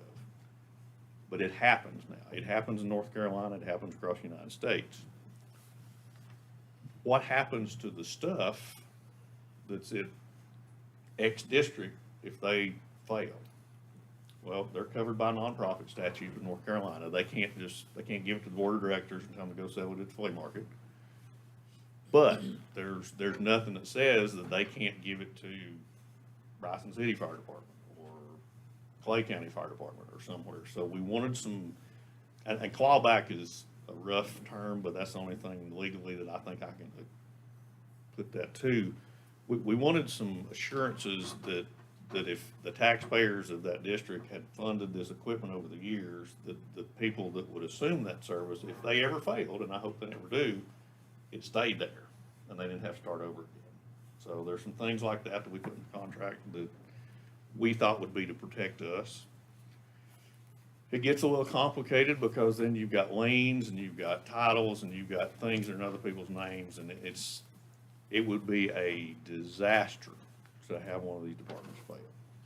So it would behoove us to make sure that they stay successful over these years. Whatever we can do to keep them the way they are, that's the least intrusive for us, is to keep this system functioning. Now, we also have to be prepared if something were to ever happen. We got to be able to know how to handle it. So that's kind of where we're headed with some of these things. Fire and Rescue Commission. Current Fire and Rescue Commission was established years and years ago. It was a blend of the Fire Commission and Rescue Commission. You all established that as a Board of Commissioners. There's 22 voting members on that. Every department has 2 voting members. And I've heard you say up here already that committees sometimes can get a little out of hand. My personal opinion is I think it's gotten a little big for, you can't necessarily have 22 people come to you at one of these commission meetings to go through the budget process to help point you in the right direction. I also think when the commission was established, if you had a substation, the county gave you $5,000 or $6,000. That's the budget approvals they did back then. They said, okay, they met their requirement to give them the $6,000. The inspection back then, that was done by their peers. So that's why the inspection stuff came in there. So a lot of the tasks that we asked them to do have kind of changed. Budget process is completely different now. If I were on that commission and your budget was up for approval, I'm gonna think twice about voting against your budget request if you want an increase, because what are you gonna do to me if I come back next year and ask for an increase? You may vote against me. So they don't need to be in that situation, and I think we've kind of watered that whole function down a little bit by us doing that and by you all being more involved. Now, I think there's a purpose. I think a small group of those folks need to come be the advocate for these fire departments. It doesn't necessarily need to be me. It needs to be them coming to you to say, look, this is what we need, this is where we're going, this is what you can do for us.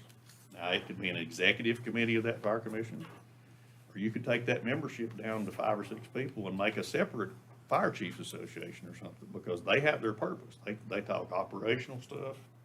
They get together and talk training.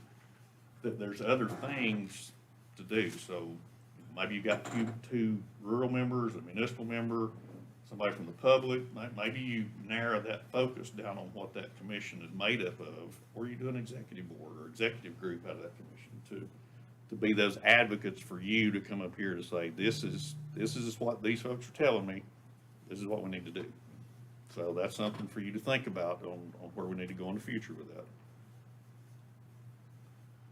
And then what about our current system? Is it the most effective for Macon County? It's worked for years. We have had one of the better systems in Western North Carolina for years. We've got the ratings down. We are saving people money on their homeowners insurance. It's much more organized than it ever has been. It has its struggles, but it's functioned well.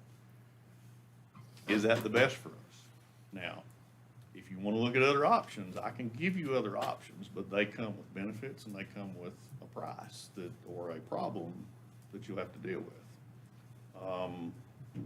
The first thing that I would look at if we ever had to go anywhere other than the system we got now would be a consolidation. Would we take District A and District B and we say, okay, let's make one department out of A and B, and now you're going to cover this whole area?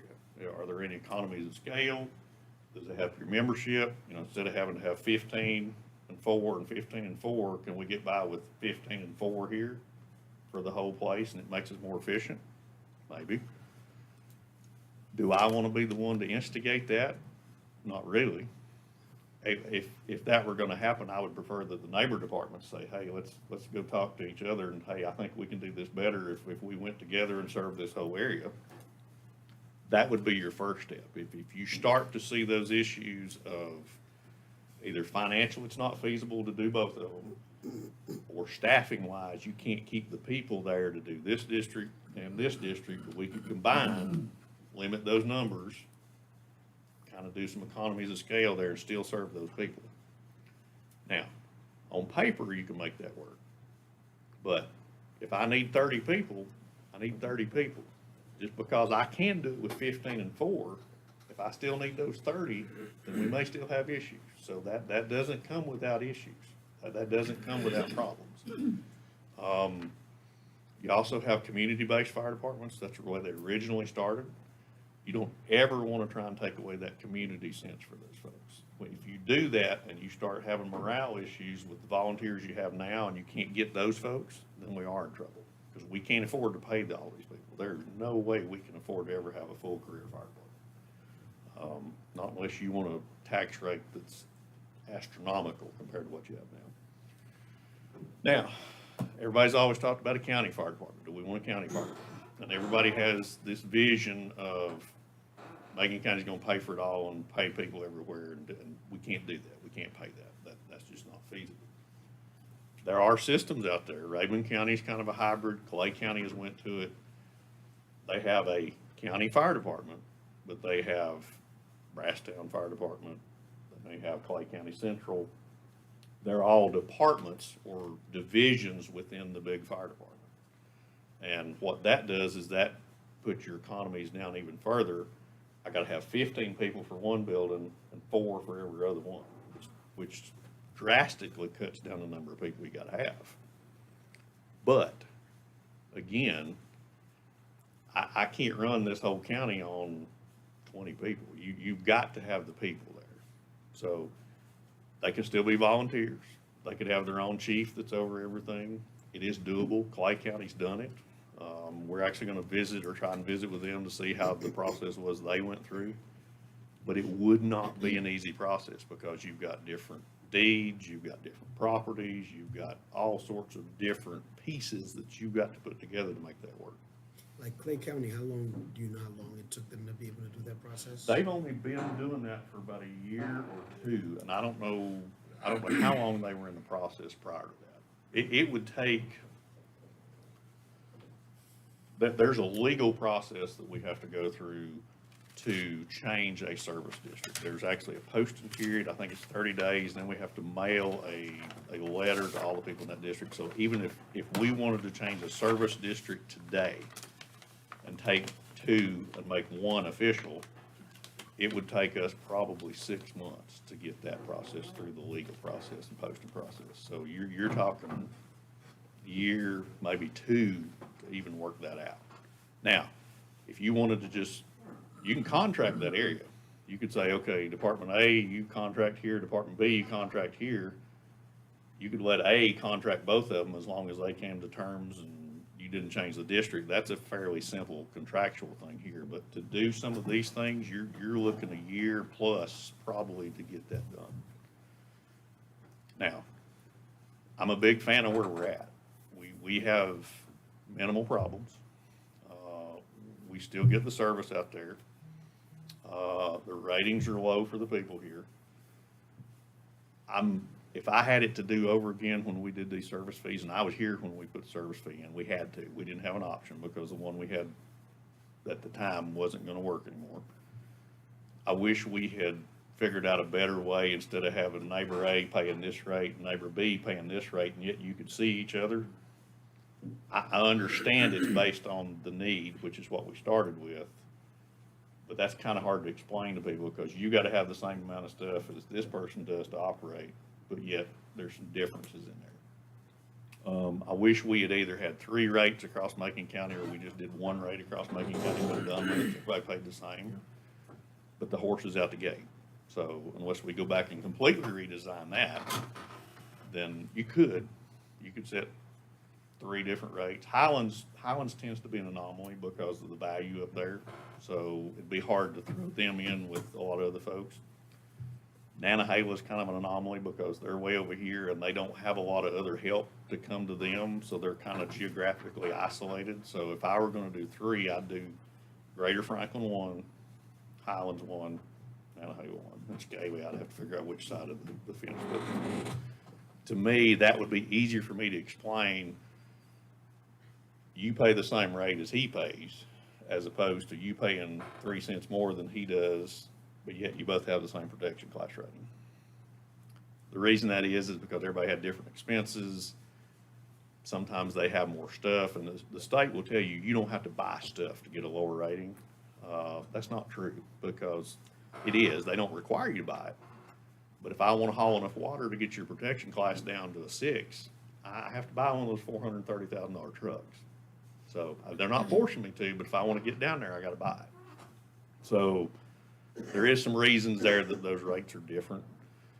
I wish we could fix that.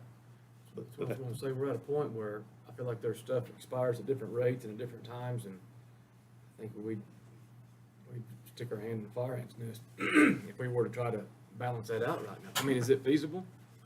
It would be, I like it would be that thought. difficult. It would be difficult, and then you would have to come up with a funding formula. Sure. And one of the things that's in the contract that we put in there, and I made sure they understood it, we've always talked about group purchasing. Yes. Well, the only way to do that would be for us to do the purchasing as an agency and then turn around and dole that stuff out. Well, in the old contract, all the money is 100% pass through. So you would have to say, okay, I'll take these and I'll give you $2,000 back, and I'll take these and I'll give you $3,000 back. We'd pay you, you'd turn around and pay us, then we'd have to buy. So we in the draft, I propose taking that out just for that purpose. So if we want to do some group purchases, somehow we could figure out how to, Lori could figure out how to take the money, and we could figure that out. Yeah, that goes back to that morale you're talking about. You know, when you take that power away from I agree, each contractor, I agree, you know, there's a trust factor there. I agree.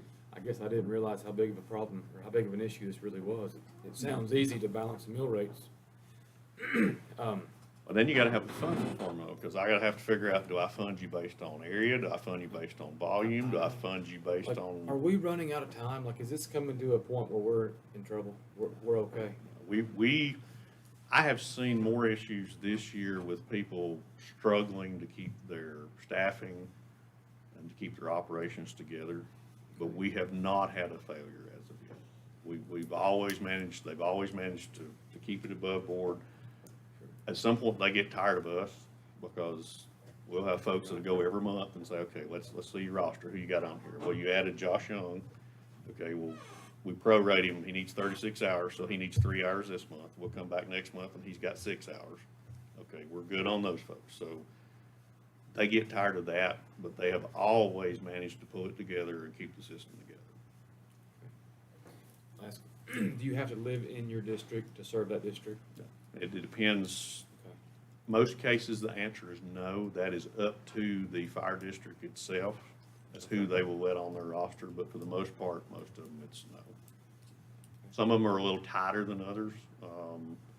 Franklin, when I was there, you really needed to live in the district, or you need to live within a rock's throw of the district. Some folks don't have any limits. Warren, do you see any friction in the departments from, does all departments have paid firefighters? No. All 11? No. Mountain Valley does not. Scaly Mountain has a part-time, they call it a secretary position, but that person's a volunteer, so technically they have a part-time person, but Mountain Valley does not. Do you, on the, or in the departments that have paid firefighters, do you see that that tends to have the biggest restraint on their members? Because I know, being on the fire department, we got along great until you threw in a little bit of money into the scenario, and then it became a real nightmare. And just like you said, you have 30% of the people that you know is going to be there and going to do everything. But when they started going per call, that's when it became a very big problem. And so my idea is, if you have 6 paid firefighters and you have 18 volunteers, you know, are these guys saying, well, you know, hey, they get paid for this, why am I doing it? You will have that, and I won't say it's without problems, but a lot of it has to do with the management of those folks. It was always my theory, and I was a career chief, so unfortunately I've had a little experience with that. You wanted your career people to do the things to free up your volunteers to go to the calls and do the training. You don't want your career people, you don't want your volunteers coming in on Thursday night and having to check oil, and they need to know where the trucks are and how stuff works, but general maintenance, you don't want them doing that. You don't want them necessarily doing some of the routine stuff. I want them to train, I want them to go to calls. And if you can do that, now you're still gonna have people, if you got a career person there at night and I'm in bed at 3 o'clock in the morning and I hear a medical call, I'm probably gonna roll over and say, I'll let them do that. And that's what they should do. Save the volunteers for the fire calls when you need all those folks. That, if it's designed like that, it can work, but it will come with some. And how much do you think that it would cost to run a countywide fire service? And in my mind, you have Franklin will always be Franklin, Highlands will always be Franklin, Nantahala will always be Nantahala, and Scaly will always be If you had to pay all those folks and the minimum number I think I had up there was 205 to get by with. You can play with those numbers. They all don't have to be on staff at the same time. You can have I'm gonna call my career people back to cover those costs. I'm good. You're probably talking $60,000 times those 200 and some people. So it would take 200 and some firefighters to, Well, no, I take that back. If you did one county fire department, and you've got 21 stations, I need 15 people for the first station, I need 4 for all the rest of them. So that would be 20 times 4 is 80. I need 95, 100 people, say 100 people times $60,000, $6 million-ish. yeah. And that's just in personnel costs. Right. That doesn't touch any of the rest of the stuff, so you're probably double that, 12 mil, 10 mil. Do you have a Maybe more. number on how much fire equipment we have in the whole picture in Macon County? I have a pretty good idea, yes. We inventoried everybody, it's probably about a couple months old now, but we asked them, we did a complete inventory of hoses, equipment, stuff, tell us what you got. Now, value-wise, I'd have to look at it to tell you what it's worth, but we have an inventory they submitted to us on the stuff they have, so. Well, one more question on that. or- Yes, sir. So if you had a countywide service, that, equipment would actually, the need would go down considerably, right? Possibly, because you might could consolidate, you might not need all the different sets of extrication tools. You may have a set here that covers this end of the county, and a set here that covers this end. You could possibly cut down the number of resources that you needed for that. And it would depend on how you include the municipalities, because I'm sure they want to stay Franklin and want to stay Highlands. And what they do now is they cover municipality, then we contract with them for a rural area. So it would depend on how you put them into the equation on what they wanted to do, what they'd be willing to assume. And we can work those numbers. It's not easy, but we can Right. work those numbers and tell you what that is. Now, it's your personnel costs are still gonna be big. And I'll tell you, right off the bat, I'm on a listserv with other departments, and I constantly see notices come through of people hiring. And used to, when I came along, there were none of those jobs. You didn't get any of those jobs. And now it's every time you turn around, people are hiring for those jobs. So it would be difficult. If I had to hire 90 people, I'm having trouble hiring 5 for EMS. If I had to hire 90 people, it would be. Yeah, but being in this service, in this industry,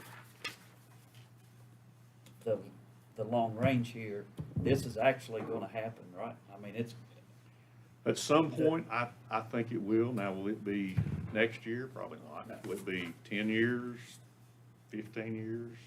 At some point, you'll probably get to the tipping point where you don't have people that want to volunteer anymore. there used to be 24 firemen Right. in order to have a certified station, And and now they're down to we've constantly 15. dropped that, and we've Yeah. heard that they may even consider dropping that a little lower now.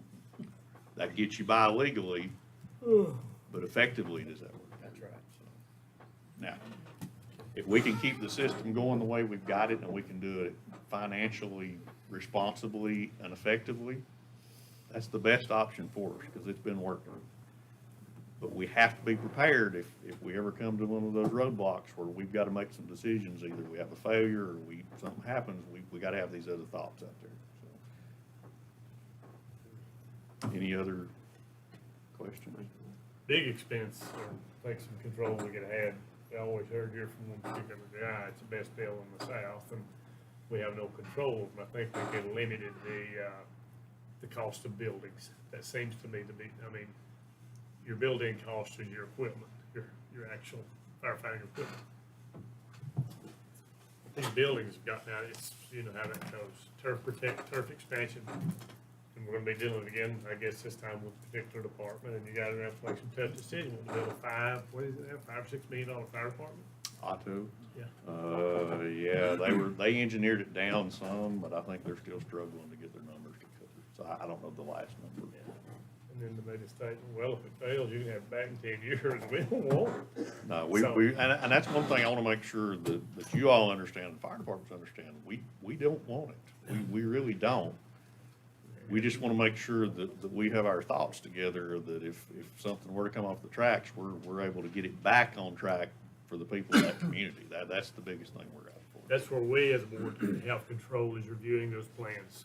Because you get into $500,000 or $1 million or $4 million, look at Highlands. I mean, So one of the things I'll do is you have a draft of the contract. I will present that back to the fire commission, let them look over it. I'm sure they're gonna wanna make some changes and get with us and negotiate that out. Realistically, I'd love to see that done by July. That'd be a good starting point if we could have a contract redone by July. That's not a drop dead date. I mean, we can work with that either way. And then if any of these other thoughts, the fire commission, if you wanna think about how you might wanna revise that process so that instead of just me coming up here or these individual departments, you have a little better insight and you have an advocate for them that comes up to you to work with, to work this out, then you give me some direction on where you wanna go with that, and then we'll work on those, so. I'm not talking to you. Oh, yeah, go ahead. Well, it was to John's point, but if these departments are all independent contractors, and did you say they're 104, like C3 nonprofits? Yeah, all of them but the two municipalities are nonprofits. Well, that's not technically our equipment, right? So we It is can't. not. So I guess at the end of the day, if we were to go countywide, we have to buy everything brand new. Is that what I'm hearing? Could potentially be that way, yes. And that's one of the things that we wanted to put into the contract was to allow some provision with them signing that contract, that if I cease to exist, you know, even if I just said, you know what, I can't do this anymore, I can't get the people, we're closing the doors, that whoever comes back in there, doesn't have to come to us, but whoever comes back in there has that first option to use that stuff, because it's been paid for with the people of that district. I think that's a really good point, and I think that equipment should be the district's equipment. And no matter who manages that department, the district pays for that equipment.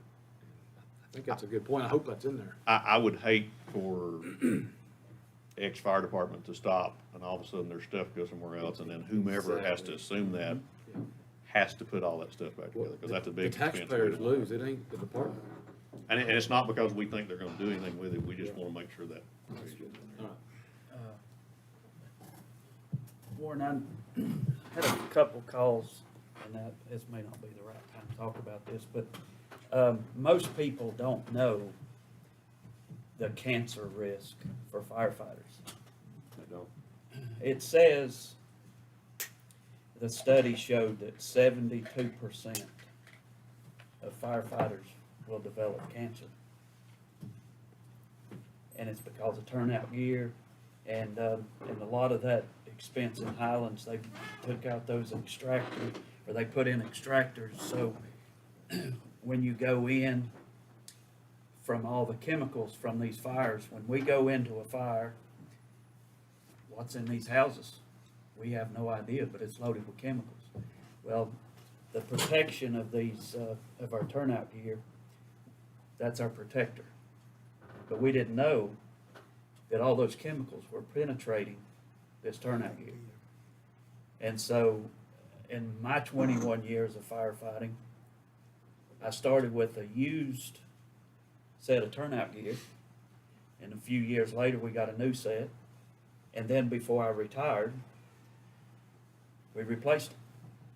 Never was clean, never was washed or anything. So for 21 years, I'm sitting here every day going into this. But that has a big impact on, in my mind, firefighting, is the cancer risk. And it says, 14% of that will die from their, so. Some of those departments are more aggressive than others. Some of them have the washers. Yeah. They'll wash the stuff on a regular basis. And it used to be, you were proud to have it dirty. Now you want it to be clean. My first came from Palm Beach, Florida. We cut the numbers off the back, so I know where you're coming from. Yeah, if you had clean turnout gear, you wasn't doing your job. Yeah. Sorry, Mr. Chairman, I took long. I wasn't asking for money though, so I'm the only one that came to a budget meeting and asked for money. I expect anything. What about this is that your presentation? Yes, sir. What's this other stuff, filler in here? There's a copy of the current resolution for the fire commission for you to look at to see what they're tasked to do now. Yeah. There's the current fire department contracts in there, and then there's the two drafts for the new contracts for you to look at, a municipal version and a rural version. And then there's a copy of the PowerPoint presentation. So that's just some stuff for you to compare to say, this is where we're at now. Do we want to look at changing any more of this stuff in the future? And call me if you have any questions when you look at that stuff.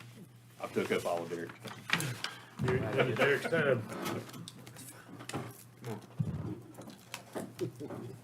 All right.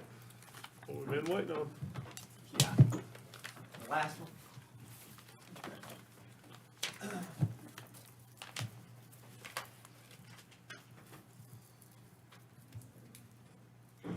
Number 11 for me. This is, I was thinking, sitting over there, this is number 10 for me.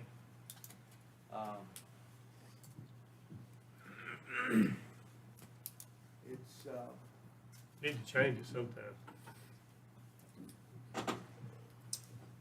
it's number 10, and I tell you, I went through a lot of them, and it's a good problem to have.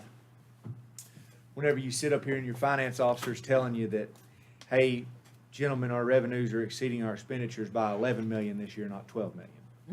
I'm sure a lot of counties across the state of North Carolina would like to have that problem. That's a problem that's resulting from many things. It's resulted from a very strong economy, which we've touched on here today. It's resulted from fiscally responsible leaders, as each of you gentlemen are sitting here today, and that new face of leadership. Proud to be a part of this, proud to be your county manager, and I'm proud to be a Macon County employee. The budget kickoff's a very unique time. It puts us in a place where we have one foot in the fiscal year that we're currently in, and we're trying to look into the future at the same time.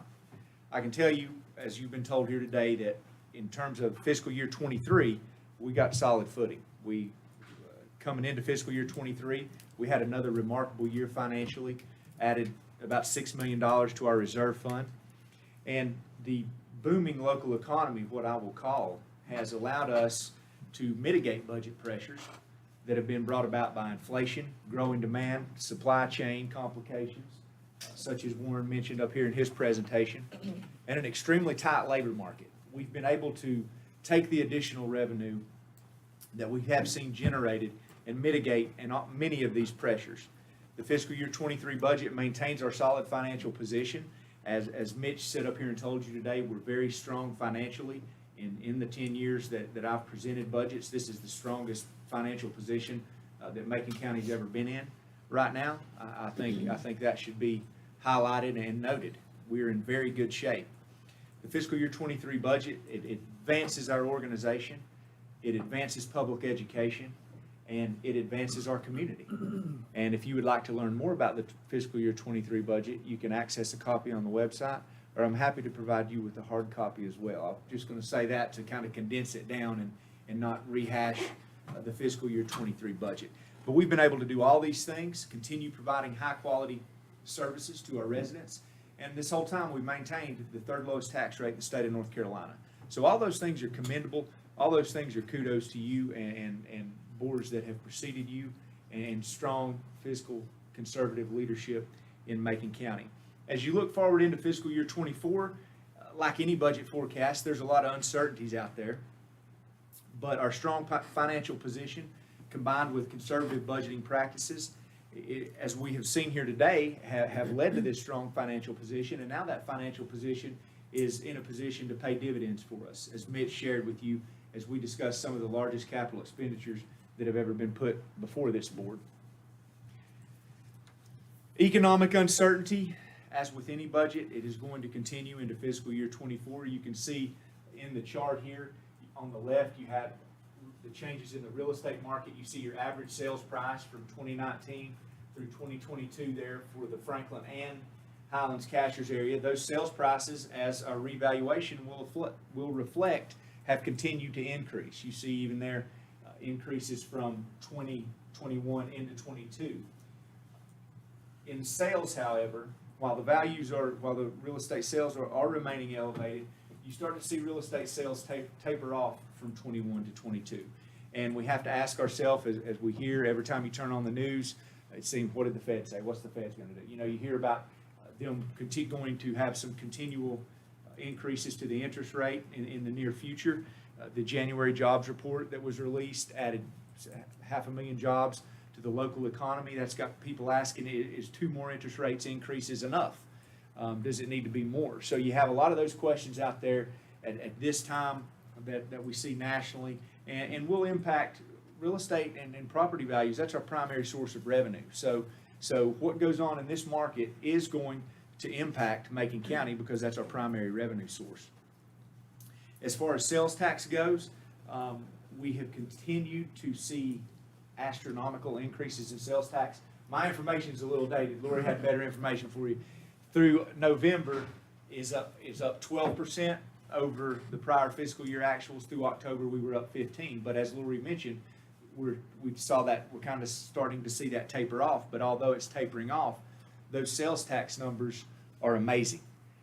As I said before, and I'll show you in a previous slide, that is way, way, way out of line with what we've ever saw coming in revenue-wise from sales taxes. Is employment across the country right now, it's at the lowest it's been since 1969. Macon County, if you want to work right now, you're working, and employees that are working are getting paid more. Year over year, the employee compensation rose 4.4% in hourly earnings. So everybody's working and everybody's getting paid more. That's just the nature of the market we're in right now. So let's begin our fiscal year budget, our fiscal year 24 budget discussion on the revenue side of the house here. We'll start with the ad valorem tax revenue. And we've heard some numbers today. We saw some numbers in our financial presentation by Mitch. And the number we've been using right now is 12 billion. That is an estimate. Those numbers are still being looked at.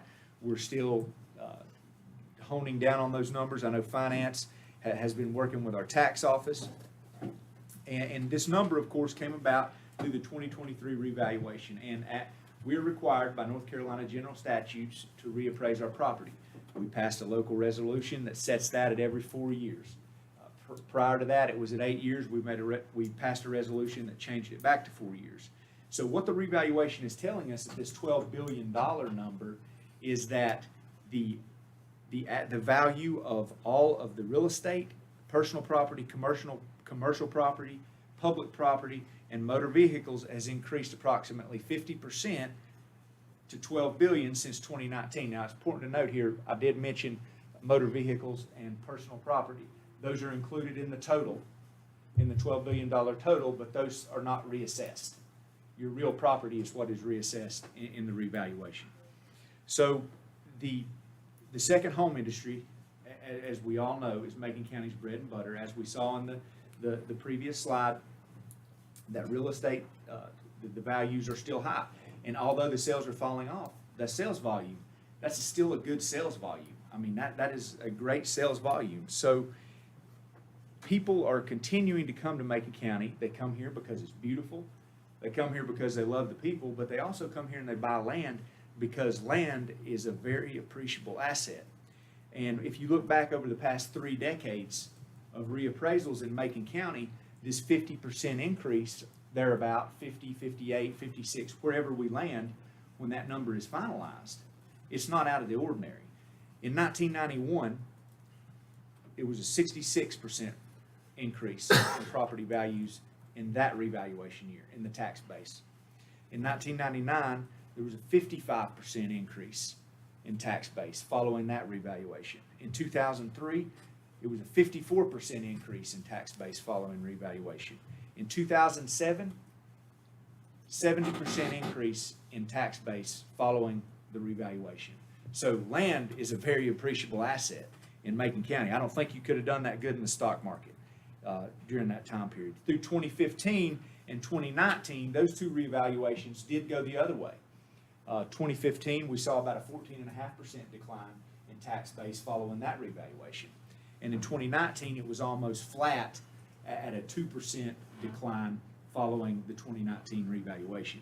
So again, while this 50, 56, 58, that's substantial increase, that's not out of the ordinary for what we've seen for reappraisals in Macon County over the past 30 years. The same legislation that requires the reappraisal to be conducted, as John mentioned earlier, also requires the budget following that revaluation. It must state what the revenue neutral tax rate is. And John, you did a great job explaining it earlier.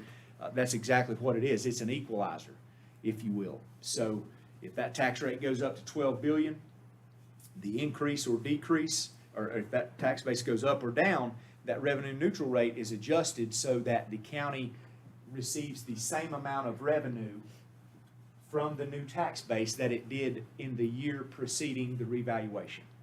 So it's looking at the amount of revenue that county received the year before the revaluation.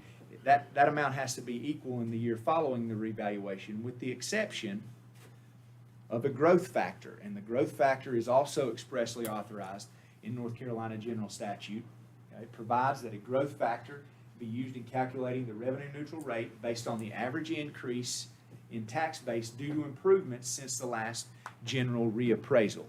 So from a revenue neutral standpoint, when you look at growth factor, see, it's very, when people in the paper that don't deal in this every day, when people are reading the paper that are not involved in this every day, you could see that county tax base increase into $12 billion. Oh my gosh, they've got all this new money up. They've got all this money up there. What's the county doing with all this new money that's coming into the county after this reappraisal? Well, the fact of the matter is, we're not talking about gaining billions of dollars when it comes to revenue created from this in the budget. We're talking about a range of 1.5% to 2% on the revenue that we had last year. So that's a revenue consideration that we all have to remember. Is this, the reval doesn't mean windfall of money into the county. We're looking at applying a growth factor. We have to do everything in accordance with North Carolina general statutes, and that's about 1.5% to 2% on the revenue that we received last year. So that's just something to keep in mind. One revenue consideration we have to ask ourselves is, you've heard Mitch talk about it a little while he was up here, Warren mentioned it, is how far does that 1.5% to 2% growth factor go when inflation from 2019 to 2022, the same period during which the revaluation occurred, is up 19% in the southeast region. So that is one thing that we need to keep in mind. In other sources of revenue in the operating budget, how will the interest rates impact your motor vehicle tax collections? Again, are rising interest rates going to influence the people that are going out and buying vehicles? What's that going to do to that revenue source? We have to ask ourselves with sales tax, how long is that growth going to occur? Interest on investments, that's one place where rising interest rates will make money for the county, because our money that we have invested as the interest rates rise is going to produce a higher yield for us. So that's just a brief summary of some of the revenue considerations in fiscal year 24. Before we go into the revenues in detail, I do want to share with you, and not to rehash it, but Mitch mentioned it, and I have a slide that shows it. Down here in the bottom right-hand corner, that sales tax revenue slide, if you'll look at that line graph there, there's an orange line and a red line. The orange line represents what we budgeted 2015 through 2022, what we budgeted for sales tax in that fiscal year. So we're projecting, when we budget a sales tax number, we're projecting the rest of the year that we're in, as well as how much growth is going to happen in the next year. So that is what the number that we're budgeting. The red line represents where sales tax actually came in during those years. And so as you can see, we're close. We're not perfect, but year after year, we consult sources like the North Carolina Association of County Commissioners, the North Carolina League of Municipalities, that all have revenue projections, the Office of State Budget Management. And we make an educated guess on what that sales tax number should be, as all folks do. And typically, as you see through 2015 through 2020, that was about 5% per year that sales tax was actually growing. We weren't budgeting 5% per year, just because what if it was 4%? Then we're down 1%. We got to find some money somewhere. So, as Lori said, we always conservatively budget. We were budgeting 3-4% per year for sales tax growth. It was coming in at 5. So, you know, it was doing good on average there. Then in 2020, it went haywire, in a good way. So that 5% increase per year that you had in actual sales tax growth from 2015 through 2020, 2021 through 2022, that started 16% per year in average sales tax growth. So that gap, as Mitch mentioned to you, is a primary contributor to the increase in fund balance that we've seen the past few years. Just wanted to hit on that real fast. So let's talk about the pie chart over here on the left. As you can see, this is representative of the revenues in our fiscal year 23 budget. And while, of course, there's much uncertain right now, I'm going to use, for the revenues and expenditures, use the fiscal year 23 budget as a baseline to to show you, to highlight some of the pressures that we'll be facing and some of the opportunities that we might have. So at about 33.3 million, our motor vehicle tax and ad valorem tax revenue makes up the 57% of the revenue in our operating budget. As I mentioned again, that is our largest, most consistent source of revenue in the budget. Sales tax here at 12.1 million in the gold is about 21% of the operating budget, and we just talked about sales tax as the year progresses and we get closer to budget time and we have more information on actuals that are coming in month after month. We'll be able to make a better, more accurate projection for what we will budget in the fiscal year 24 budget. The service fees at 4.1 million, that are your fees generated from your building permit fees, your recreational fees, your ambulance fees, payments for health and human services. It's revenue generated by the services we provide there at 4.1 million. That 4.1 million is representative in fiscal year 23 of about a 6.5% increase, about a $250,000 increase over the prior fiscal year, and that's strictly due to a $276,000 increase in EMS in ambulance fee revenue. And that's not because the fees went up, that's because ambulance is hauling more people. That's because we're getting busier. Not only have we had these, not only have the issues of inflation and things of that nature and the tight labor force impacted our local current budget, demand has impacted our local current budget, as we'll discuss here in more detail shortly. But with people coming into the area, I read some information from the North Carolina Association of County Commissioners. Over the past 20 years, Macon County's population, we rank number 29 in the state for population growth. We're projected over the next 20 years to be number 26 in population growth for the next 20 years. So we're in the top 25%, right there at the top 25% of growth, and you really see that in demand in areas such as our emergency services. And what's going on in that revenue category there is it has increased.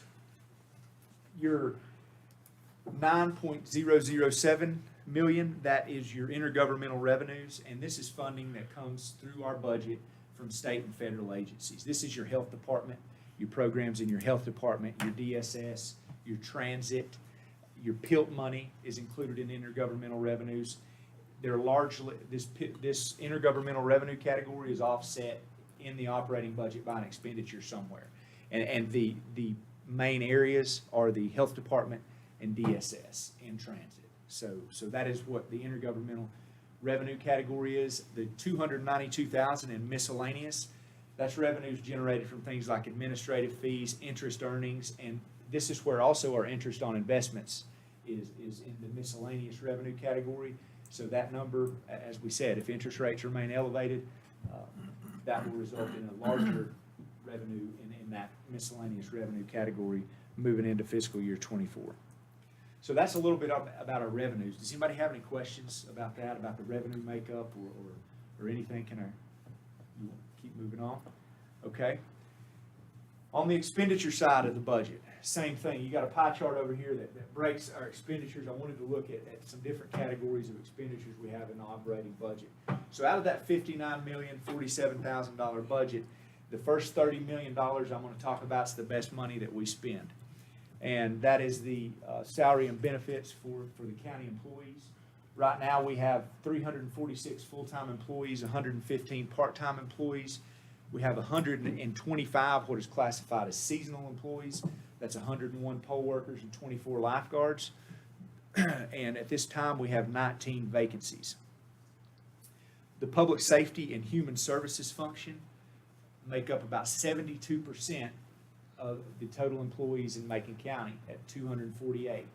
And you can see there, that's about 123 full-time in public safety and 125 full-time in human services. This 31 million is representative of positions that are not only that the county directly benefits from, but other organizations directly benefit from as well. That salary and benefit number includes your salary and benefits for your SROs, and we have SROs in all of the schools in Macon County. That includes your school health nurses that are furnished through the health department to the school system. So while that is going to be budgeted in our salary, it's not going to be reflected in our appropriation to the school system annually, but it is additional resources that we are appropriating to them through our operating budget. So I just wanted to point that out. 2 years ago, at the direction this organization was heading, we had, when you talk about today, we have a 5% vacancy rate. That seemed like a goal at that time that was unattainable. At this time, we had money being pumped into the economy at rates we had never seen it before. Everybody you run into had a $100 bill in their pocket or thereabouts. We saw prices increasing rapidly, and we had a pay scale that had not been adjusted since 2014. This combination of factors, it was resulting in our inability to attract and retain highly qualified employees. At one time, we were down 13 positions in the patrol unit alone. Warren and I had discussions about the possibility of perhaps having to drop a shift off EMS you had so many full-time EMS vacancies at that time. We could not find transit drivers, you could not find public health employees, and we implemented a pay study. We had a committee together, with the county put together, worked with a third-party consultant. We implemented this study, $2.6 million in fiscal year 22. And following the implementation of that pay study, the number of vacancies in this organization today at 5% represents a 59.6% decrease in the number of vacant positions that we have in this organization. And I think, that's kudos to the board for following through with that, seeing the need for that, implementing that.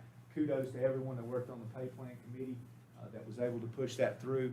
And that's been a very good thing, a turning point for this organization, and really allowed us to turn the corner with respect to our staffing issues we were having at the time.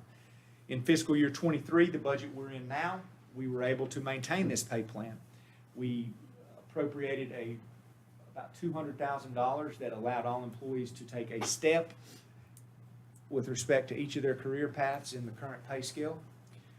Statewide, with a 19% increase in inflation, as we had discussed. So you have inflation pressure statewide. I think the average COLA that was issued among local governments is 4.7%. Based on the information we were seeing at that time, Macon County was able to implement a 3% cost of living adjustment, which totaled about $726,000, reflected there in that $30 million number.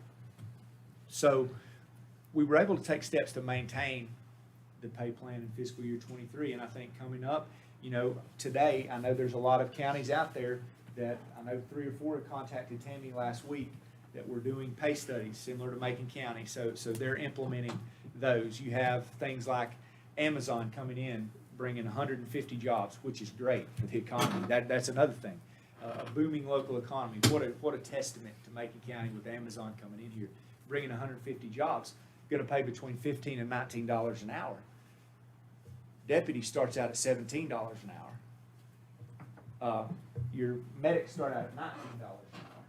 So that's a great thing for our economy, but it's competition. That's right in those areas there of employees that we're competing for and have a hard time retaining anyway. So those are things that we have to keep in the back of our mind when we talk about the need to maintain the pay plan moving forward.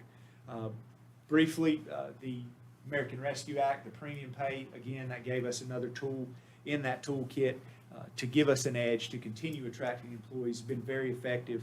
And again, it's reduced our vacancy rate by 59%, so that speaks for itself. As we move along, $12.6 million in the operating budget. This is representative of basically all the tools that it takes us to operate.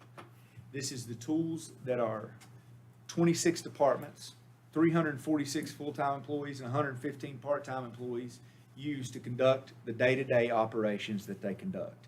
You're talking about fuel and maintenance on 255 vehicles, 41 pieces of heavy equipment.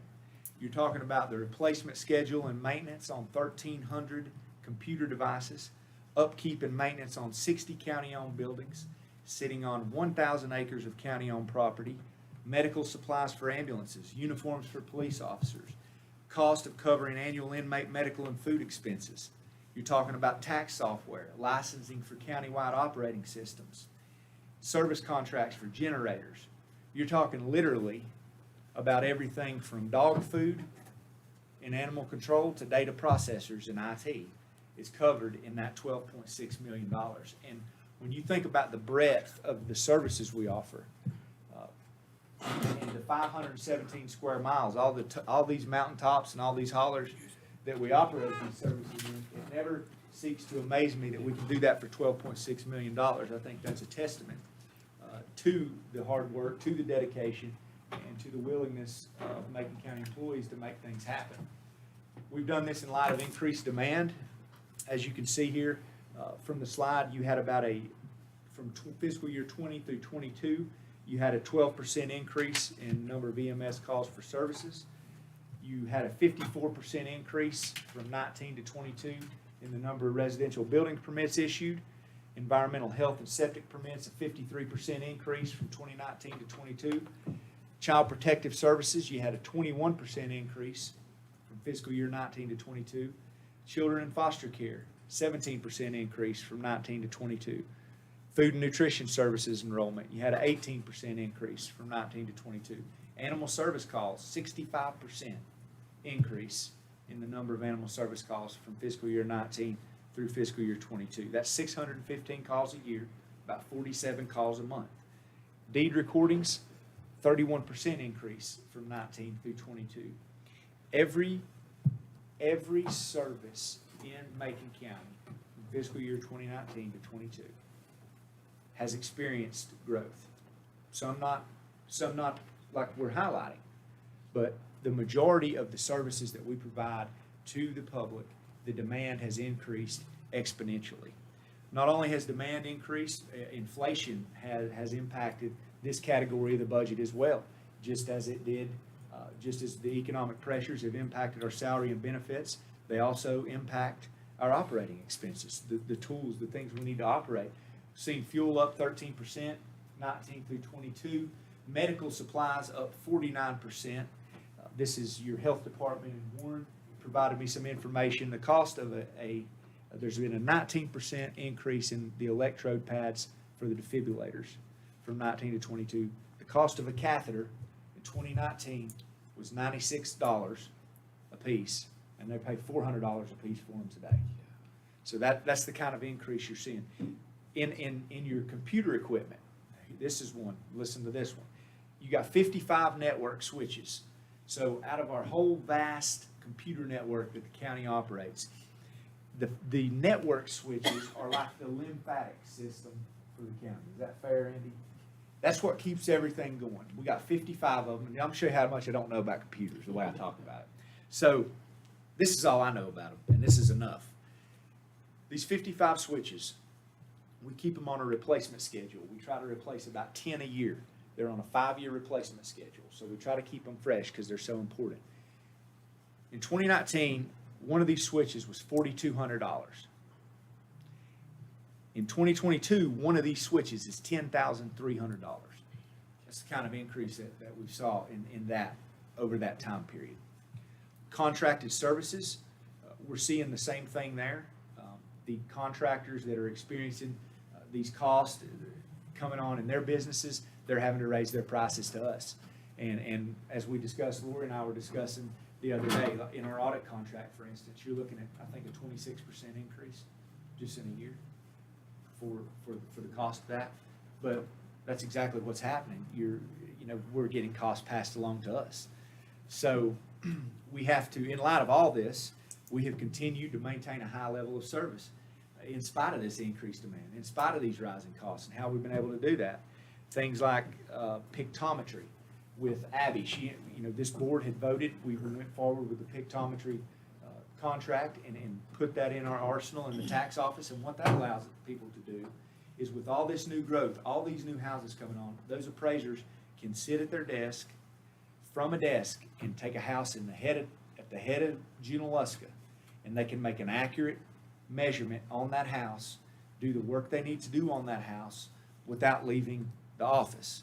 Now you think about it, to do that same measurement before you had that, to get an accurate and good measurement from that orthogonal imagery that pictometry is, you send in a man in Nantahala to measure that house and to do that things from in the field. So that's a day killed right there. That's that's gas money. That's wear and tear on the vehicle. And we still do visit. We still do visit houses. I'm not saying this is taking the place of all of them, but now to answer a question or to look at something specific, you're not having to load somebody up and go across the county.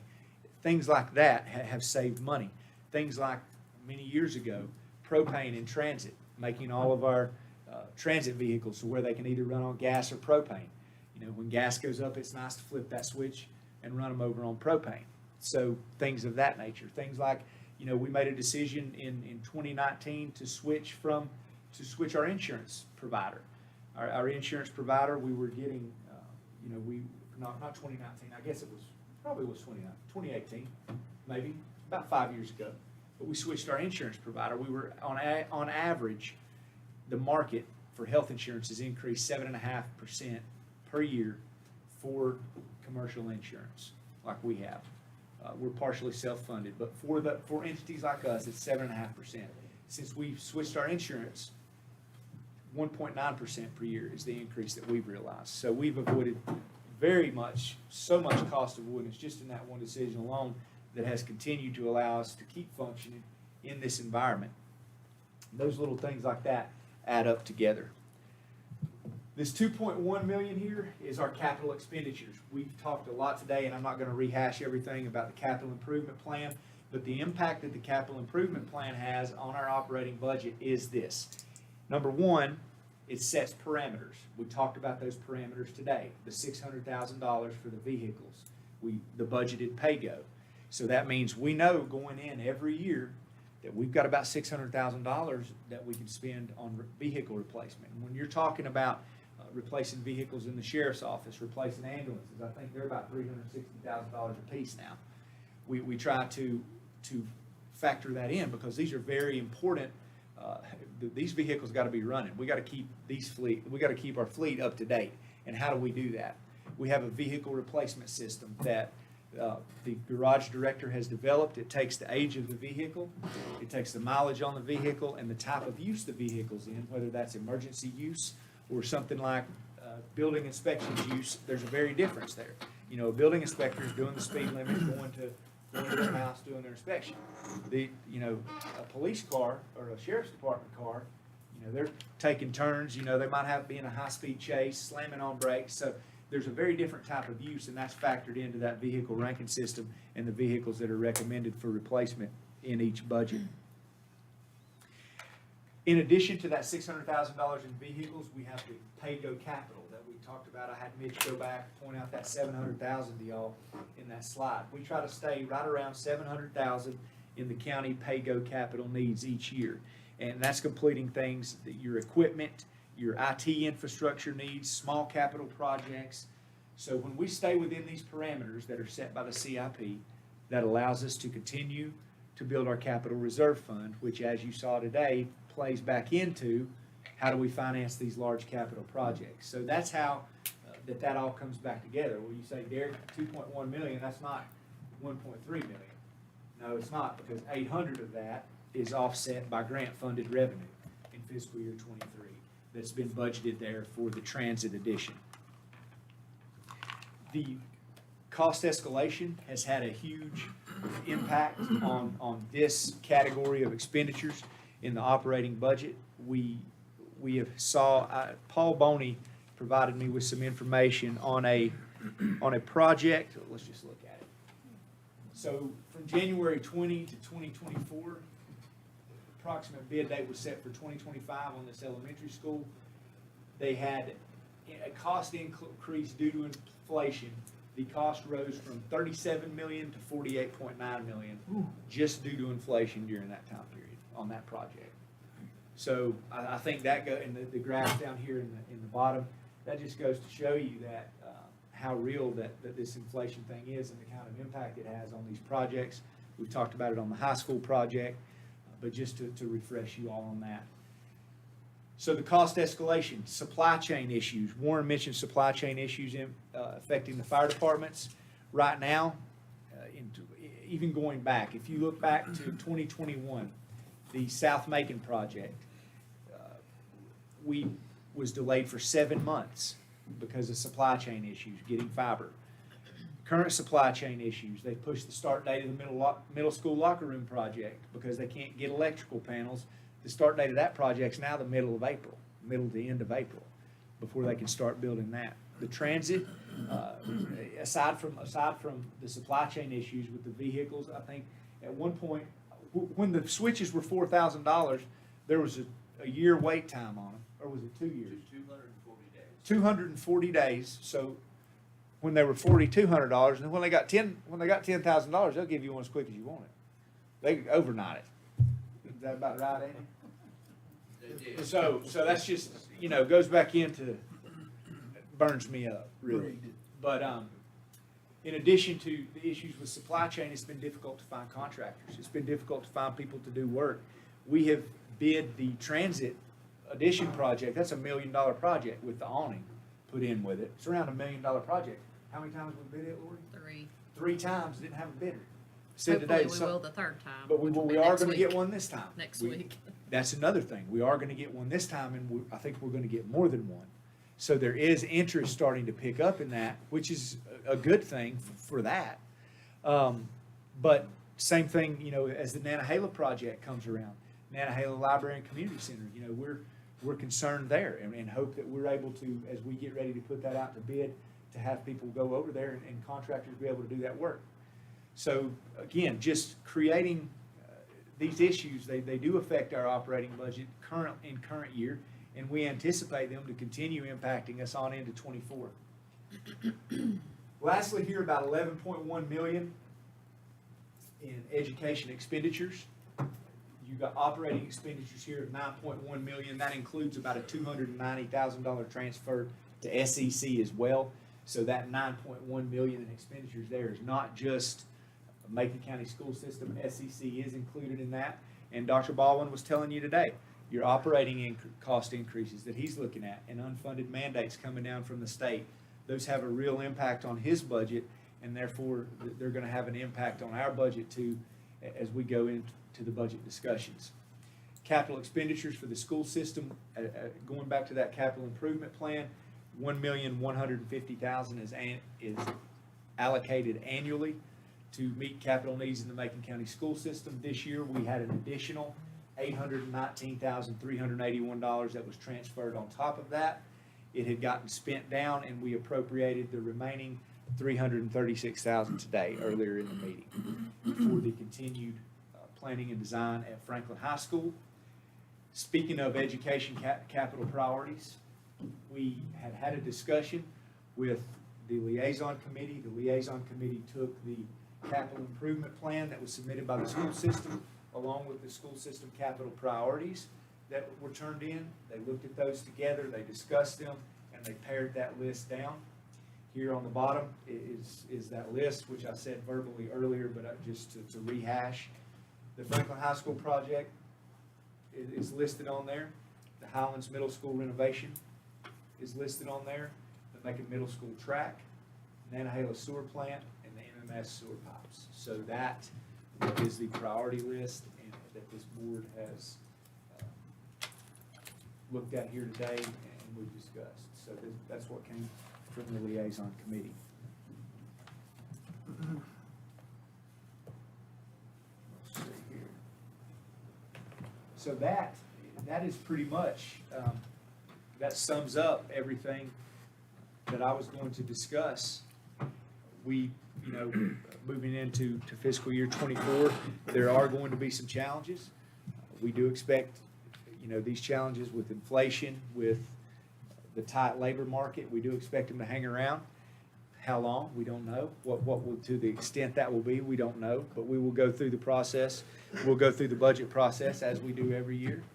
And, these department heads, I will tell you, I can't say enough about them. Each one of them in the field that they're over, they're experts in that field. They'll put their budget together, propose it to me. I'll go through it with them and make a first round of cuts to that budget or additions as needed. And then once we have a recommended budget that Lori and I feel comfortable with, we will bring it before the board and present it. I think that date is on your budget calendar here, which I'll be passing out to you. Let me see a few of them. So we have May 10th, May 9th is what we have slated for the presentation of the recommended budget. Leading up to that, you can see the events beginning with the one here today, which is the budget kickoff.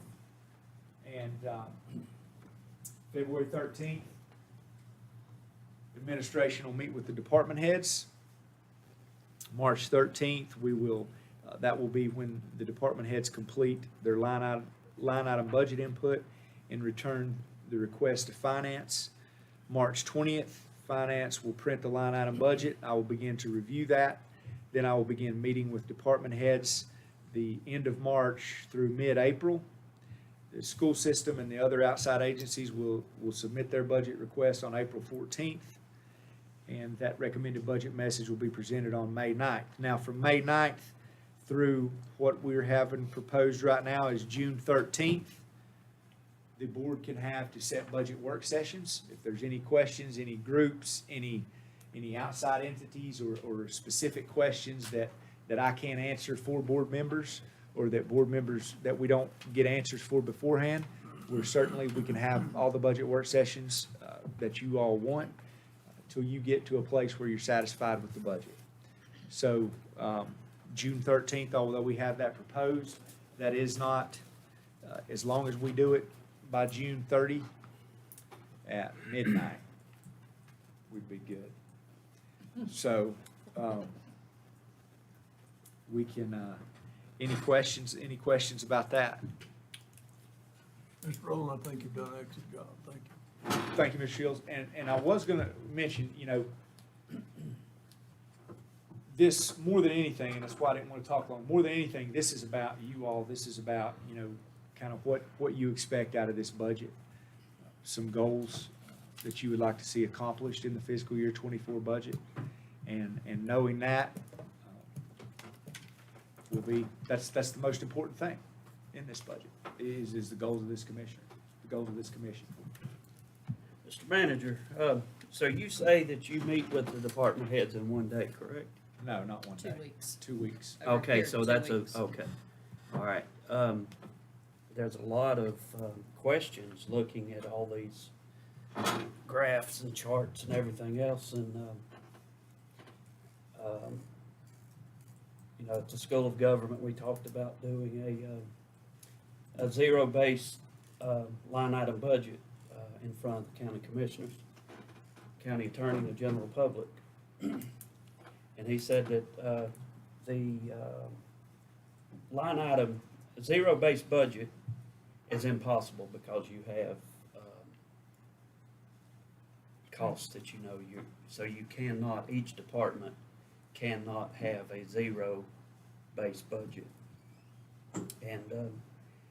And you've done a great job, Lori, everything on this, but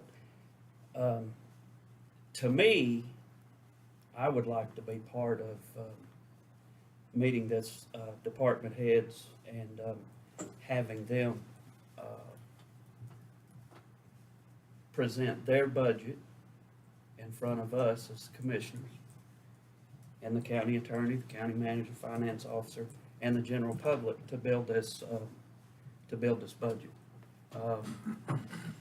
I'd like to know, not $700,000 that's going here and that's going there.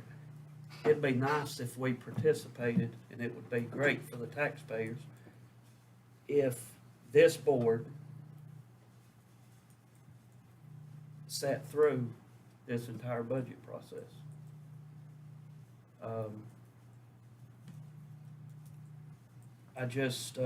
I'd like to know, just for one time, I'd like to help build this $59 million budget.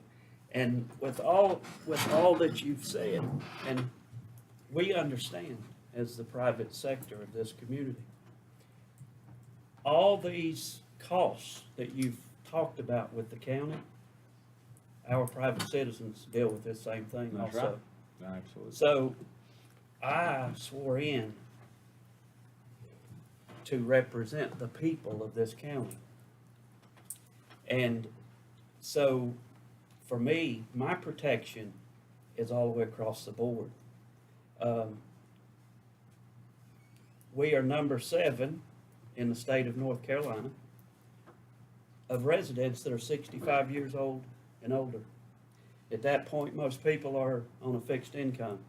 We had a Southwestern Commission meeting last night, and they talked about this very thing, that some of these costs that you're talking about and more of these ambulance calls and all this other stuff is based on the fact of our citizens of this county. We're getting older. We're not getting younger, and so that's going to affect this also. And through this, our senior citizens are going to need more as we get older and everything else. They're going to require more. So out here in the private sector, we're shrinking. The cost for us is increasing. And so we have to come in together here. I mean, the quarter-cent sales tax, people said, look, we can't pay anymore. Or we don't want to pay anymore. Do what you can with what you have. And so I think we as this board need to know where every bit of the money goes in this county. I'm not saying anything about the job that you've done, but I just think for this one time, for my own belief and my feeling, I would like to participate in this budget building process. And I guess, you will. From May 10th there to June 13th, if you want to set up a meeting with every single department head, that you can do that. We don't have to have the public hearing on June 13th. We can have it on June 20th. But I think the purpose of it here is, by North Carolina general statute, as county manager, as the chief budget officer, the statutes direct me to present you with a balanced budget. And I think what the budget process is it gives us a chance to meet internally, to meet with department heads, to go through, to have all these discussions and give you a first wash of the budget. So what I'm giving you is not the final budget. It's not, and if you want to know where every number, if you have something that you go through after that budget's been put together and presented to you, and then you line item by line item, if you have a question about where any of those dollars go, you can ask line item by line item. If the answer I don't give is good enough, if that isn't good enough, we can get that department head in here to explain that. But as far as taking the time to sit down while the budget is being developed, before there's even a budget developed, that's just, to me, that's going to get a little bit, it would be more difficult. What I think would be better is for us to really utilize this 2 months, rather than you got March, April, May, or March and April, really, May 9th is when it's recommended budget. So rather than do that, what you're talking about in the months of February and March, or March and April, do that in the months of May and June. After the budget, after you've had everything put together in a package, that package has been delivered to you, you can then go through that package and see what you like or don't like. And if those meetings need to be had with the department heads, reserve that from in the 2 months after the budget's presented, rather than the 2 months we're putting it together. So what would be the damage if you've got to meet with them anyway to create and build their budget? What is the damage of doing it instead of waiting 2 months after it's done and do it in the process of while it's being done? I have a hard time with divisions of the government having a budget based on what it was last year. You know, this department may not need as much money as they did last year. This one over here may need more than what they did last year. So how do we know that, other than you presenting that to us? And that's what the manager form of government's designed to do. That's why it's there. I understand. But you give us a scale. To me, I'd just like to be part of building this new budget. That's just me. Well, could you sit in some of the meeting? I mean, how flexible is? I mean, we can do whatever you Well, want to do. here's I the mean- whole thing. I've had a couple department heads say they would retire before they would come in here in front of me and present their budget. Are we gonna hold them to that? I don't know what the problem I don't- is. I mean- Well, there's been a couple that said that, and they have their time in and everything else. And so, why is that? I didn't ask them for that, but at the same time, I would like to know, my son gets his college, tuition bill, and all it has is a bunch of codes in there. I call the college, oh, we don't talk to you. I have no idea what those codes are. I don't have any idea what this 700,000, 800,000, this million, this money coming through, this money. I mean, there's money going every which Right. way in this county government. And that's what this is intended, see, this kickoff, it's intended to be 100,000 feet, because we can't go line by line through every department, through all 26 departments and thousands of line items. And there's just not enough time. We'd be here till 2 o'clock tomorrow doing that. But the only thing of it is that if you have any questions in going through that budget, if you have questions about codes, that is what this May 10th through the public hearing budget adoption is designed for, is for the Board of Commissioners to set the work sessions as they see necessary on the question, to get the questions they have to the budget answered. And before that, even before this, commissioners in the past have come in and sat down, they brought a budget book in my office that was tabbed from page 1 to the end of it, asking all kinds of, and any questions that I couldn't get answered for them, we'd meet with the department head would come in here. I think it's just a more efficient use of your time, a more efficient use of the department head's time and everyone's time, if we first put the budget together like is designed to be done and contemplated by the North Carolina general statutes, and that budget is presented to the commissioners, and then the commissioners look through that budget, because at least they have a first draft. I mean, it's a first draft. There's a lot of stuff that's already, like out of the capital projects, I mentioned 1.3 million in, that's what we try to do each year. Well, I was just looking at the county request in that CIP, there's $2.5 million right there. So when that's presented to you, some of that stuff might not even be there anymore. Some of those operating expenses might not even be there anymore. We've already went through and cleaned them out. So you could have 25 questions. The reason I say it won't be efficient is because you could have 25 questions that we continue on and on with during these meetings, but they ain't even gonna be there when you look at it, because it's already gonna be cut. So what this gives you an opportunity to do is to use your time strategically after this first blush of the budget's already been gone through. Then you put all your energy into looking at that draft that's been put together for you, and if there's still any questions, then take those questions, and if we need to have a meeting where the department head comes in here, then that's fine. But that's my feelings on it. I'll do whatever you want to. If you want to meet in a teepee out here with a campfire, we'll do that. I mean, it's, however you want to handle it. Well, I'm not trying to disrespect you. I'm not taking it that way. I owe my 4-year term to the taxpayers of this county. And if if I can't go out there and tell them, you know, why this department needed this and why that, then, you know, it's just, it's a difficult, position to, you know, I would encourage, if you would think about it, to go through this budget process and go through one and see how it works. And if there's any tweaks that we need to do in it, or if you want to and meet with the department, if all the department heads need to come in here, but at least go through it one time and see how you think it works. Well, I set a 4-year goal. Number 1, transparency. Number 2 is mutual respect. From the county employees to the taxpayers, and the taxpayers for the appreciation of what their government is providing for them. And that's my 4-year goal.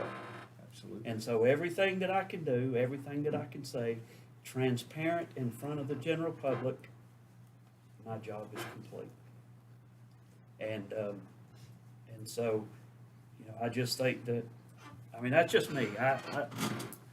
I love numbers and all that other stuff, and instead of asking Lori where this 300,000 went and that 400,000, or Lori presents something, I'd love to know, And, you know, that's The what we're here details. for. That's what we're here for. Like, Right. you know, as a commissioner, you know, you're policy setting. You're a policy board. You're you know, you're directing. You're steering this ship. I'm down here in the boiler room putting coal in the burner to keep the ship going. That's what we're doing. It's our job to do the day-to-day operation and to put to you together the day-to-day operation. Whereas your job is to, and I'm not telling you what your job is, of course, you know, I'm not saying that, but I'm just saying it's more of a policy direction setting. So I wouldn't expect you to know where something was. You know, if you said, well, I need to call the county manager, I need to call the finance director. I mean, I think that's perfectly acceptable. Any other, I just wanna say, thanks to Laurie, I think you did great. Derek, I think your presentation was great, and also to, Warren back there. You know, I guess what caught me by surprise is that 20% inflation. And I gripe about cost of living and all these increases, but 20% since 2019, I mean, our budget has increased a couple percent, probably less than 5%. But I guess what I'm trying to say indirectly is these department heads are working with less money now than what they had then.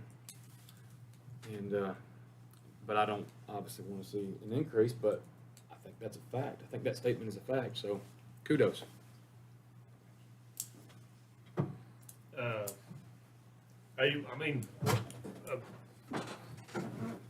that's just that's my personal feeling on, it may be good to go through one.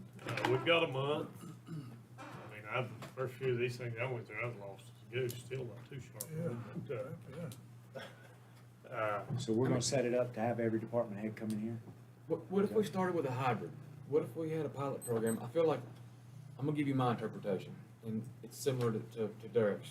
But I feel like Derek is the CEO of Macon County. We're the board of directors, you know, and he has, I'm not gonna call him supervisors, but, you know, it's a chain of command, and I feel like I'm gonna look at 5,000 different bar graphs and charts and graphs, and all I know is they have a sharpened pencil, and they can move things around to where it makes sense. You know what I mean? And really doesn't make sense. I guess my point where I'm trying to make is, let's try it with one or two, and let's see how it goes. If we feel like, man, this is something that's we're wasting our time, you know, let's let them compile the information and bring us. I like to look at compiled information and make calculated, informed decisions based on facts. And so if you compile all the information and bring it before me, and I can look at all the information and analyze, I'm content.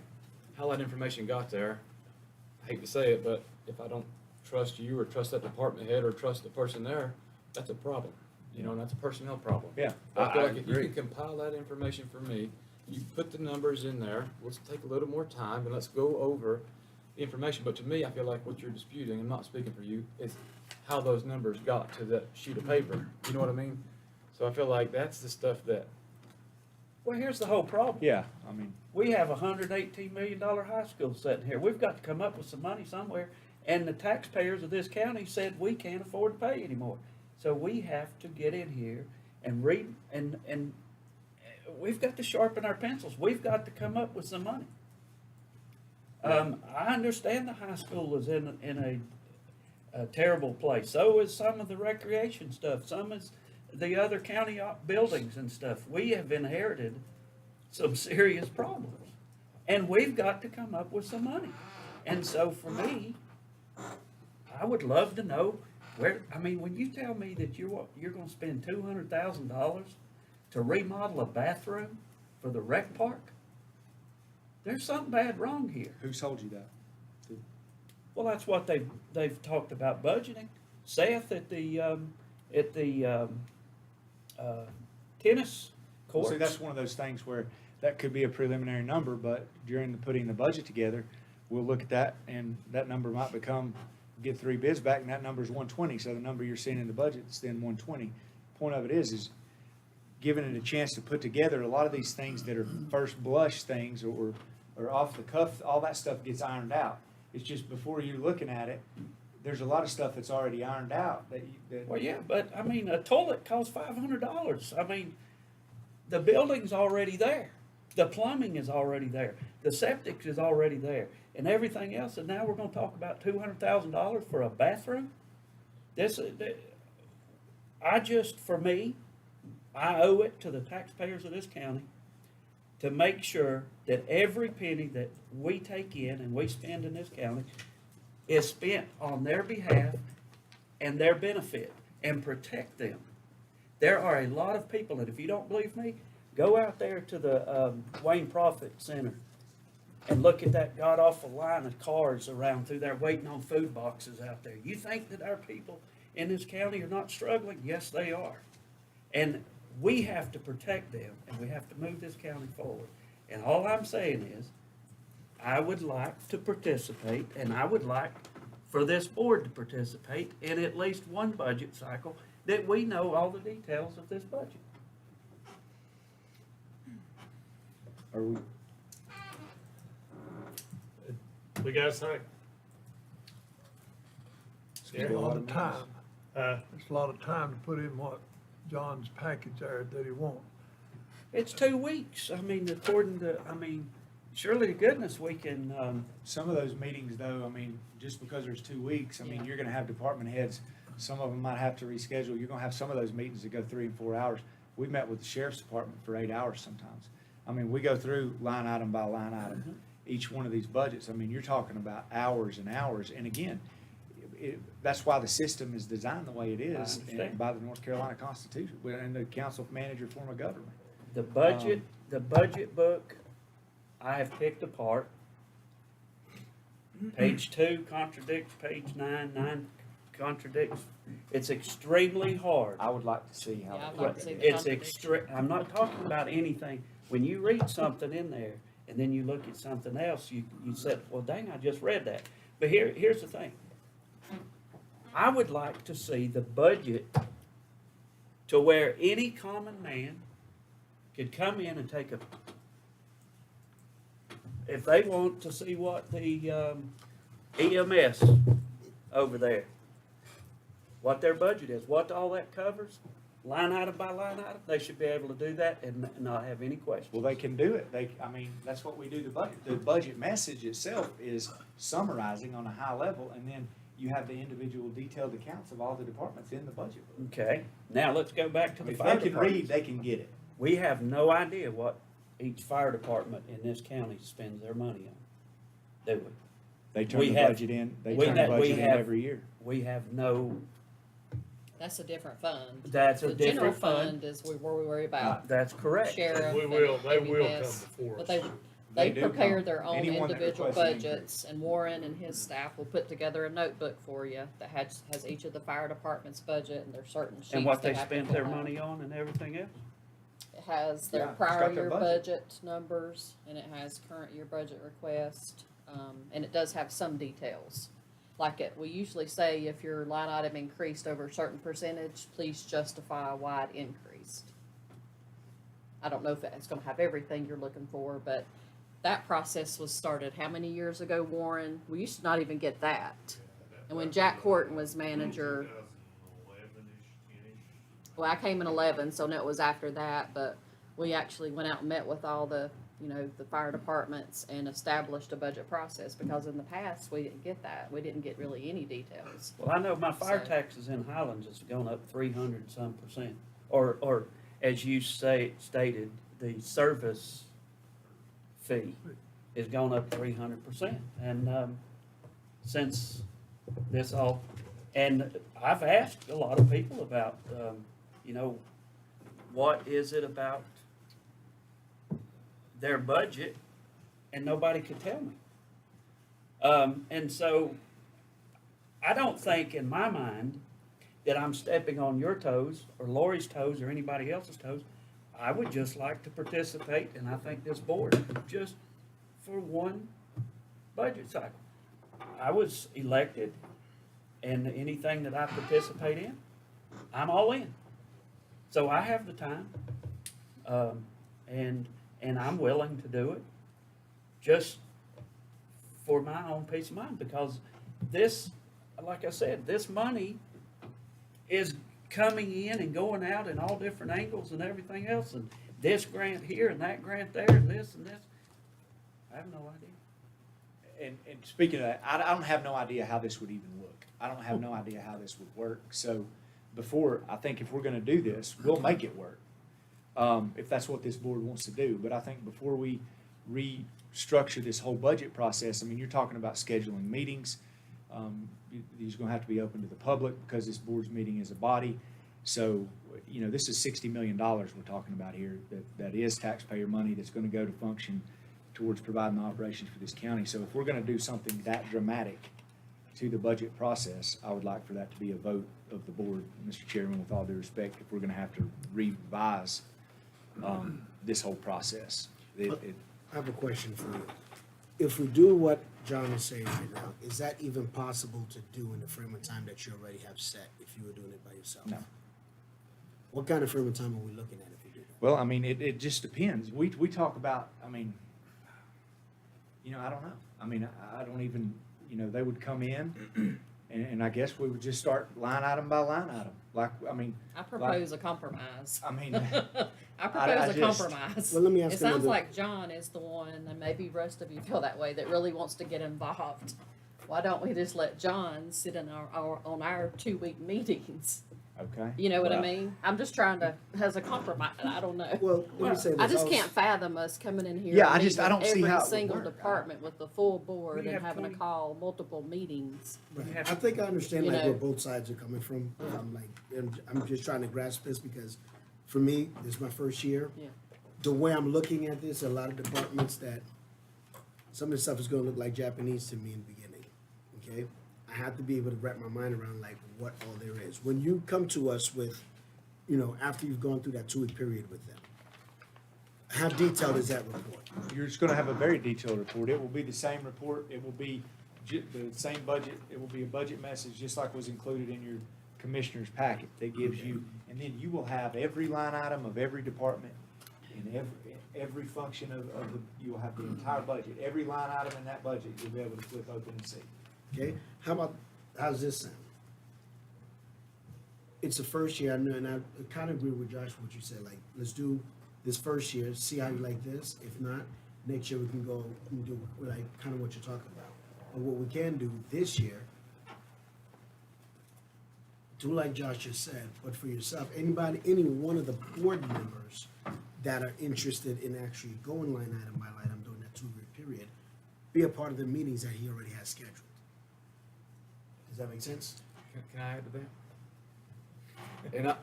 And I'm not trying to, listen, advocate for Derek or anybody else. I'm speaking for myself, and I've been on this board, this is my 3rd budget session.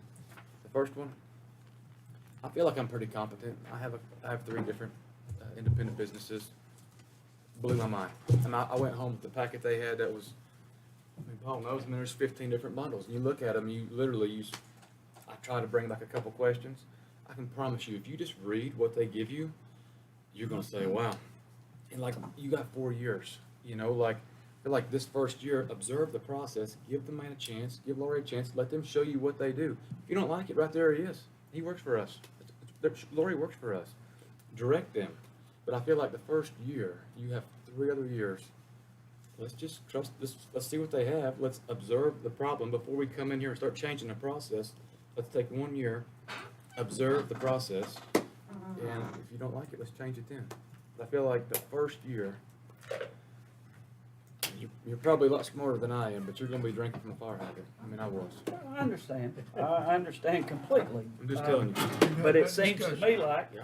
the first year is the most important for Danny and I to understand this. I'm not saying that I'd like to hear it straight out of the horse's mouth. You're gonna see it. It's No, gonna be I in want to black and hear white. it out of the horse's mouth. It's just like McCarthy said, if you're gonna spend it, come in front of this board and defend it. Okay. So I'll tell you where my position is in all this. I would like to go through the first year the way it's been set up. I want to see how it works, get my facts right, so that if I see that I want more detail after this year, next year, we'll jump in and make it that much more detailed, exactly what you're talking about. But it doesn't mean that if we do that this year, it doesn't mean that you, if you want to, as a board member, you can't go to all those meetings if you want to. You'll still get that information. Maybe that information is not needed for all of us, though, for the first year. You see what I'm saying? So it doesn't have to be something that's got to be across the board. I'm just saying, speaking for myself, I'm okay with the process the way it is right now because I do want to learn the process correctly first before I make that kind of a decision. I don't know the process already personally to make a big decision like that to say, well, I want to see each line item. I don't even know what they're going to present me yet. Danny, it's not all about me. It's about the general public. No, I get it. Okay. I'm just letting you know, like, where I stand with it. You know what I mean? You and I have had this conversation. And honestly, like, I mean, as much as I was on board with you before, as I've gotten into this, I'm absorbing a whole lot more. So where I'm standing right now is based on information I've gotten since we've been in this. So that's just where my changes come for that. So I'm okay with doing it like this year. And if I don't like it, then I can come back next year. Because like Josh said, we got 4 years. If I don't like the way it's done this year, I can always come back next year. But I don't want to jump ahead of myself without having all this information because, like I said, this is my first year. I don't even know what's coming, with this. I would like to go with what's already been established and go from there. I don't want to reinvent the wheel. And Josh and I, first year I was here, this is Greek. All of this was. I remember what Harold Corbin had told me. When you go in there in December, keep your mouth shut to get to the first budget session. Josh and I sat down in a room last year. Josh asked me some questions. I said, Josh, I'll share that story with you. Did I share the Harold Corbin story? Yes, sir. And I heard Mr. Rowland here just mention, wait to go through a process. I hear what you're saying. Then look at it, but go through that process. I know you feel that you owe people something, but you owe yourself first and understand it. And Mr. Hickman's been here longer than the rest of us, but you have to learn it yourself. Then you can share with other people. That's my experience. It was all, and when Josh and I sat down last year and he asked me, I told him the story about Harold Corbin. I said, keep your mouth shut till the first budget session, and I did. I didn't, but it was good advice because it gave me a basis, what you're talking about, to think about for next year. And All right. Good discussion. it is. Good very discussion. We got one goal. And, Yeah. And we can bring it to a vote if we have a motion on the floor. I mean, we'd be glad to do it, but I think if there's some other way, I mean, when we first started this, we used to meet with the school board. Those are some interesting. yeah, but that's all after the budget's After been the passed. budget's presented. formation. Yeah, after the After- budget's We'll been be doing formed. that again this year, I'm sure. with- Oh, yeah. And you got your major players, you got your major expenditure, or is be it Board of Education, EMS, Sheriff's Department. Sheriff's Department. That takes up about what? Landfill. That's 50%. Well, landfill, yeah, and it's Landfill's a separate separate fund, so- Landfill's not in the general fund Yeah, budget. but I think we need The- to, Then your maybe, that may health. be one that we could health Well, and you got your health, your DSS, health, your or schools big are 20, departments. your public safety's 35, so that's 55. Then your health and human services is about 24. So now you're at 70% of the budget, and you know those are that's where the money is. Benefits and, salary and benefits, 50%, I mean, but that's prorated out in. But all you're of you're it. talking Split about across you're all. splitting it in different ways. We're talking about functions now, not that. Yeah, the salary and benefits split all over those functions. And however you guys, or if you want to, I mean, I just think if we're gonna make drastic changes to how this budget process is done, then, I mean, we need clear direction. It don't need to be hanging. Because we gotta get started tomorrow on these department head meetings and stuff, and need to know something. I mean, we Yeah, can't that's- just let it flounder. I'm glad I mean, this was a discussion that needed to happen. So whatever y'all, if you want to put it on motion, or do you want to sit down on some, I would recommend that if we, again, this budget process, it has to get started now. And, I would recommend that we do however this board wants to proceed. We just need clear direction if that's a consensus or a motion or what. and the next item on the agenda is our goals and objectives. I guess this is extending over into that. What do you guys want? I told you what I wanted. Okay, I mean, Make it into a motion, let's vote on it, see what we're gonna say, yea or nay. Then he'll have the direction that he wants to go in. Is that your motion? I make a motion that, the Board of Commissioners, for this budget process, that we sit in with all the department heads in front of the county attorney, county manager, general public, to build this, 24 budget. I have a motion on the floor. Second? Can't feel like me. You can withdraw your motion before it comes to a vote, like I should have done. Yeah, I withdraw it. Mine was actually cost us $300,000, and it watered all over the place. Second. All right, it dies for lack of a second, good attempt. I just wanna But say. you still have access, I mean, Derek's there, I That's mean, he's okay, I got. tried for the people of But Macon. I think your heart's pure, and I feel like if you sit through one session, next year you wanna do that, I feel like you'll still have that opportunity, because Derek, am I wrong in saying that we can't call a department head forward and justify what they presented? Yeah, absolutely. You know, I just wanna see the information All first, you're and then we'll doing- make them justify it. All you're letting me do is go through and Laura and I are going through and we're putting everything together and we're giving you a complete first draft of information. And it's a public document when it gets completed. right. When I It's present it to here you, in it's a the public courthouse.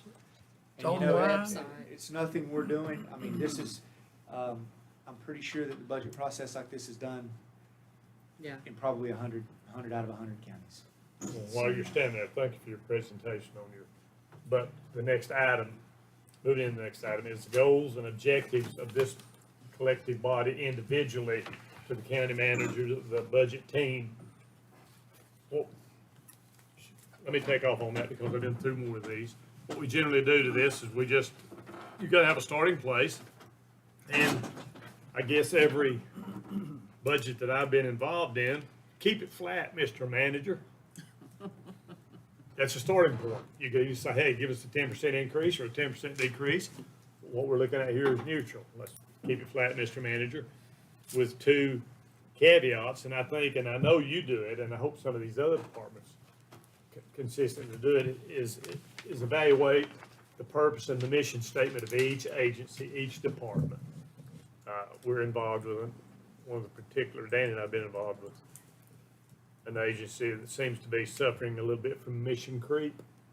You know, clearly define your objectives, and I know that y'all do that, but I'm just encouraging to continue doing it. And then the other thing is extended vacancies. We don't have a policy on that at all, do we?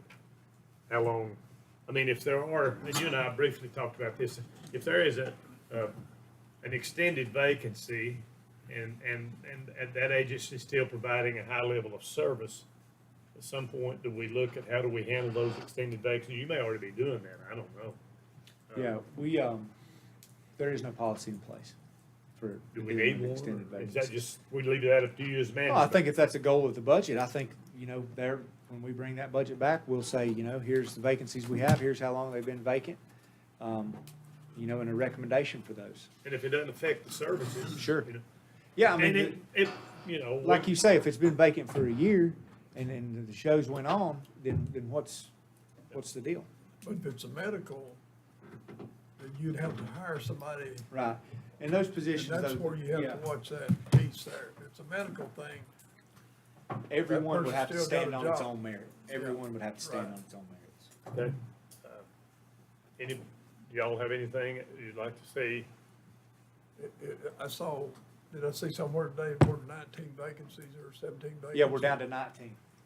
19, 19, majority of those are gonna be in your public safety and public health. and, are they COVID? Well, some of them, when the new sheriff took office, were promotions that were promoted out of Okay. deputy level positions the into higher vacancies. positions, and then those vacancies freed up. So that was some of that. We've lost a few due to Jackson or places like Right. that anymore. There you go. I just, Other counties with the pay We had study. one that just put his last day is Sunday, and he's going to Jackson for a $6,000 raise. One of our deputies that we just hired at the courthouse. So, that's still out, that competition's still out there, and we'll do as best we can. I'll just make one small statement so we can get out of here, but really, not saying anybody doesn't, but I think my direction towards the county is maintenance. Some of these facilities, although some of them may be aging, some light pressure washing, some light gravel, just some love. And if they decide something is at its lifespan, I would like for them to bring it before this board if they maybe replacement versus, patching something up, even though it may or may not break this, neutral. I'm not saying I'm insinuating raising taxes, but I'd like to have a discussion on some of these aging, facilities, maybe some of these parks and recs, and I just want to have a more engaging conversation on maintaining assets, so. I think that's very. Yeah. I just don't want them to think that it's not on the table. Come to us and say, listen, I've been working with this for 45 years, it's just not getting any better. If you want to replace the fence or the park bench, I just would Right. like to encourage them to bring it before this board, so. Absolutely. Ms. Tanny, you got anything? Yes, sir. Good way to spend an afternoon, eh? Great. Lori, anybody else got anything to say, gentlemen? Andy, are you still doing that presentation? I would like to say something. Well, stand up there, Andy. On I our was just capital- kidding. Yeah, no, I'm not kidding. On our capital improvements plan, when things got tight, we had planned to replace 10 of our network switches every year, because there's 55 of them, so that keeps us roughly on a 5-year replacement schedule. Things got tight, and we thought we could limp along with the switches that we had, and we refurbished old switches to try to bring them up to snuff and get us through. If we had bought those switches then, we would have got them for $4,200. The most recent purchase was for $10,200, I think it was, on those switches. The budget that we got for our upcoming year, they're $12,000. So if we had stayed on that schedule for replacement, but we put ourselves behind, and now we're gonna have to apply the same number of switches at 3 times the price. So I really appreciate having the capital improvements plan there, but anytime that we deviate off of that route, we might pay in the long run for not replacing something, or, bringing something to your attention, like this is really important to us, that we do this now, especially with the way, we didn't know at that time that the equipment price was gonna go up like that, but we're gonna get it done either way. In situations like that's why I agree with Josh, because if we don't have those conversations, like you said, we could have eliminated that, but how many other areas in this county that's happened with? Well, we You know what I didn't have mean? foresight at the time ourselves, so we thought, well, we can make this sacrifice, we'll put off, and then we'll play catch up later, but it's gonna be at a price. Yeah. Thank you. Thank you. I'm gonna be a little, I don't wanna be ugly or anything. Just remember what he said, when you think about a new school. What? Excuse me. That's not the only one that we gotta think about, That's right. cause there's many. We're down to 2 high schools now, though. Oh, we are? All right, gentlemen, any reason for a closed session since we don't have legal? Motion to adjourn, gentlemen. So moved, Chairman. Second. Everybody in favor, say aye, and raise your right hand. Thank y'all for being here. Oh, yeah. Man, people,